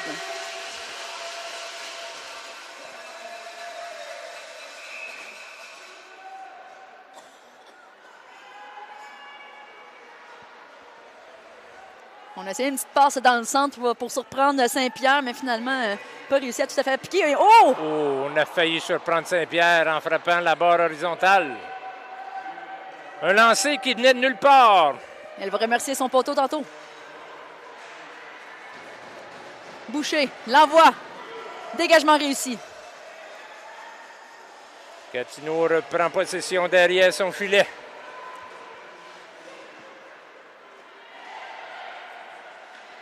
Belle patience. Belle entrée de zone. On est... Oh, la passe a touché légèrement un bâton. Oh là. Ouh, Je la Rock crois semble blessée. Gatineau. Je pense que l'arbitre a donné... J'ai vu le signe, je crois que c'est donné de la bande. On est heureux de voir la Rock qui se relève et qui patine vers le banc. Exactement. On ne veut jamais voir des athlètes blessés. Ils travaillent tellement fort toute l'année longue pour ce moment.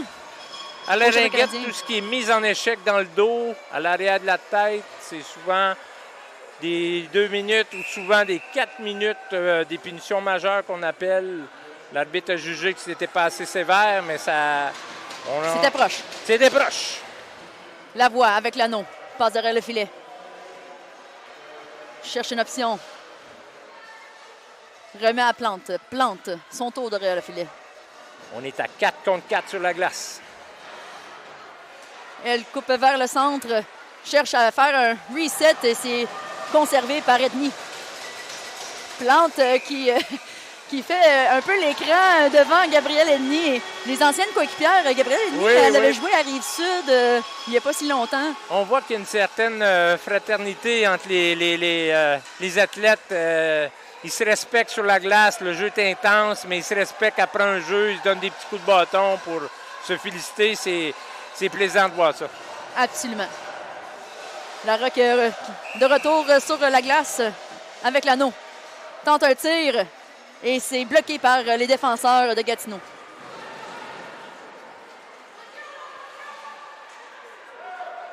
Moisan pousse l'anneau à zone centrale. Ça va conclure notre 3e quart de ce match déjà. Déjà fini. Ça va vite. Donc, la marque 4-1 pour Rive-Sud contre Gatineau dans ce match de Ligue nationale de ringuette durant la semaine de championnat canadien ici dans la région d'Ottawa. Lavoie qui donne l'avance avec le 4e but, là, avec le beau revirement au centre. Graciosité de Boucher là, avec la belle pression. Alors toi, Cassandra, tu es l'instructeur de la Rive-Sud. Qu'est-ce que tu dis à tes joueuses présentement? Il reste 13 minutes, on a 3 points d'avance. Qu'est-ce que Rive-Sud doit faire pour conserver cette avance ou essayer d'éviter que le fusion les rejoigne? ce serait de conserver l'anneau, jouer le cadran. On a 30 secondes pour effectuer un jeu. Puis on sait très bien que si on vise les coins pour reprendre ce 30 secondes-là, puis qu'on a la possession, c'est moins dangereux que si Gatineau, eux autres, ont le contrôle du jeu, si on veut. Donc, on veut rester calme, on veut garder l'anneau. Si on a l'anneau, il y a moins de chances aussi qu'on ait des punitions parce qu'on court après moins l'anneau. La pression, présentement, est toute sur Gatineau à aller rechercher l'avant en ce moment. Puis malheureusement, ils ont eu une punition ici. Donc, un 30 secondes encore du 4 contre 4, mais après ça, ils vont être en désavantage. Donc, c'est là ou jamais pour Gatineau à essayer de chercher l'avance. Et je vois dans cette situation-là, Gatineau vont augmenter la pression sur les joueuses de Rive-Sud pour tenter de récupérer l'anneau plus rapidement et ainsi provoquer de l'offensive. Alors, c'est là que souvent, on peut risquer, on va être plus serré, on risque aussi d'écoper de certaines pénalités. Alors, on s'attend à toute une quatrième période de 4-1 Rive-Sud présentement. Et c'est parti. Gatineau en possession de l'anneau en zone centrale. On est en zone offensive.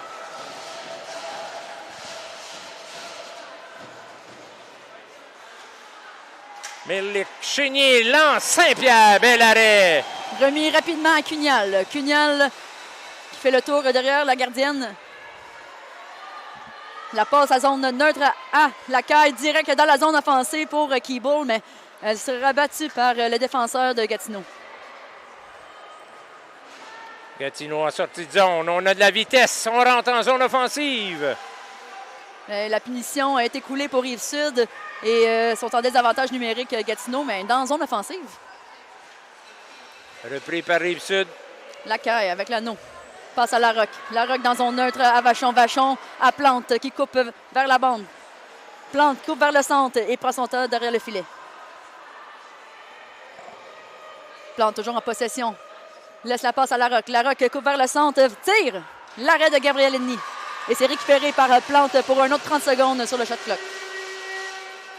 Plante à Vachon. Vachon à Plante. Plante tire. Et ce sera bloqué par Edney. L'anneau est reprise par le Fusion. Derrière son filet, on tente de sortir de sa zone. On cherche les options, mais on est à 5 contre 5. La punition est terminée. Malheureusement, la joueuse a touché l'anneau des deux côtés de la ligne bleue. Donc, Gatineau doit prendre avantage de cette petite victoire-là. Ils ont réussi à écouler le temps de leur punition. On se bâtit là-dessus. On continue à faire des petits objectifs pour se rendre vraiment au produit de faire un but puis rattraper Rive-Sud là, au 4e. Beaucoup de pression d'exercer du côté de Rive-Sud. Ça n'a pas donné beaucoup d'options à l'équipe de Gatineau pour sortir de sa zone, d'où ils ont perdu l'anneau et Rive-Sud reprend l'anneau. On devrait voir ce qu'on a expliqué tantôt. Rive-Sud vont prendre leur temps pendant jusqu'à 25 secondes souvent avant de lancer au filet, provoquer un reset, tenter de reprendre l'anneau et couler le temps au cadran. Effectivement, 10 secondes. On va commencer à entendre la gardienne taper du bâton pour signaler, faire un reset avec un tir au filet. On a manqué de justesse, mais on l'a bien dit, on veut contrôler l'anneau, on veut rester loin du danger. C'est pour éviter des blessures aussi, conserver cette mais là, elle énergie. veut pas, il gagne plus que 30 secondes. Il gagne plus, il gagne le 30 secondes. Souvent, la gardienne peut prendre 2 à 3 secondes avant de remettre l'anneau en jeu. Bon point. Bien récupéré par Dumont. Dumont à la combe, toujours dans zone neutre, cherche une coéquipière et remet à Alain. Alain, toujours dans zone neutre, cherche une option. Belle pression par Gatineau. 10 secondes écoulées sur le shot clock. Alain remet à sa coéquipière. On est toujours en zone centrale. Kibo le remet dans le fond. Césière est battu de la course avec Gatineau. Gatineau ont beaucoup de difficultés à sortir de leur zone lorsqu'ils ont l'anneau. Très belle défensive du côté de Rive-Sud. On vient à bout de rentrer. Chénier en zone offensive.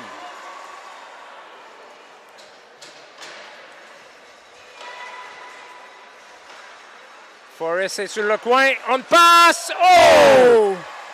On a touché l'extérieur du filet. Ces types de jeux-là, les tirs sur réception, sur les coins, c'est tellement impressionnant à voir à la Ringette. C'est rapide et c'est difficile. Il faut rentrer dans l'anneau, mais un bon timing pour que ça quitte aussi vite que c'est rentré dans le bâton. La roque, derrière le filet. Très impressionnant. On voit que Gatineau met de la pression à 2 joueuses dans les coins.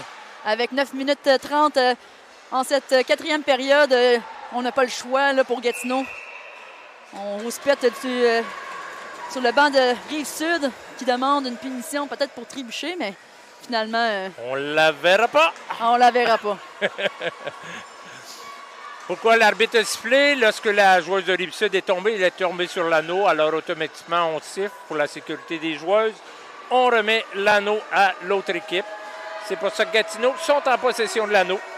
Gatineau qui retire leur gardienne pour rentrer 4 dans la zone actuellement là, pour aller chercher des buts importants. C'est tôt, mais c'est beaucoup de pression du côté. Très mauvaise passe. Et là, on est lancé dans l'autre bout qui rate le filet de justesse. Je ne sais pas ce qui est arrivé du côté de Gatineau, mais on a complètement manqué notre coup. Heureusement pour Gatineau, ils n'ont pas rajouté une 6e joueuse. Donc, dès que la fille a quitté la zone offensive pour faire 3 dans la zone, la gardienne a pu ressauter sur la glace là, pour garder son but. La gardienne est sur le bout de sortir, mais elle est retournée au banc. On est 5 joueurs du côté de Gatineau, 3 en zone offensive. La gardienne est restée dans son but cette fois-là. 2 secondes au shot clock. Oh! Pas confortable de recevoir ça sur l'épaule. Les joueurs ne portent pas des épaulettes beaucoup dans la Ligue nationale. Et une mauvaise remise ici, la part de Rive-Sud. Saint-Laurent reprend l'anneau. On a beaucoup de revirements depuis 2-3 minutes de part et d'autre, mais présentement, c'est Gatineau qui en profite.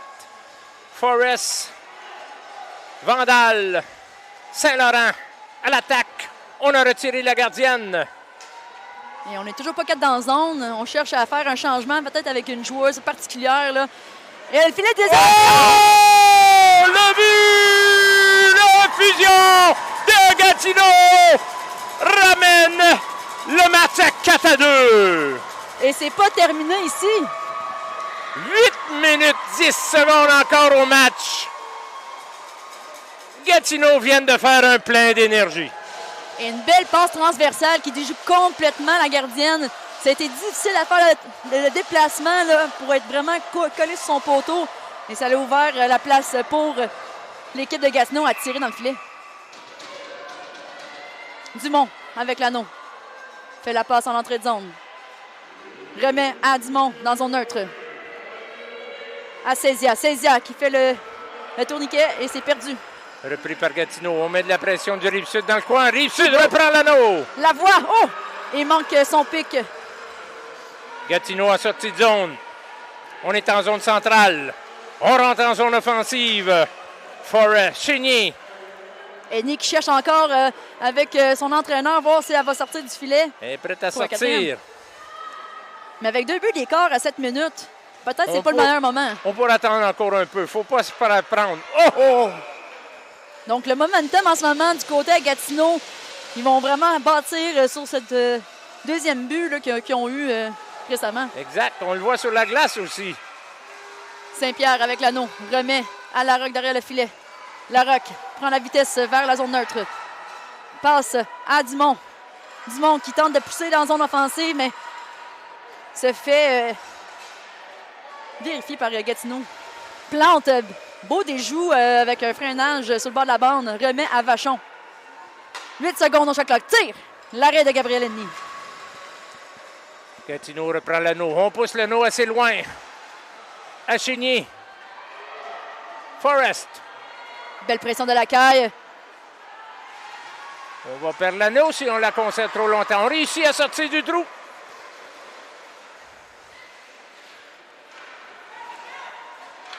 La passe à Forrest. 5 secondes au shot clock. Forrest à Forrest. On lance, ça frappe l'extérieur du but. Malheureusement, le shot clock sonne. Anneau à la gardienne, Saint-Pierre. On a vu Rive-Sud se retirer un peu de la zone neutre sur la fille qui avait l'anneau dans la zone. Cette Georgia n'est pas dangereuse.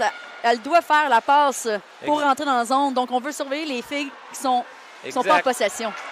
Au revirement en zone de Rive-Sud, Gatineau reprend possession de l'anneau. Edney au banc. 4 dans la zone pour Gatineau. Forrest qui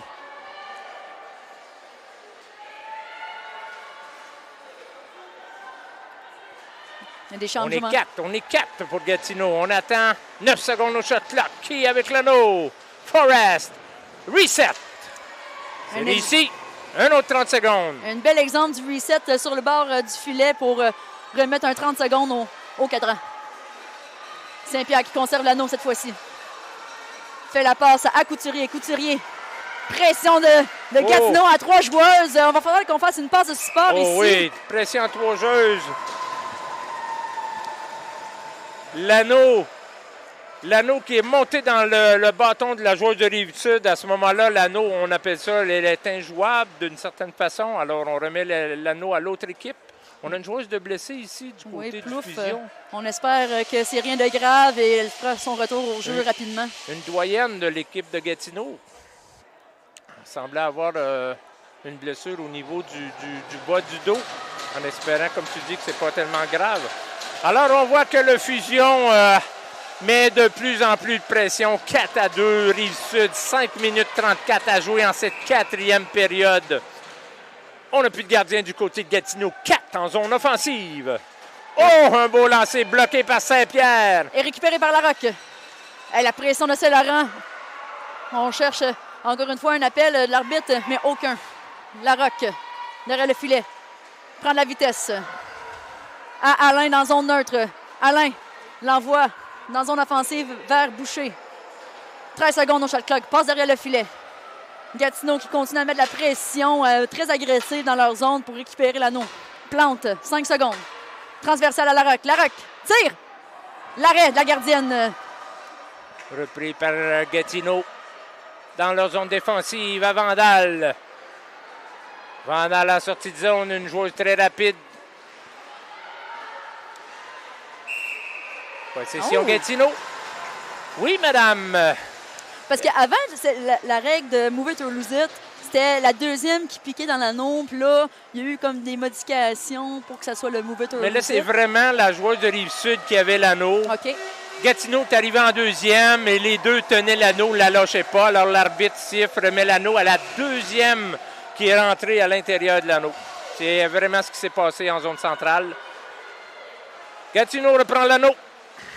4 minutes 30 en ce 4e quart. On est en zone offensive. Ethnie est retiré. 4 joueuses à l'offensive pour Gatineau contre 3 en défensive pour le Rive-Sud. Forrest, oh, mauvaise passe! Ça va pas... Et la course vers l'anneau libre. Mais ça serait gagné par Gatineau. Gatineau revient dans la sortie de zone. On a failli se faire jouer encore du côté de Gatineau avec une mauvaise passe à la ligne de Ringette. Et heureusement, ils ont juste 5 joueurs sur la glace, donc ça permet rapidement de remettre la goaler d'un coup que, justement, il y a des revirements comme celle qu'on a vu. Intercepté par Rive-Sud. La caille à la voix qui remet rapidement dans la zone neutre à Larocque à Vachon. Touché par Vachon, Larocque est tout seul devant le filet. Et elle sera repoussée par le défenseur qui s'est repris dans la zone défensive de Gatineau. 3 minutes 38 à jouer. Et Gatineau qui fait un très beau travail pour récupérer les anneaux avec le Move it or lose it et mettre la pression là, sur Rive-Sud. Ethnie en possession de l'anneau. Toute une fin de match, mesdames et messieurs. Déjà 4 ou 5 fois que la gardienne de Gatineau est retirée. Gatineau a sorti de zone. Oh, elle est toute seule. 2, Chénier. Oh, l'arrêt de Saint-Pierre. Très important. Saint-Pierre qui remet rapidement vers Bourque, mais Bourque n'était pas tout à fait prêt. Heureusement, ça serait un crease violation de la part de Gatineau. Donc, étant donné que l'anneau a fait son chemin vers le coin, ça permet des changements des deux côtés. On va vouloir remettre l'anneau peut-être un petit peu plus haut là, de Rive-Sud pour sortir de sa zone. Saint-Pierre qui réussit enfin à sortir l'anneau à Dumont. Dumont qui l'envoie dans la zone neutre, mais finalement, ça se rendra une 2 lignes. Gatineau reprend possession dans la zone défensive, en zone centrale. Chénier. Chénier à Forrest. Chénier, pardon. Qui sur le coin du filet. Notre gardien est retiré du côté de Gatineau.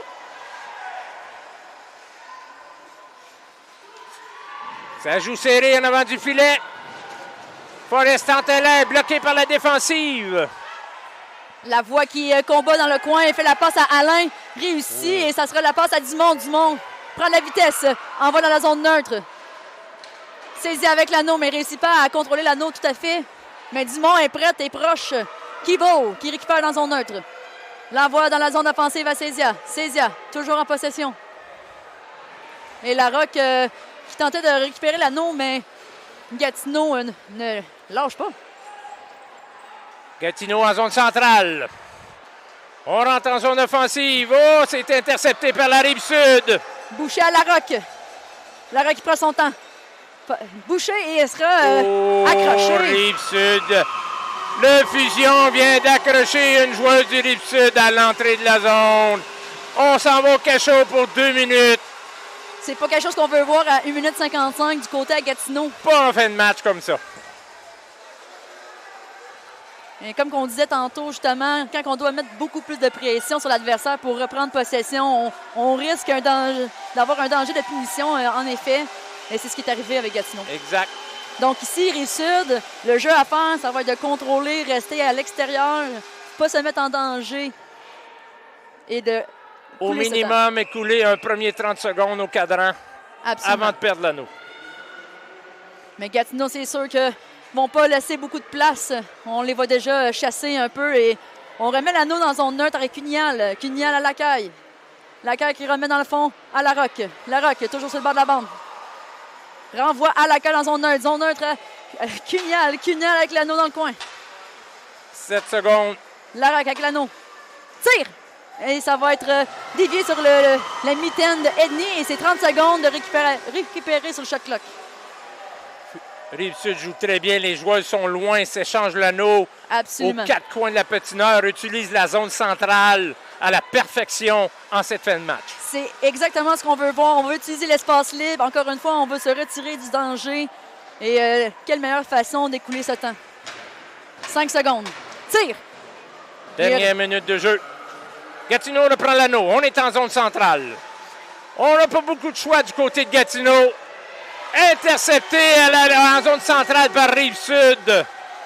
Belle patience de Keyboard de ne pas forcer le jeu étant donné qu'il reste encore 40 secondes et on veut couler ce temps et conserver l'avance.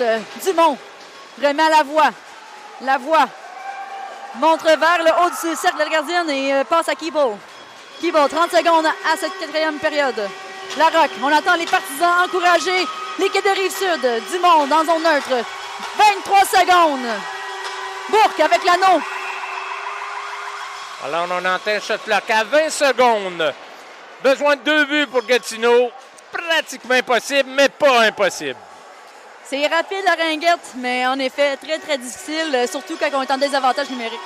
Exact. Alors, on part en zone centrale du côté de Gatineau. Temps d'arrêt, très bonne stratégie. Ils n'ont pas eu beaucoup de temps de demander des temps d'arrêt avant. Le jeu était continuel, ça roulait tout le temps. Un excellent match des deux équipes, là, justement, pour permettre la fluidité de ce match. Et je crois que ça va être un temps mort très important et crucial là, pour Gatineau, mais un bon moment aussi pour Rive-Sud à se récupérer, reprendre l'énergie et mettre les joueuses qui veulent défendre Saint-Pierre. Du côté du Fusion, on a 20 secondes, point 4. Alors, si vous voulez, vous devez compter un but dans le premier 10 secondes au minimum. Sans ça, votre match est terminé. Alors, l'anneau va être lancé loin. On va tenter de faire une passe ou deux et on va lancer au filet immédiatement pour tenter de battre Saint-Pierre qui a été solide tout au long du match. Je soupçonne que Gabriel Annie sera sur le banc pour la mise en jeu. Puis on va mettre beaucoup de joueuses peut-être devant le filet de Laurier Saint-Pierre pour permettre peut-être une passe rapide au centre vers les joueurs de Gatineau. On verra comment ils vont se placer. Je comprends pas qui c'est. Moi, je ne suis pas un instructeur, mais c'est certain que j'aurais eu une joueuse plus loin à 20 secondes. Finalement, on opte pour l'option d'entrée de zone un petit peu plus sûre. Chénier. Oh, ça a failli réussir. Oh, l'arrêt de Saint-Pierre, 8 secondes au cadran. Ah, OK. Je pense qu'on voulait un temps mort, mais 4 secondes. Le temps s'écoule, on tire. Victoire, 4-2. Rive-Sud. Très beau match de Ringette. On entend les partisans de la Rive-Sud encourager l'équipe et quelle histoire. Une belle victoire ce matin contre le Edmonton Rage. Et une autre victoire ce soir contre Gatineau, 4-2, pour aller en demi-finale contre BC Thunder demain après-midi. Bravo, bravo Rive-Sud. Merci, madame, j'oublie ton nom. On s'est connus juste avant notre match, Cassandra. Mais oui, mais content de vous avoir connu aussi, Luc. Donc, sommaire du match, on a 2 buts par Lavoie, 2 buts par Célia, et on a un but par Chantal Cellaran, et j'ai pas vu le deuxième but là, de Gatineau, mais très, très beau match des deux côtés. Et je crois qu'on a Rive-Sud qui sont très excités pour le match de demain. Oui.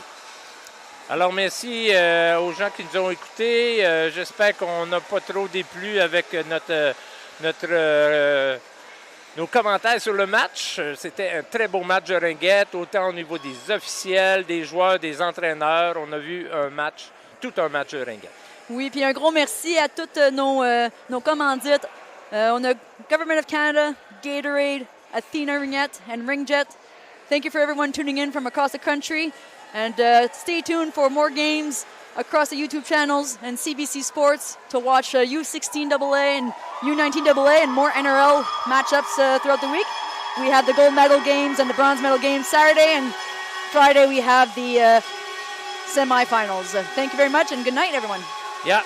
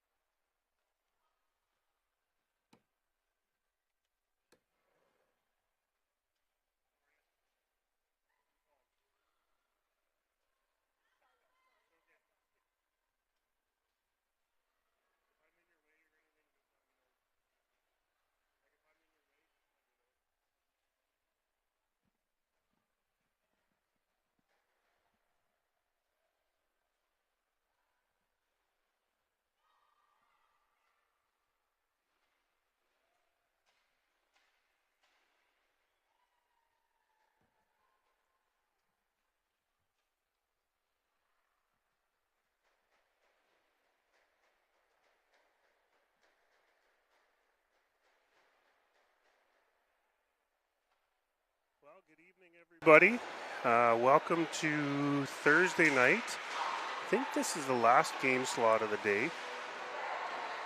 And yeah, there's quite a few games going on in this 8 o'clock time slot at the various rinks across this, well, not too far apart actually.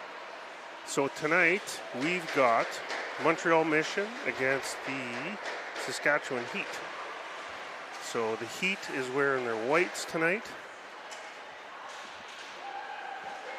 And Montreal looks like a dark blue, almost a black. Should be pretty easy to tell from the far side, or from your side. So this is the consolation side semifinal, and I believe it's do or die, both teams. So apologize in advance, I'm not extremely familiar with the Montreal Mission team, but I will do my best.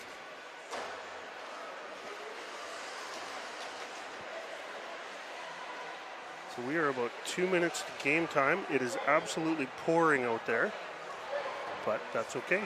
It's nice in here. There's a Senators game on down the street, so it's very busy outside, and we're excited for this game to get underway. So my name is Paul Benson, and as I said, definitely more familiar with the Saskatchewan Heat team. And just send a shout out to everybody from Saskatchewan and everybody that's watching from home. And I apologize again for the French speaking folks. That's not my lingo. So last few games we've had people watching all the way from Spain to obviously back home in Saskatchewan, all across the country. And so welcome tonight again to our nation's capital.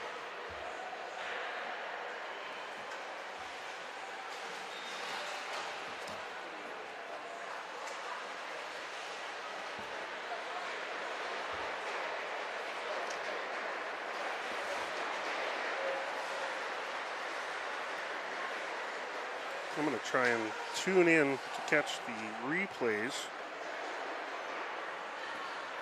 Looks like I'm solo here tonight, but that's okay. If I can catch the replays on my phone, should be able to get you a little bit better action.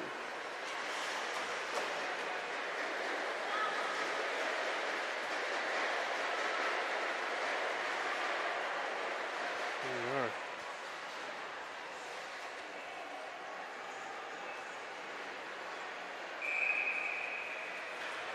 We are about 30 seconds to game time.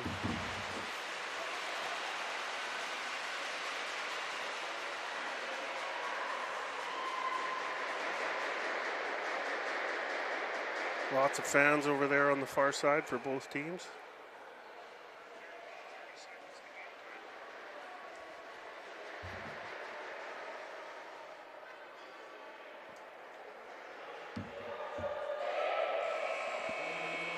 Lots of action at the rink tonight. Couple games just ended very, very close. Some disappointed faces leaving the rink here in the last few minutes, and some very excited ones too, some very happy ones.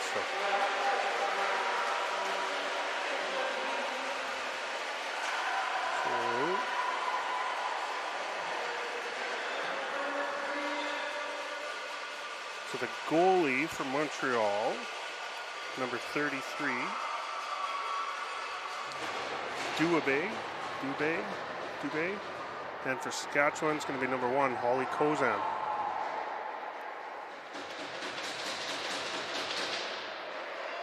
So Saskatchewan starting with the ring. That's Linklater to Carly Butts. Butts down to Madison Ryan. Out there with Jenna Carter and Lauren Shanehofen. Madison cycling wide, looks for Shanehofen down low.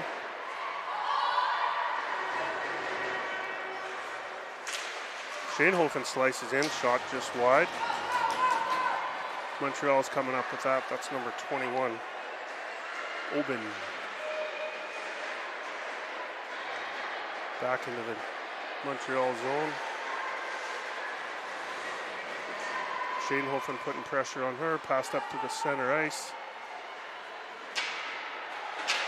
Dumped in deep. Carly Butts is going to come up with that. She's cycling out. Up to Carter. Carter to Madison Ryan. She's coming in. Nice move. Fires and scores.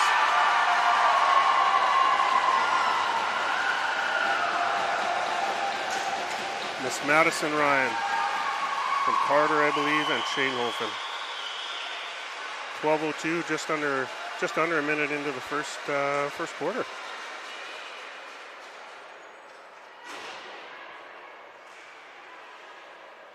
Saskatchewan needs that momentum. They are looking for a win. Well, both teams are for sure. So on ice for Saskatchewan, we've got Marley Yernick, Jetta McCrae, Ava Linklater, and on defense, looks like Toby Albert and Samantha Scar to me.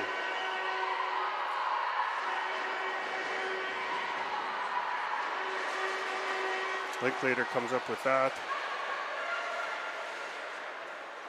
For Yernick across the boards, just couldn't quite get that. Montreal's coming up with that, looking for that fast break. And that's going to be a penalty to Saskatchewan. Both refs in agreement.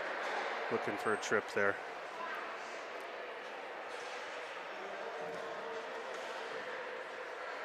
Looks like Samantha Scar.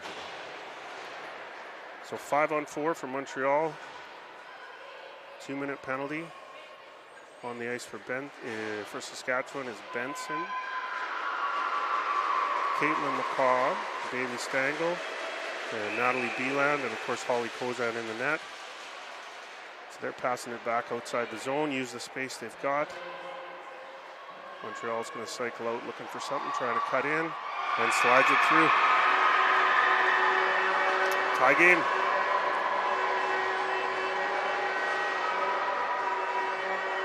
Just 42 seconds after the Saskatchewan goal.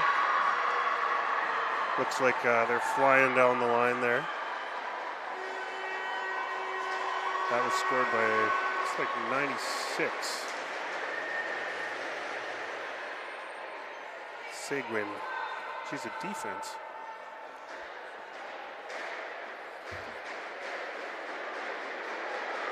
Yeah, just managed to get it through the 5-hole there, just on the ice.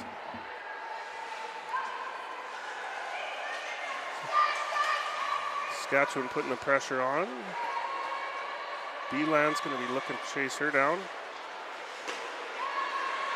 Nice check.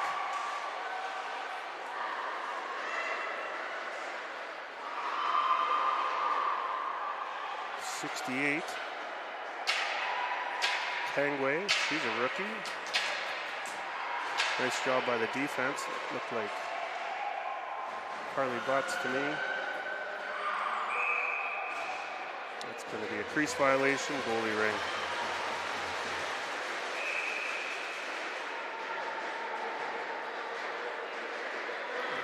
Definitely Carly. She's got the pressure on. 25 is pressuring her hard. Up to the middle for Madison Ryan. Madison Ryan down to Voikin. She's going to take her time, wait for some fresh legs. Into Madison Ryan. She fires just wide. 21 Aubin comes up with that. Up into 4 for Montreal. Passing back. Shots fired 99. Good save by Kozan. Sam Scar comes up with that. To Shane Holfen. Shane Holfen's looking for some help. Into Samantha. She dumps it off, but that's picked off by number 4, Lassard. Back to 99. Julie Blanchette.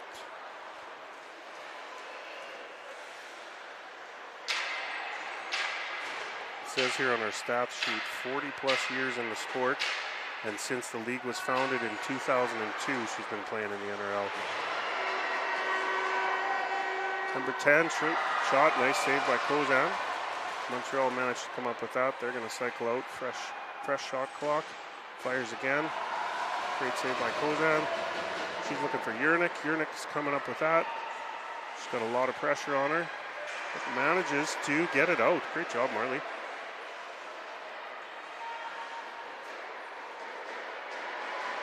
Linklater putting pressure on.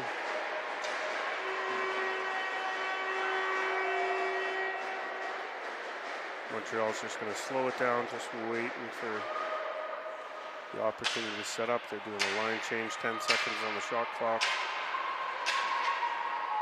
Fires gets blocked by actually, I think, her own player. Another shot at the reset, didn't quite get it. Sam Scar's coming up with that. She's going to go hard to the outside. Giving it to Linklater. She's looking for the give and go. Back to Sam Scar. Just gets knocked off her stick there. It's 25, sends it off to 8. She doesn't quite get a handle on that. Stangl grabs that. Cross to McRae. McRae is going to go both sides there.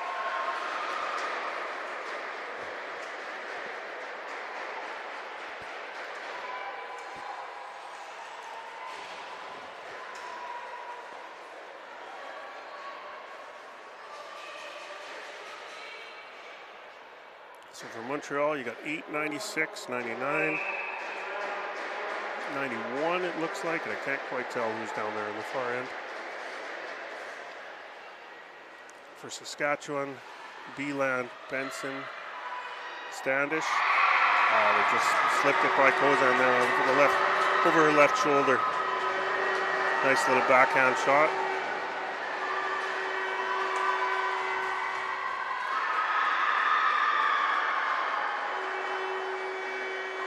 Leading that charge, that's number 4, Lassard.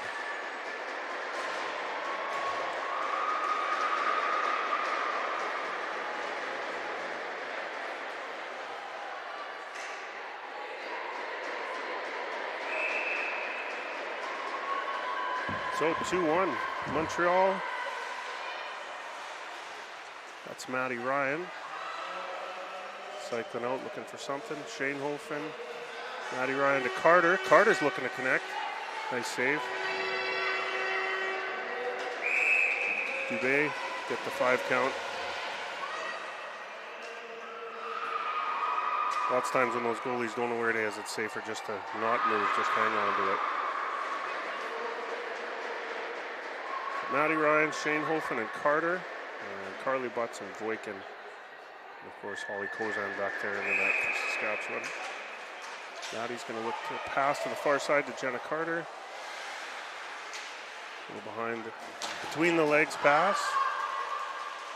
Shane Hofen cycling out. Madison Ryan looking to shoot. Nice low far post shot, just wide. Looks like Saskatchewan's going to get a boarding penalty. Looks like on Jenna Carter.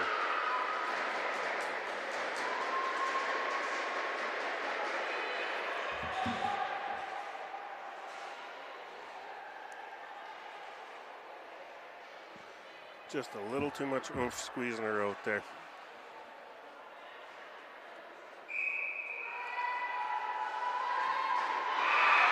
And shot from the free ring, manages to connect with the net. Kozan couldn't see that one coming, I don't think.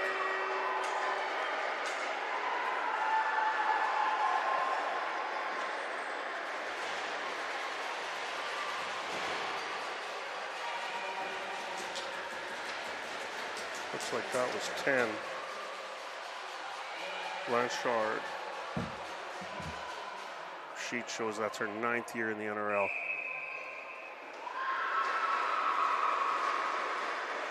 So that's Sam Scar dumping it in deep. Looking for Linklater. Yernick chasing her down. Nice grab by Samantha. Pass in just out of reach of Linklater.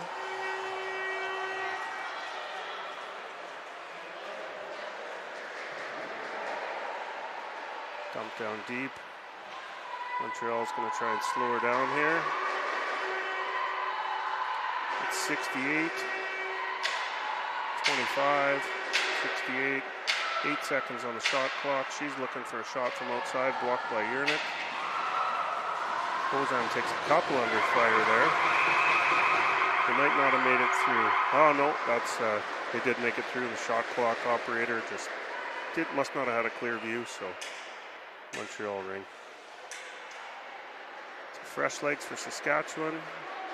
Benson, Standish, and Beeland.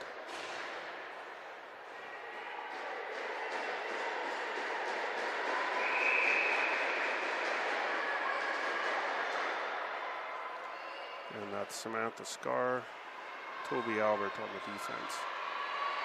Nice little deflection there by the defense. Managed to get a stick on it, back into the neutral zone. Doesn't cause a reset, but it's going to take a fair bit of time off that clock. Oh. Shot just over the net. It's Toby. She's getting caught up. That's second breakaway for number 4. She's quite looking to pass, doesn't quite connect. Standish gets knocked off that one. Back pass, just wide.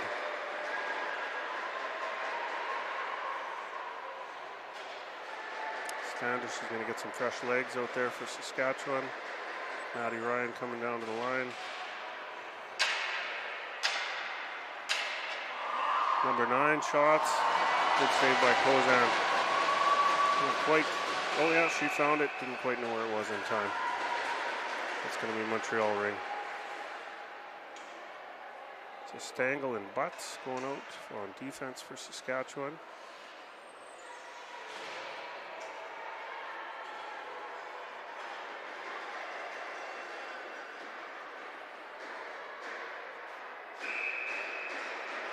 They're going to try a pass to the far side there off that 3 ring. Managed to come up with it off the board, so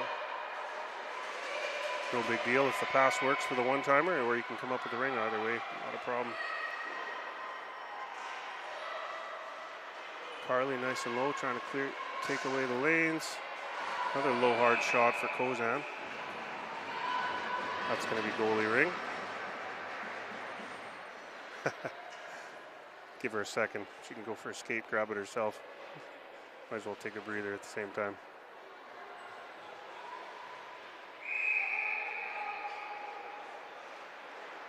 So that's Kozan to Butts. Butts, a nice little easy one to Shanehofen. She's got lots of pressure on her immediately. A little between the legs pass. 79. Goalie ring.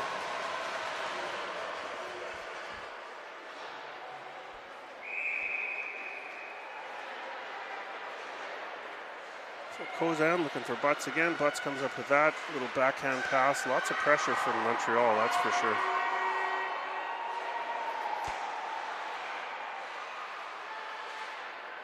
They are keeping Saskatchewan hemmed into their end. That's very evident by the pressure. That's 25 for Montreal. She's passing back. I think it's 3. Driving inside, gets a shot off. Kozan's going to pick that up. She's looking outside for Jenna Carter. Jenna's skating away from pressure. Up to Madison Ryan at center ice. She's going to be looking for Shanehofen. Into the corner where Shanehofen can beat the defender to the ring. Nice smart pass. Shanehofen cycling wide. Up to Carter. Looking for the reset. Just slid it just under the goalie's stick there.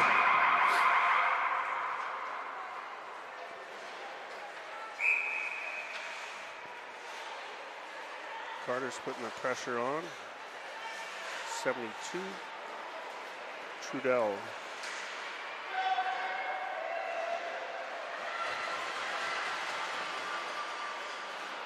There's Carter firing it up for Maddie Ryan again. Maddie Ryan's looking for Marley Yernick deep there. She's cutting off the defender, using good body position to get control of that ring. Yernick, Ryan, and Linklater. Got the shot off. That's going to be Saskatchewan ring. Got the shot off before the shot clock went.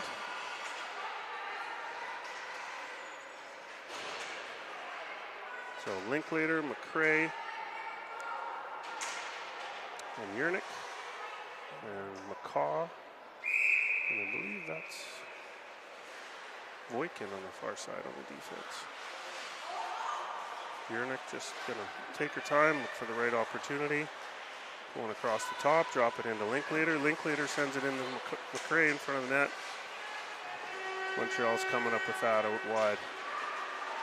76 to 91. That's a quick break to number 4. And a great save by Kozan and a crease violation. It's a couple of quick breaks for Lessard there. McCaw's getting some pressure along the boards by Lessard. Linklater. That's going to be a penalty to Montreal. Saskatchewan's going to get a reset. They're going to try and slow things down here, I'm guessing. Voikin going to come in. We've got 4 in the zone. 15 seconds on the shot clock. She's passing it off to the offense. Gray. She fires wide. Great reset. Great shot. So they're going to have 30 seconds to try again here for Saskatchewan. McCray. She's looking for Yernick. McCray. She fires. Goalie manages to swallow that one up. Dubé. That penalty. There's a trip. I didn't see who went in the box. I think it's 4. Yeah, it looks like 4. It's Lessard. So 5-on-4. 3-1. Montreal over Saskatchewan. 1:40 left in the first quarter. Standish cycling wide. She's going to look to set something up here. Across to Benson. She's catching it. Fires low and hard. Goalie doesn't know where that one is. So she's just going to let her ride. I think it's stuck in her pad. Yeah, there it comes out.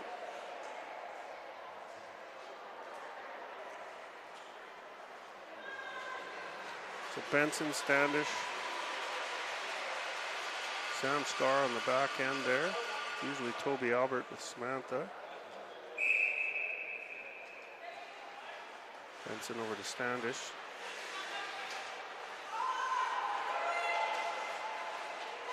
D-Land. Just trying to work the ring around, looking for an opportunity to penetrate the defense. Standish comes up back pass. Benson's getting pressure on. D-Land, Benson's coming up with that, thinking. Standish. And shot clock.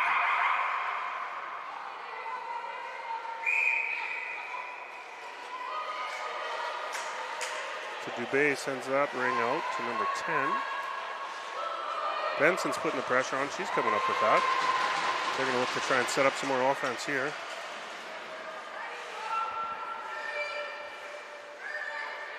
Taking their time. Nice low drive.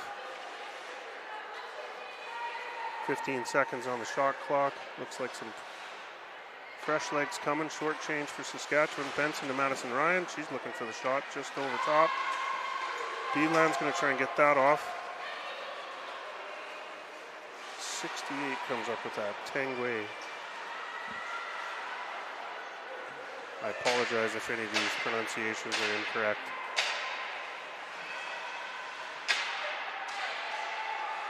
Madison Ryan, and that's the quarter.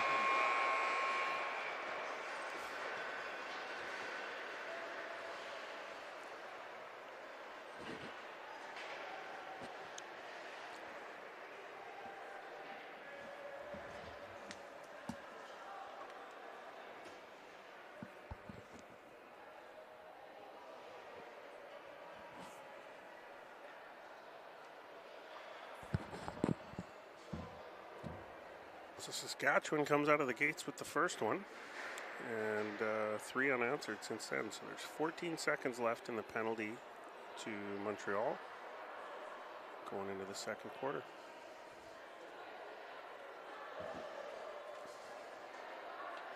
Lots of game left though. 4 13-minute quarters, and there'll be a flood at the half, so plenty of time left. Anybody that's just joining, Saskatchewan's wearing their whites. Montreal is wearing their blues. And 3-1. Montreal, the home team.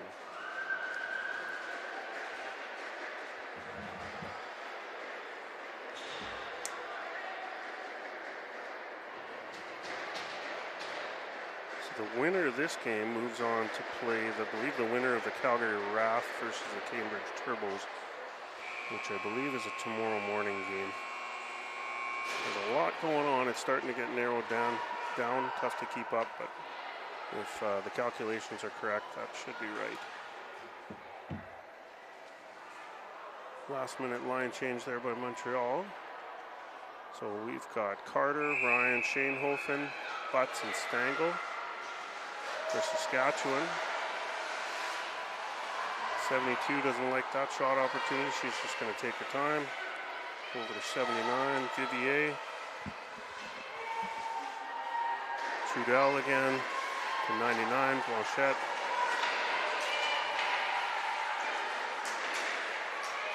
Stangl battling hard, Vivier. Butts gets her stick on her. Great job on the defense.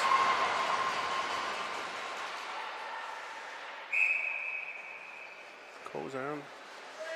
She's looking to drop to Carly Butts. Carly's looking for Carter. You can hear her across the ice. Schoenhofen coming across the top. She's going to look for, oh, nice pass to the backside. The defense got their stick on that, knocked it out of the way. Maddie Ryan looking for a shot just under the crossbar. Nice no-look shot, Madison Ryan. That's a beaut. It's going to put us at 3-2 Montreal. And I believe that came from Schoenhofen, or maybe Carter, not 100% sure.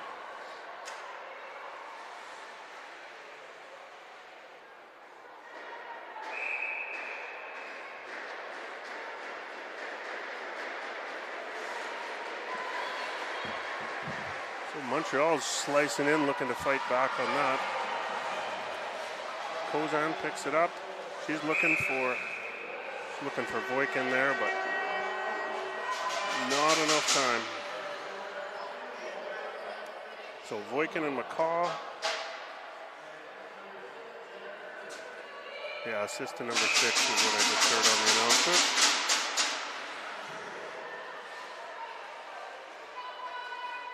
Maddie Ryan, Jenna Carter, Lauren Schoenhofen, Jordy Voikin, and Caitlin McCaw.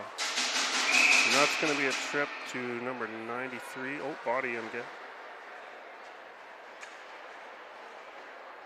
Nobody's quite sure as to who's getting the penalty, but it looks like 93. Yeah.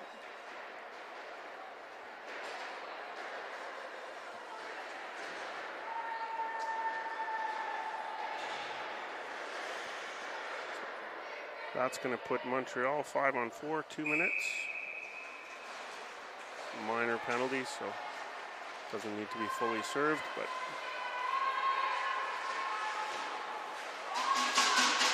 nice save by Kozan. Nice pass out to Voikin. She's going to look for McCaw on the far side, and in deep for Schoenhofen, where she can pick that up. 15 seconds on the shot clock. She's going to try and kill as much time as she can. Try and drive across the top, looking to get inside, and gets away, shot away. Whistled down beforehand, must have been a crease violation, but great effort by Schoenhofen there. And then a 5 count. That's going to go Saskatchewan Ring. So McCrae and Yernick, Samantha Scar, Toby Albert for Saskatchewan.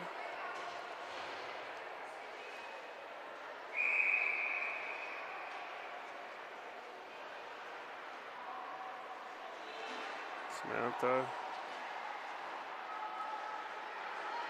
picking up some momentum there. Hard backhand shot. Marley's coming up with that.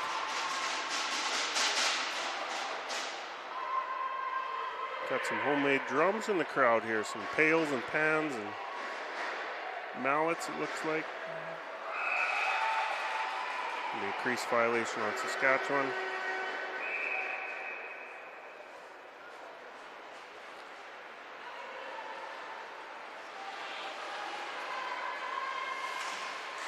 Great job by Toby Albert there. Samantha Scar's coming up with that. 2 players behind her, so she's got 3 in front. Just a miscommunication with Marley Yernick there. But Yernick manages to come up with that. She fires. Nice save. Dubé, 33. And Saskatchewan Ring. So Linklater and Benson heading out. 30 seconds left in the penalty on Madison Ryan. Toby Albert and Samantha Scar on the defense. Referees having a bit of a discussion there. Looks like. And Saskatchewan Ring. So 99, 96, 79, 10. All for Montreal, and I can't see the one with the far side there.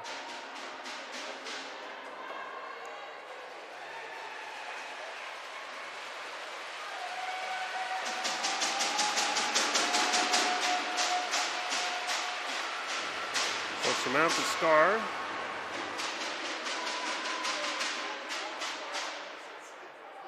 .30 seconds left in the penalty.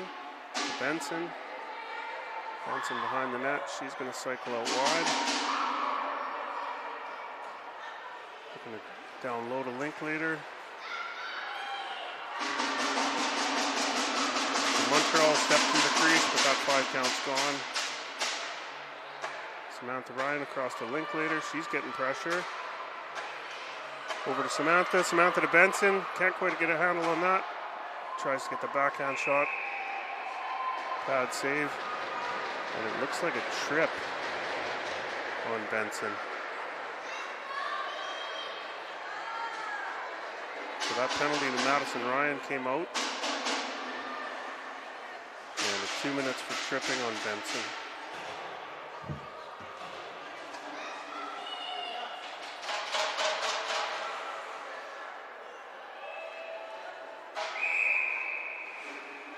Got the shot away and then went for the check and just got her stick into the legs of the defender there. Madison Ryan coming up with that. Carly Butts looking for some help. She's knifing through 2 defenders. Lots of pressure, but manages to hang on to that.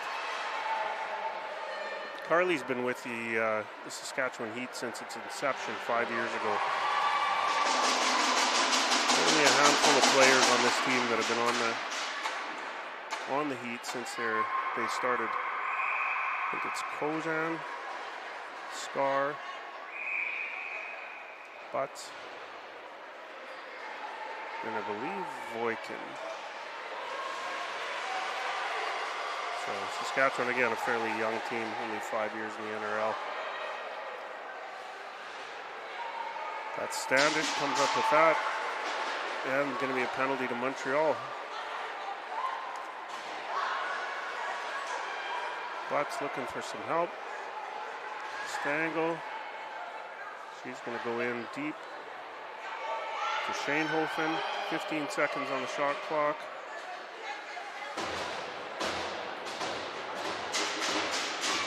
Nice backhand shot. Almost got the rebound. Dubé managed to swallow that up though. So 38 seconds left in that penalty to Benson. And then this is a slash. And it looks like 4. Lassard, I'm going to try and listen for the announcement.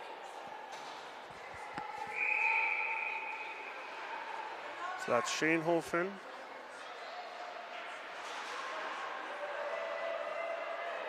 Beeland. Beeland's looking to try and slide that across.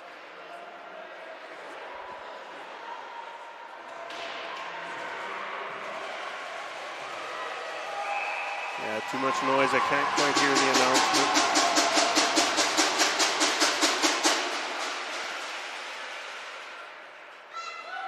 So Shanehofen, McCaw, Beeland. Shanehofen tries to fire there. And Voikin, she's putting the pressure on. So 5 seconds left in the Saskatchewan penalty. McCaw's going to try and win that battle to 79, and unfortunately going to get a penalty for that.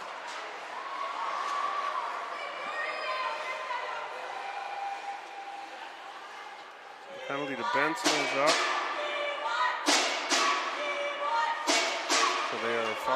6 on 5. Penalty coming to Saskatchewan. 7 seconds on the shot clock.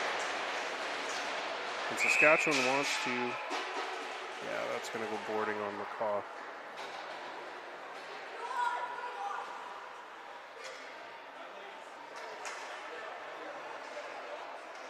So Samantha Scar, Toby Albert for Saskatchewan, Madison Ryan, and Jenna Carter's going to be on the line.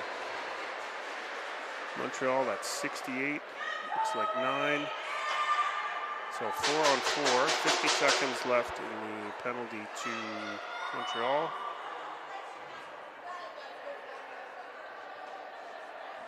(68-36), 9, and I believe it's 8.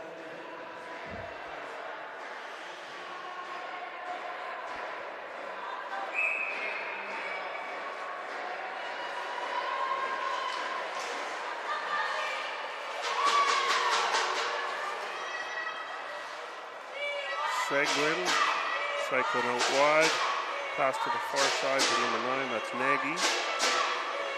68 playing the screen in front of the net. Tanguay, off the ref there. Nice save by Kozan. Goalie Rink. Guess it didn't hit Kozan, I thought it did. So that's a shot clock violation, Kozan. Up to Scar. Scar's going to go to Madison Ryan. Those nice, easy chip passes. Samantha Scar's going to drive in. She's looking for that backhand, bury that backhand. Doesn't quite get her. Dubé makes that save. And move it or lose it right in front of the net. Dubé to Nagy. So the Montreal penalty just up, so now they're up 5 on 4. Just over a minute left in the Saskatchewan penalty. Pass through the crease. Blanchette. Good job, Samantha Scar, knocking that off into the corner.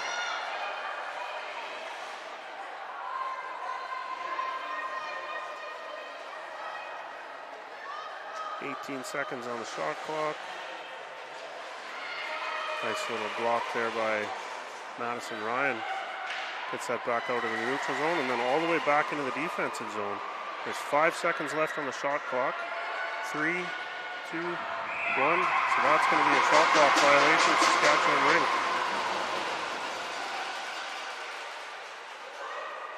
Fresh legs for the defense. Butts and Stangl. And Madison Ryan and Carter on the front end for Saskatchewan. Stangl going to go into the zone. And 25 seconds left in the penalty to Saskatchewan. I suspect they'll want to use up this shot clock and use up that penalty while they've got control in the offensive zone. Madison Ryan driving in, nice shot there. Dubé swallowed that up. She sends it off to 72, I believe.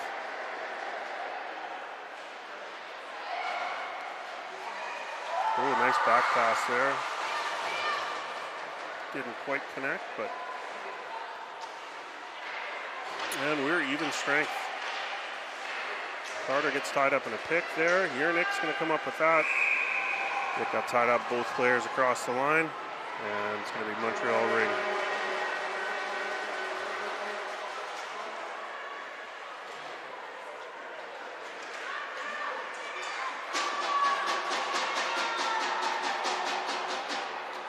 So McCaw, Voikin, Yernick, McCrae, Linklater for Saskatchewan, and of course Holly Kozan in the net.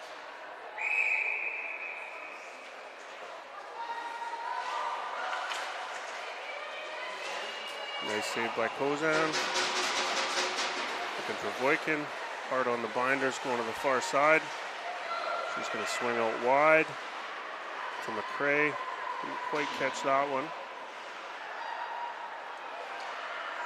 Lots of pressure on. And managed to take it away. Nice job, Linklater. And I think that was McCrae. It was. Nice double team.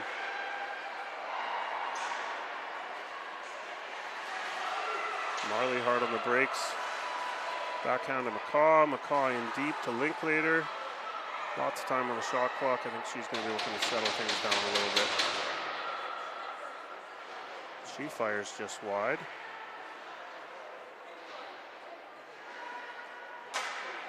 Yernick. Cycling out. 7 seconds on the shot clock. Down deep to McRae, and she puts it home. Tie game. Great pass by Marley Yernick. Just to the inside there to McRae. McRae comes across. Puts it over the goalie's shoulder. That's tie game.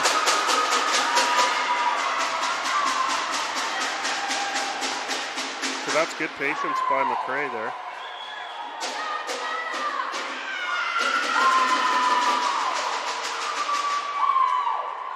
So we got Carter, Ryan, and Madison Ryan on the front end. Toby Albert and Samantha Starr on the back end. Tie game, 3-3.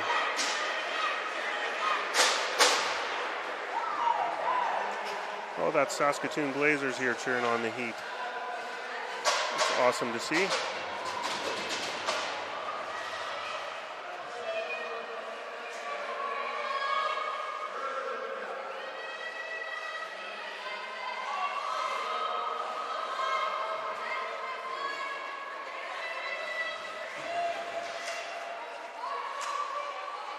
Crease violation there, but that 5 count's going to run out.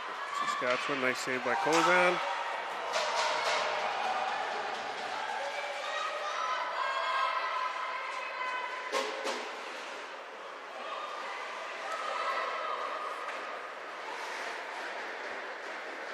So Montreal just slowing things down. They're going to try and tire out their defense. Trying to get some fresh legs out there. Seguin, she's cycling out wide. 6 seconds on the shot clock. Jenna Carter's going to get a penalty. Just got her stick too far up, and that ends up as a hook.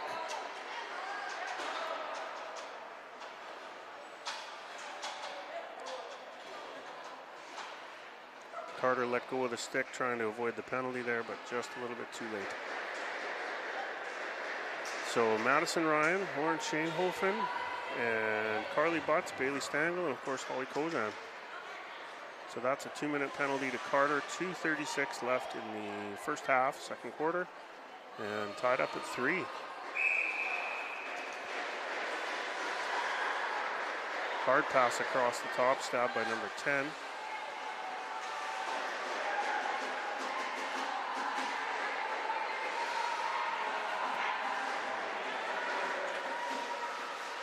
Blanchard. Nice deflection by Carly Butts. Madison Ryan putting the pressure on with Stangl. Keeping her outside, trying to get the reset. Saskatchewan got their stick on the ring while it was still in the crease, so that's going to go back to Montreal. So 91, 10, and 4 for Montreal. 21 and 72 in the defense. Blanchard. 91 looking to set the pick there. Nice job the defense clamping down. Kozan's going to look for Butts. And that's going to be a penalty to Montreal. It's going to be a hook. So 1:10 left in the penalty to Carter. We're going to go down to the far end. Maddie Ryan, Taylor Standish, Jordy Voikin, and Caitlin McCaw for Saskatchewan.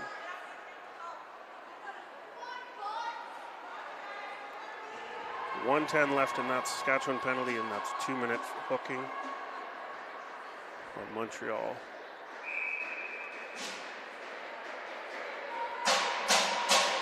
Madison Ryan coming across the top.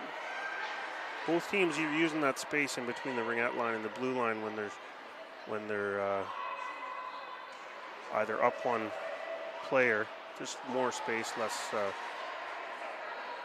traffic in that zone. So fresh clock. Voikin cycling out wide. She's going to look to set up a nice drive here.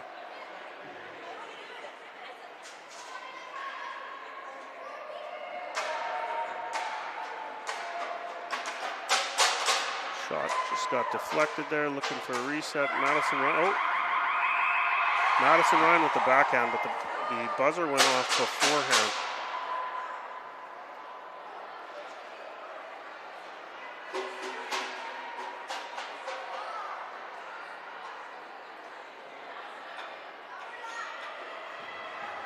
Standish, Ryan, McCaw, and Voikin.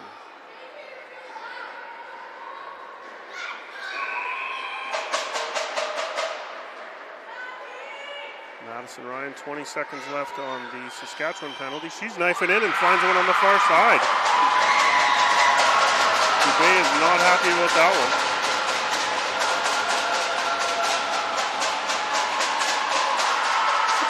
So Madison Ryan coming down. Jordy Voikin, Taylor Standish, and Miss McCaw. So fresh legs on the defense. Samantha Scar and Carly Butts. 52 seconds left in the first half. That shouldn't negate the penalty. They took it off the board, but it shouldn't because they're 4-on-4. So I think there'll be a bit of a delay here putting that penalty back up.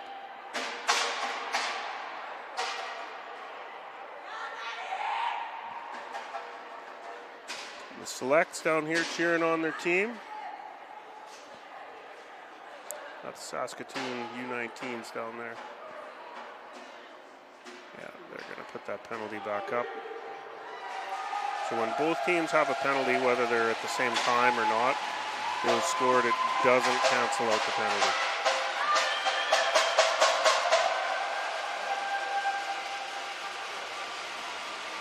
So Saskatchewan's going to want to hang on to this for the next 52 seconds, go into the flood with the lead. I do not envy the score clock operator. That is not a fun job at all.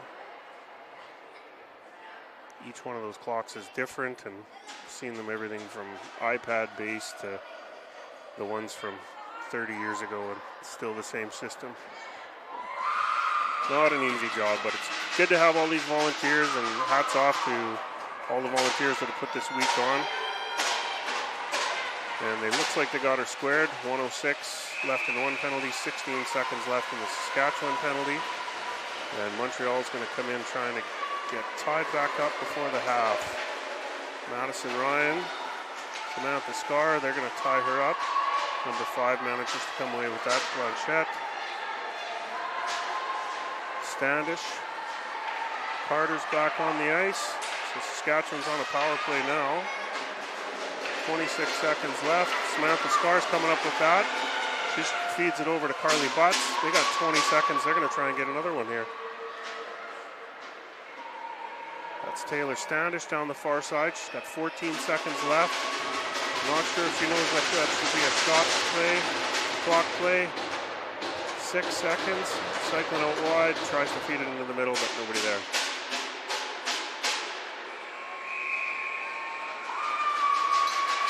A lot of sound, a lot of noise, a lot of cheering. And Saskatchewan Heat. And there's Peter Leiser. Hi, Peter. How are you? I think he's going to grab a microphone and help me out here. he's got other jobs to do. But so I'm going to sign off here for a few minutes. We got about a 15-minute break. And we'll catch you guys shortly. And thanks for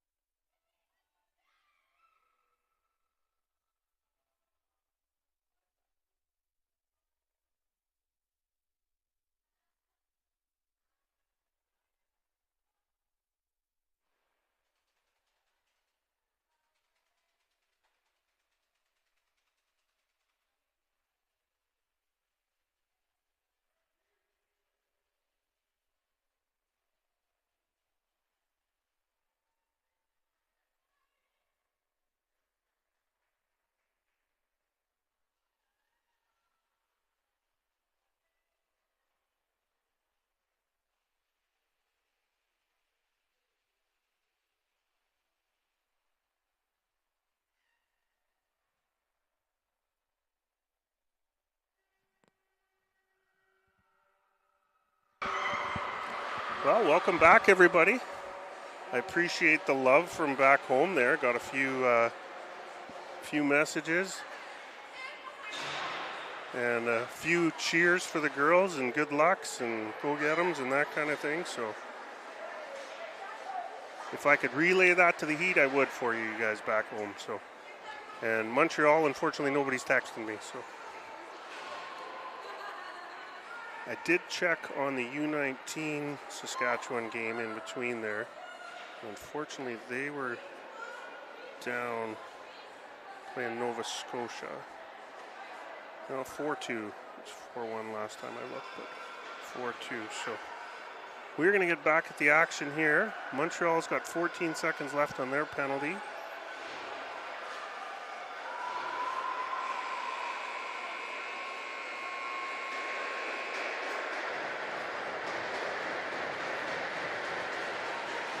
And back at it. So number 4, number 72, 21, and 99 from Montreal. And Saskatchewan, that's Maddie Ryan from Carly Butts. Lauren Shanehofen, Shanna Carter. Shanehofen's coming up with that. And Jordy Voikin on the defense for Saskatchewan. Shanehofen shot. Blocked. Maddie Ryan up and over, bounces off the crossbar. Lauren trying to swat it into the net there. It's a worthy attempt, that's for sure. Madison Ryan comes up with that. Blanchette, far side up to number 4, just out of reach. This quick ice. Ooh. Jordy Voikin hard into the boards. She's up though. Nice stick down by Carly Butts. Manages to cut that lane off. This fresh ice is quick. Nice backhand shot. Trying to sneak one in there past Kozan. Kozan's up for the goaltender of the year, if I recall correctly. Another quick ice pass all the way down from the far end. It's fast ice to have to recalibrate. Trudell up the far side to number 10. She deflects it into number 9. Back to 79 for Montreal.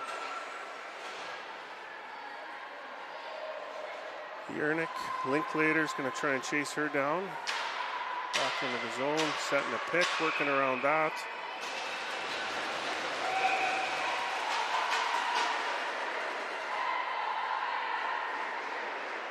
Carly Butts coming up with that up the far side again. Another just a little bit too hard.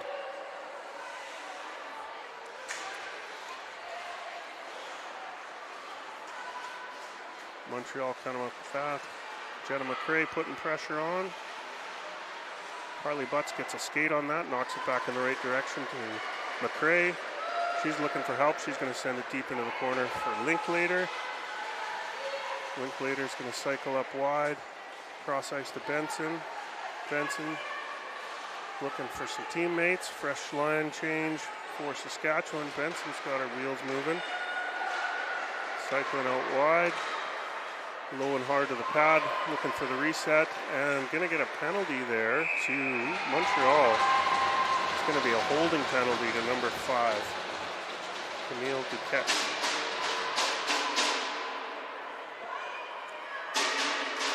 So anybody just joining, Saskatchewan's wearing their whites. Montreal's wearing their blues.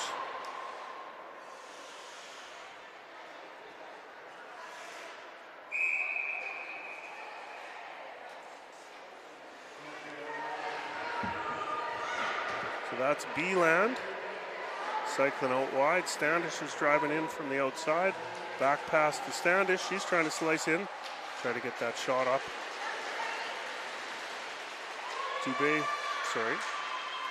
That's a goalie change for Montreal. That's 28. Annie Trudell. I didn't notice that. So 1:28 left in the Montreal penalty. Samantha Scar sends that across to Toby Albert. Toby back to Samantha. Samantha's got lots of room on this side. Again, that quick ice just not quite calibrated yet. So Beeland putting the pressure on. Number 21. Both teams struggling to pick up the ring.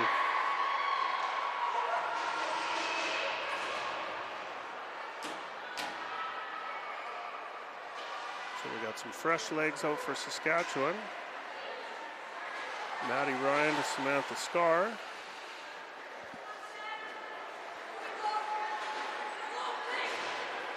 Samantha to Shane Holfen, she fires. Trudell, nice save there. Lauren just putting the pressure on, that's a nice check. Gets pushed through the crease. Madison Ryan comes up with that. Carly Butts looking for an opportunity there. Carly's a defense. Fires hard. That should get a reset. Yeah, it did. Shane Holfen. Over to Carter across the top. 3 seconds left in the Montreal penalty. Carter's coming in. She's looking to shoot. Trudell swallows that one up.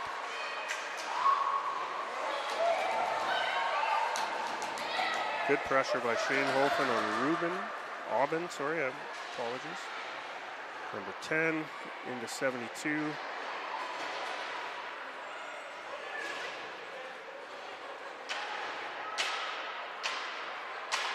Seven seconds on the shot clock. Nice save by Kozan. Stangl. Butts. Madison Ryan pushing up on the top there. 15 seconds on the shot clock. Manages to make it through to Kozan, so that's going to get a reset. Cycling out into the zone.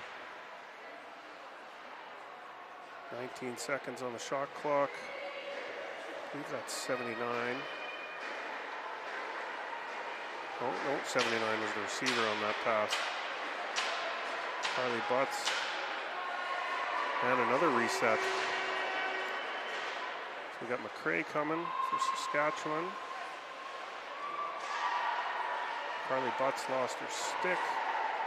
Down behind the net.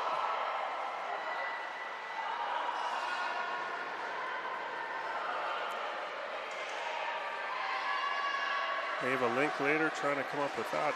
Too much pressure from Montreal. There's Carly. She's going to try and get some space here. Outside to McCray. Just out of reach. That's going to be a penalty on Stangl. Right at center ice there. So not what Saskatchewan's looking for. Yeah, trip.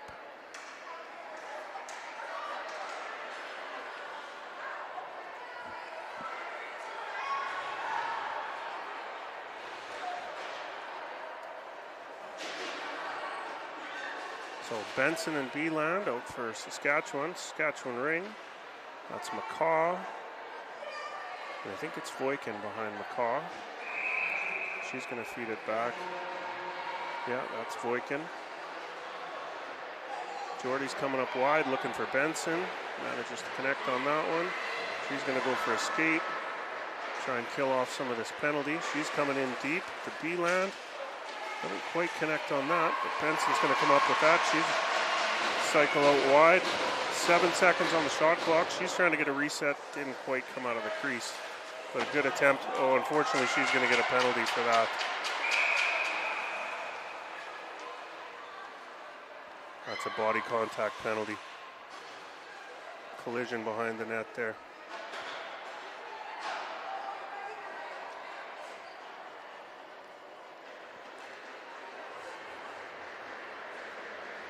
That's 96 Seguin. So that's a 4-minute, unfortunately, for Saskatchewan.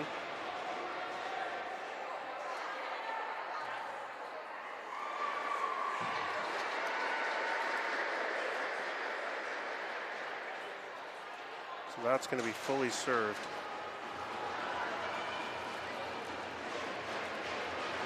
So Samantha Scar, Jordy Boykin, and Madison Ryan out there for Saskatchewan. 1:28 left in the first penalty.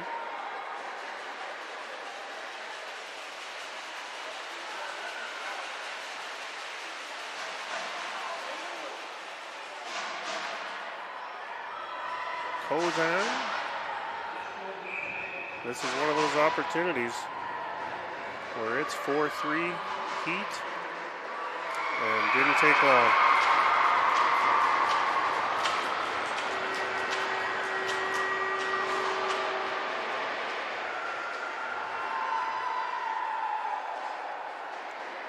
Let's see who's leading that charge. 25 from 10. Lanouette and Blanchard.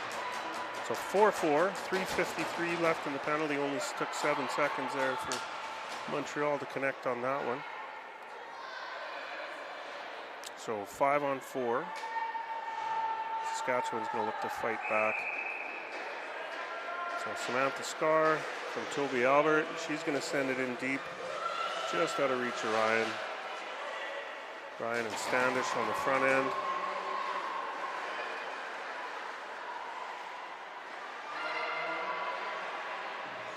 It's 91, just over into the zone, 72.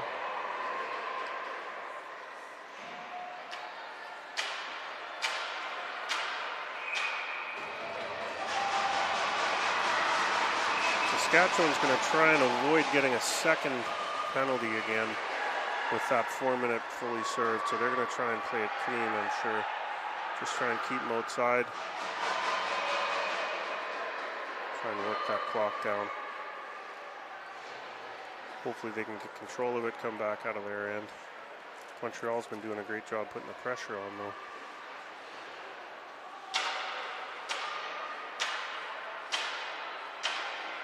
So 2:53 left in the penalty.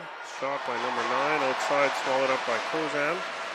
She's going to drop that for Samantha Scar. Sam's going to battle for that, and looks like move it or lose it. And it's going to go to Montreal, I'm guessing. Yep. Fresh legs for Saskatchewan. Carter, Stangl, and Butts, and Madison Ryan. And of course Kozan in the net.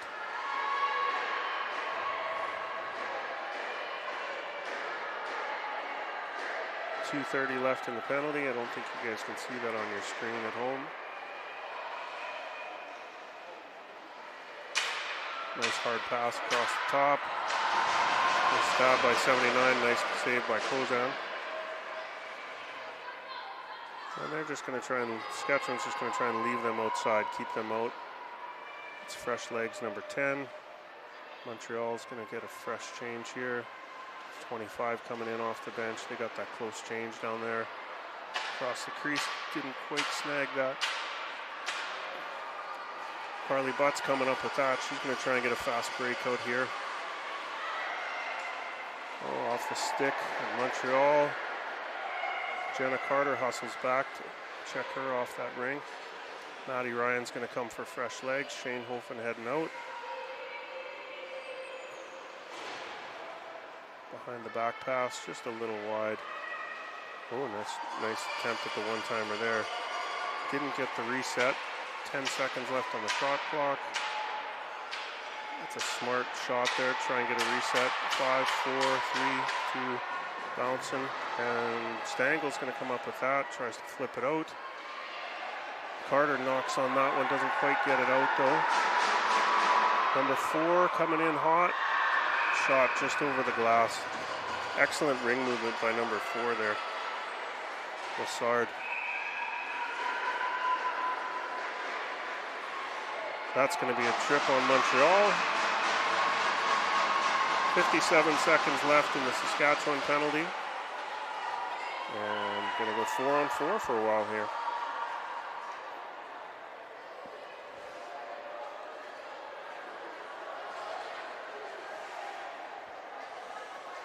So, Linklater, Shane Hofen, McCaw, and Voikin for Saskatchewan. 68, 8, 96, and 4 for Montreal. Again, I apologize for not knowing everybody's names. Voikin cycling out, 14 seconds on the shot clock. Looking for Shane Holfen across the top. Gets a handle on that. We'll try and drive in. Gets shut down on the traffic. And move it or lose it. Saskatchewan Ring, they'll be pleased with that. 23 seconds left on that penalty to Saskatchewan. Linklater, Shane Holfen, Akaw, and Voikin. Ollie Kozan down there. So Trudell is fresh goalie for Montreal here in this quarter. Back pass there. Call that loosey once in a while. Shane Holfen gets it off, but Trudell manages to swallow that up. Linklater, pressure. Blanchette. She passes it up to number 9. Stangl trying to battle there. Benson's out of the box. So that's going to put Saskatchewan on a power play. So 56 seconds left in the Montreal penalty.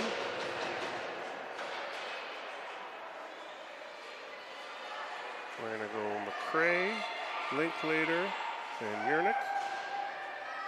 And get those lines back together for Saskatchewan.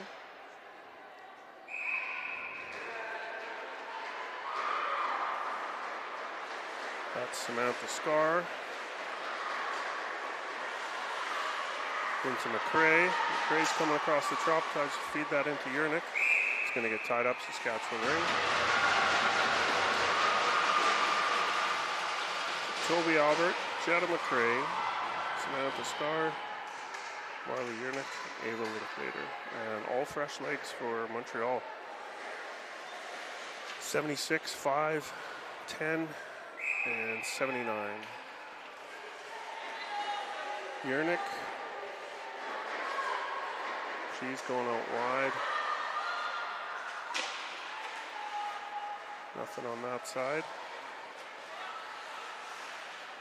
She's dropping to McRae. McRae. Not Hoppy with an option there. She's going to come at it again.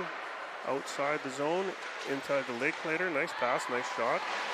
Trudell swallows that up. Gets the recovery off to 5 Doucette. 79's got pressure by Samantha Scar. And Jetta McRae comes up with that. That gets knocked off that by 79. But that's Linklater came up with that for support. Toby Albert, she's coming in. She's going to look to pass across to Yernick. Oh, just off the post. And even up, 27 seconds left in the third quarter. Madison Ryan fires and gets her own rebound. Little water bottle popper there, Madison Ryan. Saskatchewan's going to be thrilled. Linklater, Yernick, Toby Albert, Samantha Scar. 5-4 Saskatchewan. 19.9 seconds left in the third quarter. So Beeland, Standish, and Maddie Ryan on the front end for Saskatchewan. It's Carly Butts, and I think it's Jordy on the far side. Oh, Maddie Ryan. She's looking for Standish. Standish gets hauled down. Looking for a call, no call. Managed to get the shot away. And the goalie's just going to swallow that for the last 5 seconds.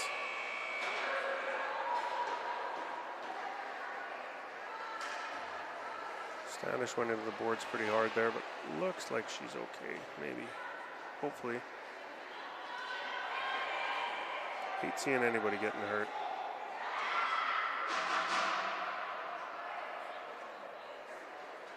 So Saskatchewan up 5-4.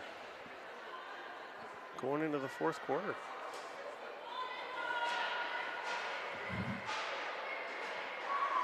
Again, this is do or die for both teams as far as I can tell. And the winner of this game will move on to play the winner of the Calgary Wrath versus the Cambridge Turbos. Should be a tomorrow morning game. In this consolation side semifinal.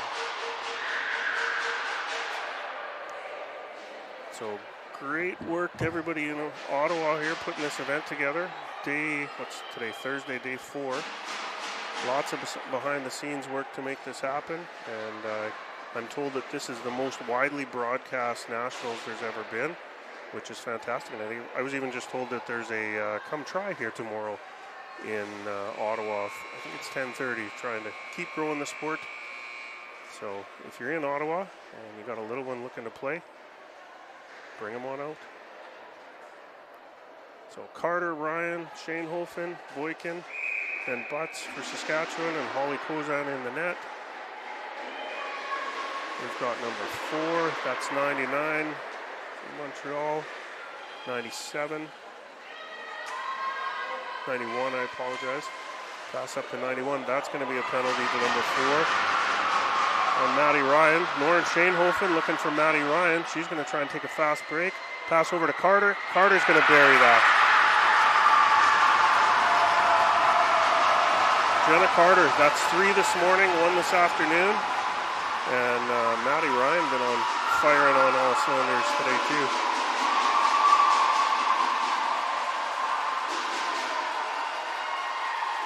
So I think that was Ryan to Schoenhofen,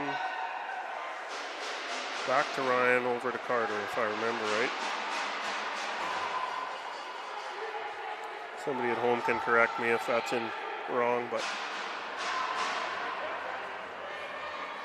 I try and listen for the announcement, but between the drums and all the noise in here, can't hear it. So I'm going to go with that.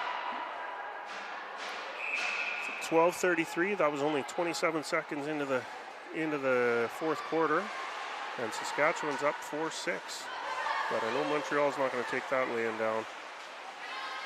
So Blanchard, Trudell, 72 across to number 9, setting a pick.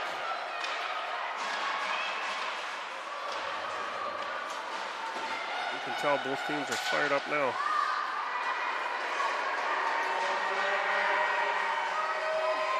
Great pressure by Boykin, just enough to keep 79 from having that lane to the net, and not enough to draw the penalty. So great job on that defense.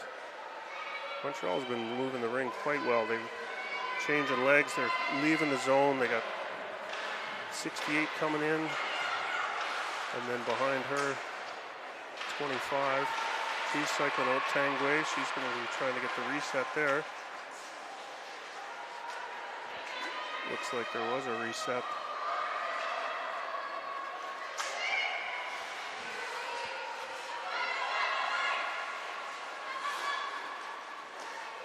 Like that.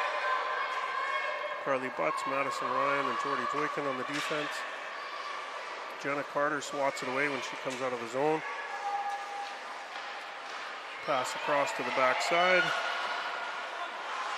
Swallowed up by Kozan. And to Boykin.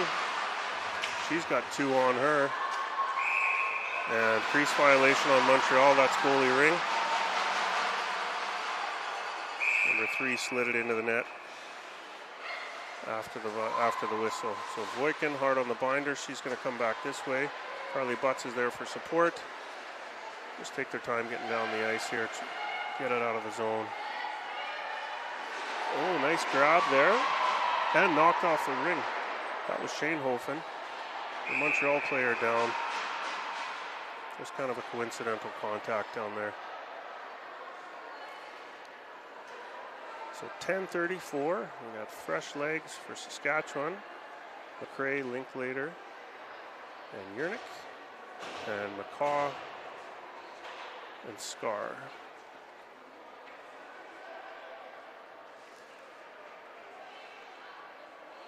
So that's going to be Montreal Ring in their zone. They had possession of it and they whistled it down due to the Montreal player being down. She got up fairly quickly. Hopefully there's no injury there. Looks like Taylor Standish is in the lineup, so she's got to be in okay shape there. Miss McCaw pressured in number 4. She gets triple teamed. She's going to cycle out. Linklater, McCaw, and Scar. Great job by Ava. Nice save, Kozan, close save.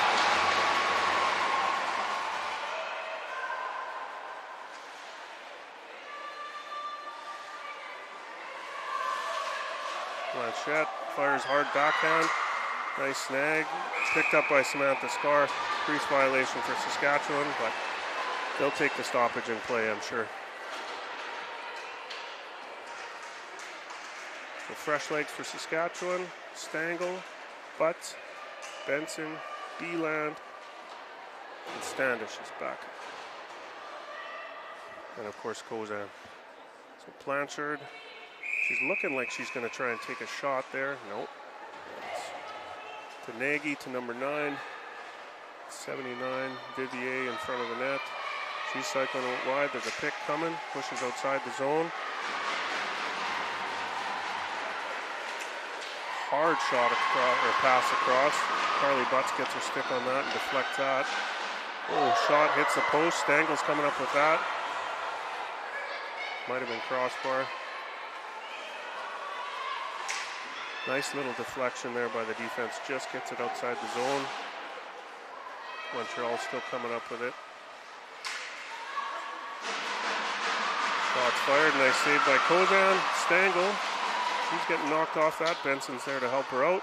She's going to cycle out wide looking for Beeland, maybe Butts. Stangl going to go to Butts to the far side. Fortunately, not enough oomph to get over that line.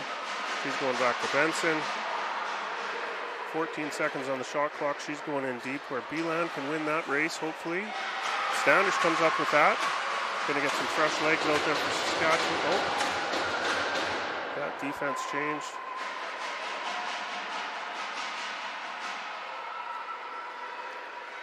.836, 6-4 Saskatchewan for anybody just joining. Oh, McCaw lost an edge there. Tangway, Boykin, Benson. Beeland's covering for the D. Nice save by Kozan.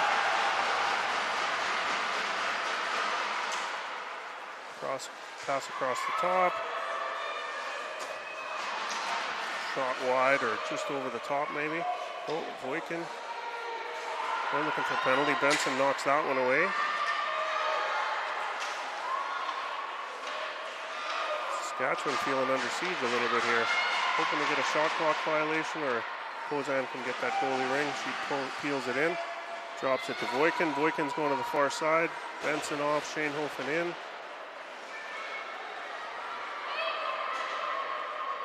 Great job by the defense to get through that, and Kozan.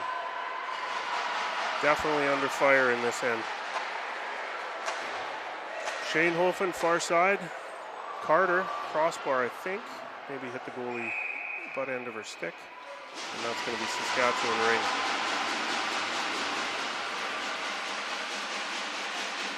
7:25 left in the game. And Saskatchewan ring. Maddie Ryan, Jenna Carter, Lauren Schoenhofen, Toby Albert, Samantha Scar, and Holly Kozan back here in the net for Saskatchewan. Jenna Carter dishes off. Madison Ryan down low to Schoenhofen. Schoenhofen gets tangled up. Samantha's going to try and keep that in. Toby's going to battle for that. Number 19 knocked that in deep. Sam's not going to back down. Great effort by Samantha. Maddie Ryan trying to keep number 79 outside. 91 just in front of the net, and Blanchette 99 on this far side. So that's a smart shot for the reset. Didn't realize she got it, but actually got it twice. Kozan is going to be looking for somebody. Unfortunately gets that 5 count. So we're going to get fresh legs on the defense. Carly Butts, Bailey Stangl.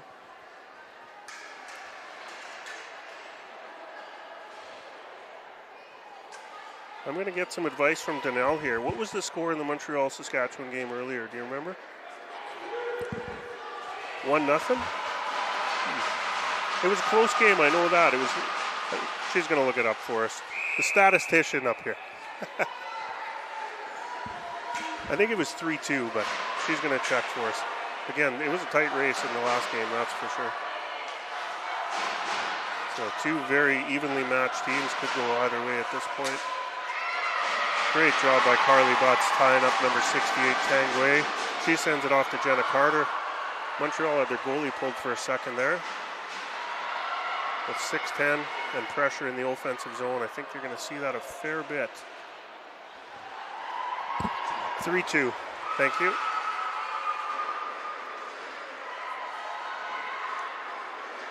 So Montreal, number 4, very crafty with that stick. Goalie coming out again. They're going to put 4 in. So Blanchard. Number 9 is Nagy. 99, Blanchette. 10, Blanchard looking to Blanchette. She's trying to get a reset there. Didn't get it. 4 seconds. Carly Butts putting the pressure on. Well, they must have got the reset. So Carly Butts. Goalie's out again. She's looking to look wide. Hoping to get a handle on that. Madison Ryan grabs that. Sends it back to Linklater on the far side. McRae heading out for Saskatchewan. Stangl, Yernick.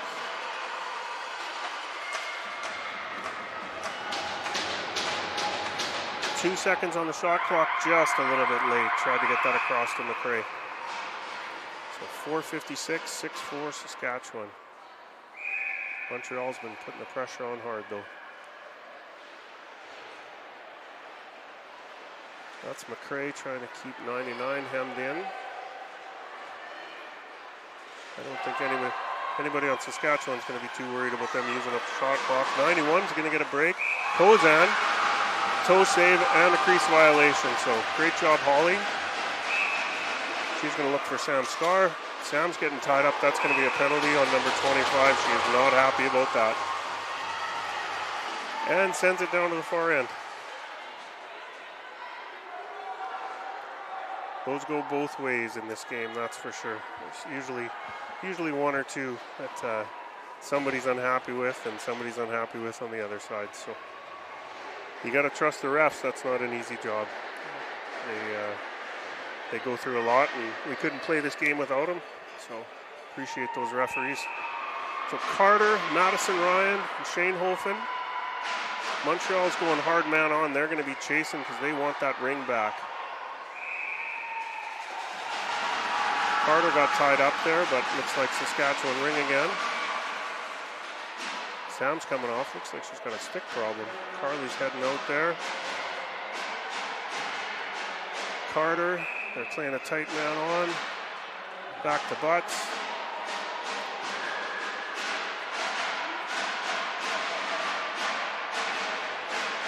Boykin, she's just going to try and look for some help, try and get her down deep.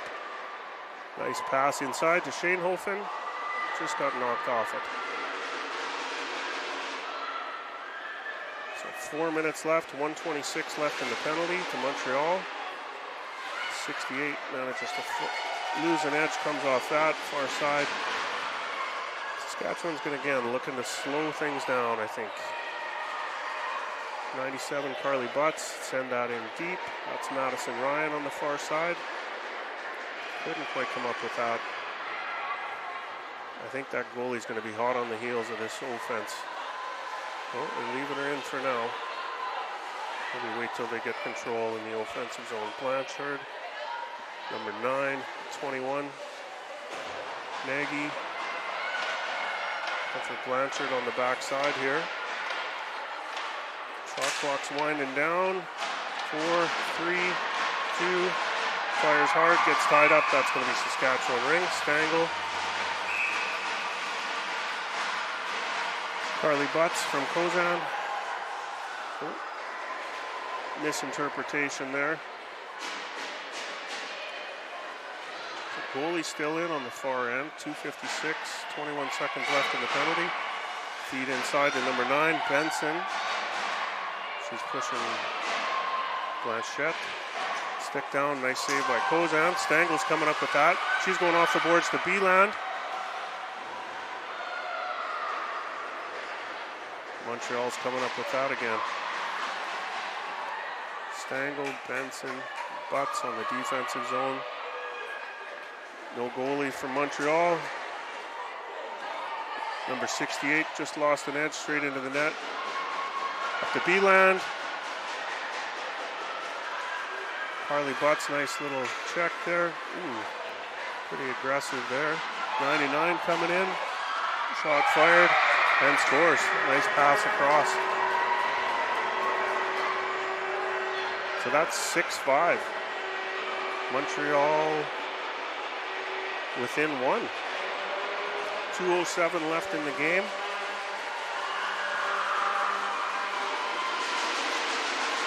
Saskatchewan fans trying to cheer them on, trying to keep them going here. That's Saskatoon Select with their drums over there cheering on the Heat. So we got Voikin, Scar, Shanehofen, Ryan, and Carter down there in front of the net. 2:03 left in this game.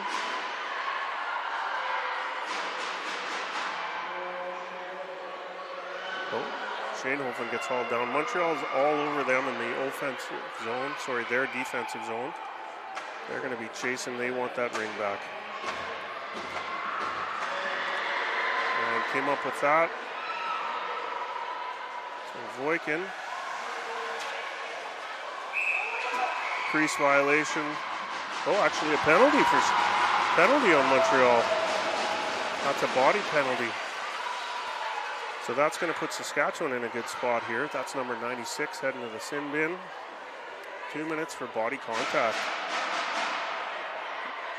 I thought that was a crease violation there. But Saskatchewan's going to take that. So 2-minute penalty, 1:34 left in the game. Saskatchewan up 6-5. Sam Scar's waving, hey, I'm back here, you can send it to me. Montreal's going hard on. Lauren Shanehofen's fighting for her body position. Jenna Carter's going to look to somebody to pass to, Maddie Ryan. Again, Montreal is going to be all over them. Chasing hard, Maddie Ryan. She's always quick with the ring. Jenna Carter, big long stride. She's going to go for a skate. Back to Shanehofen. 1:16, Maddie Ryan, shot. Saved by, that's Trudell, I believe, 28. Trudell. So Montreal's coming up with that. Lauren manages to get it in the neutral zone, off to the far side. Maddie Ryan. She's going to send it down in deep to Shanehofen. Carter sending it back. Sam Scar. 14 seconds on the shot clock. They're going to want to get that down back in there. Lauren Shanehofen looking for the reset. Goalie managed to swallow that. 41 seconds left. And they are going to want to keep them down there. 1 minute left in the penalty. 30 seconds left in the game. That goalie's going to be coming real quick, I'm sure, if they get the opportunity. Sam Scar comes up with that. 22 seconds left. No shot clock. Jordy Voikin's under siege. Montreal comes up with that.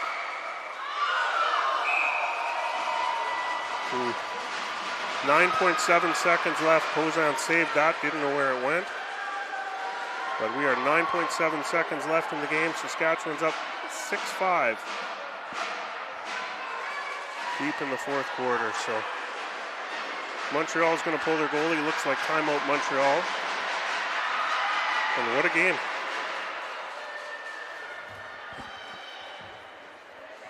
So looks like Sam Scar, Carly Butts, Jenna Carter, Madison Ryan, and Lauren Shanehofen, and Holly Kozan for the Heat. Interesting to see what's going to be drawn up here by Montreal. They've been moving the ring very, very well. Their last goal scored on a far post pass.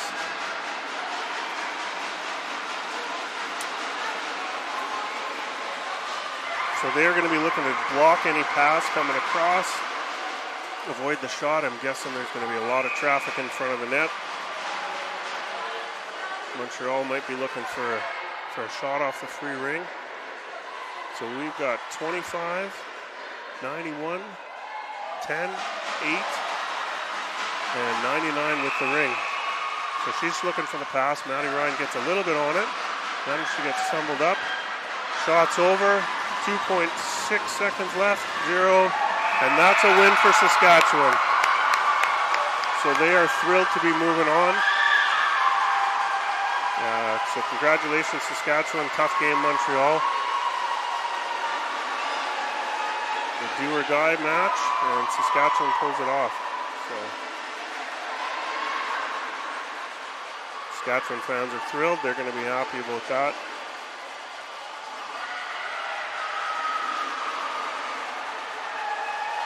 Lots of excitement there. Thursday's a tough day at Nationals. So that's do or die. So unfortunately for Montreal, that's going to be the end of that. And Saskatchewan moves on. It's their first win of the tournament, actually. So live to die another day, so they say. So thanks for tuning in, everybody. We're up to 203 on this counter, so it must have been an exciting game. Sure it wasn't my commentating. So thanks, guys. See you all tomorrow. Have a wonderful night.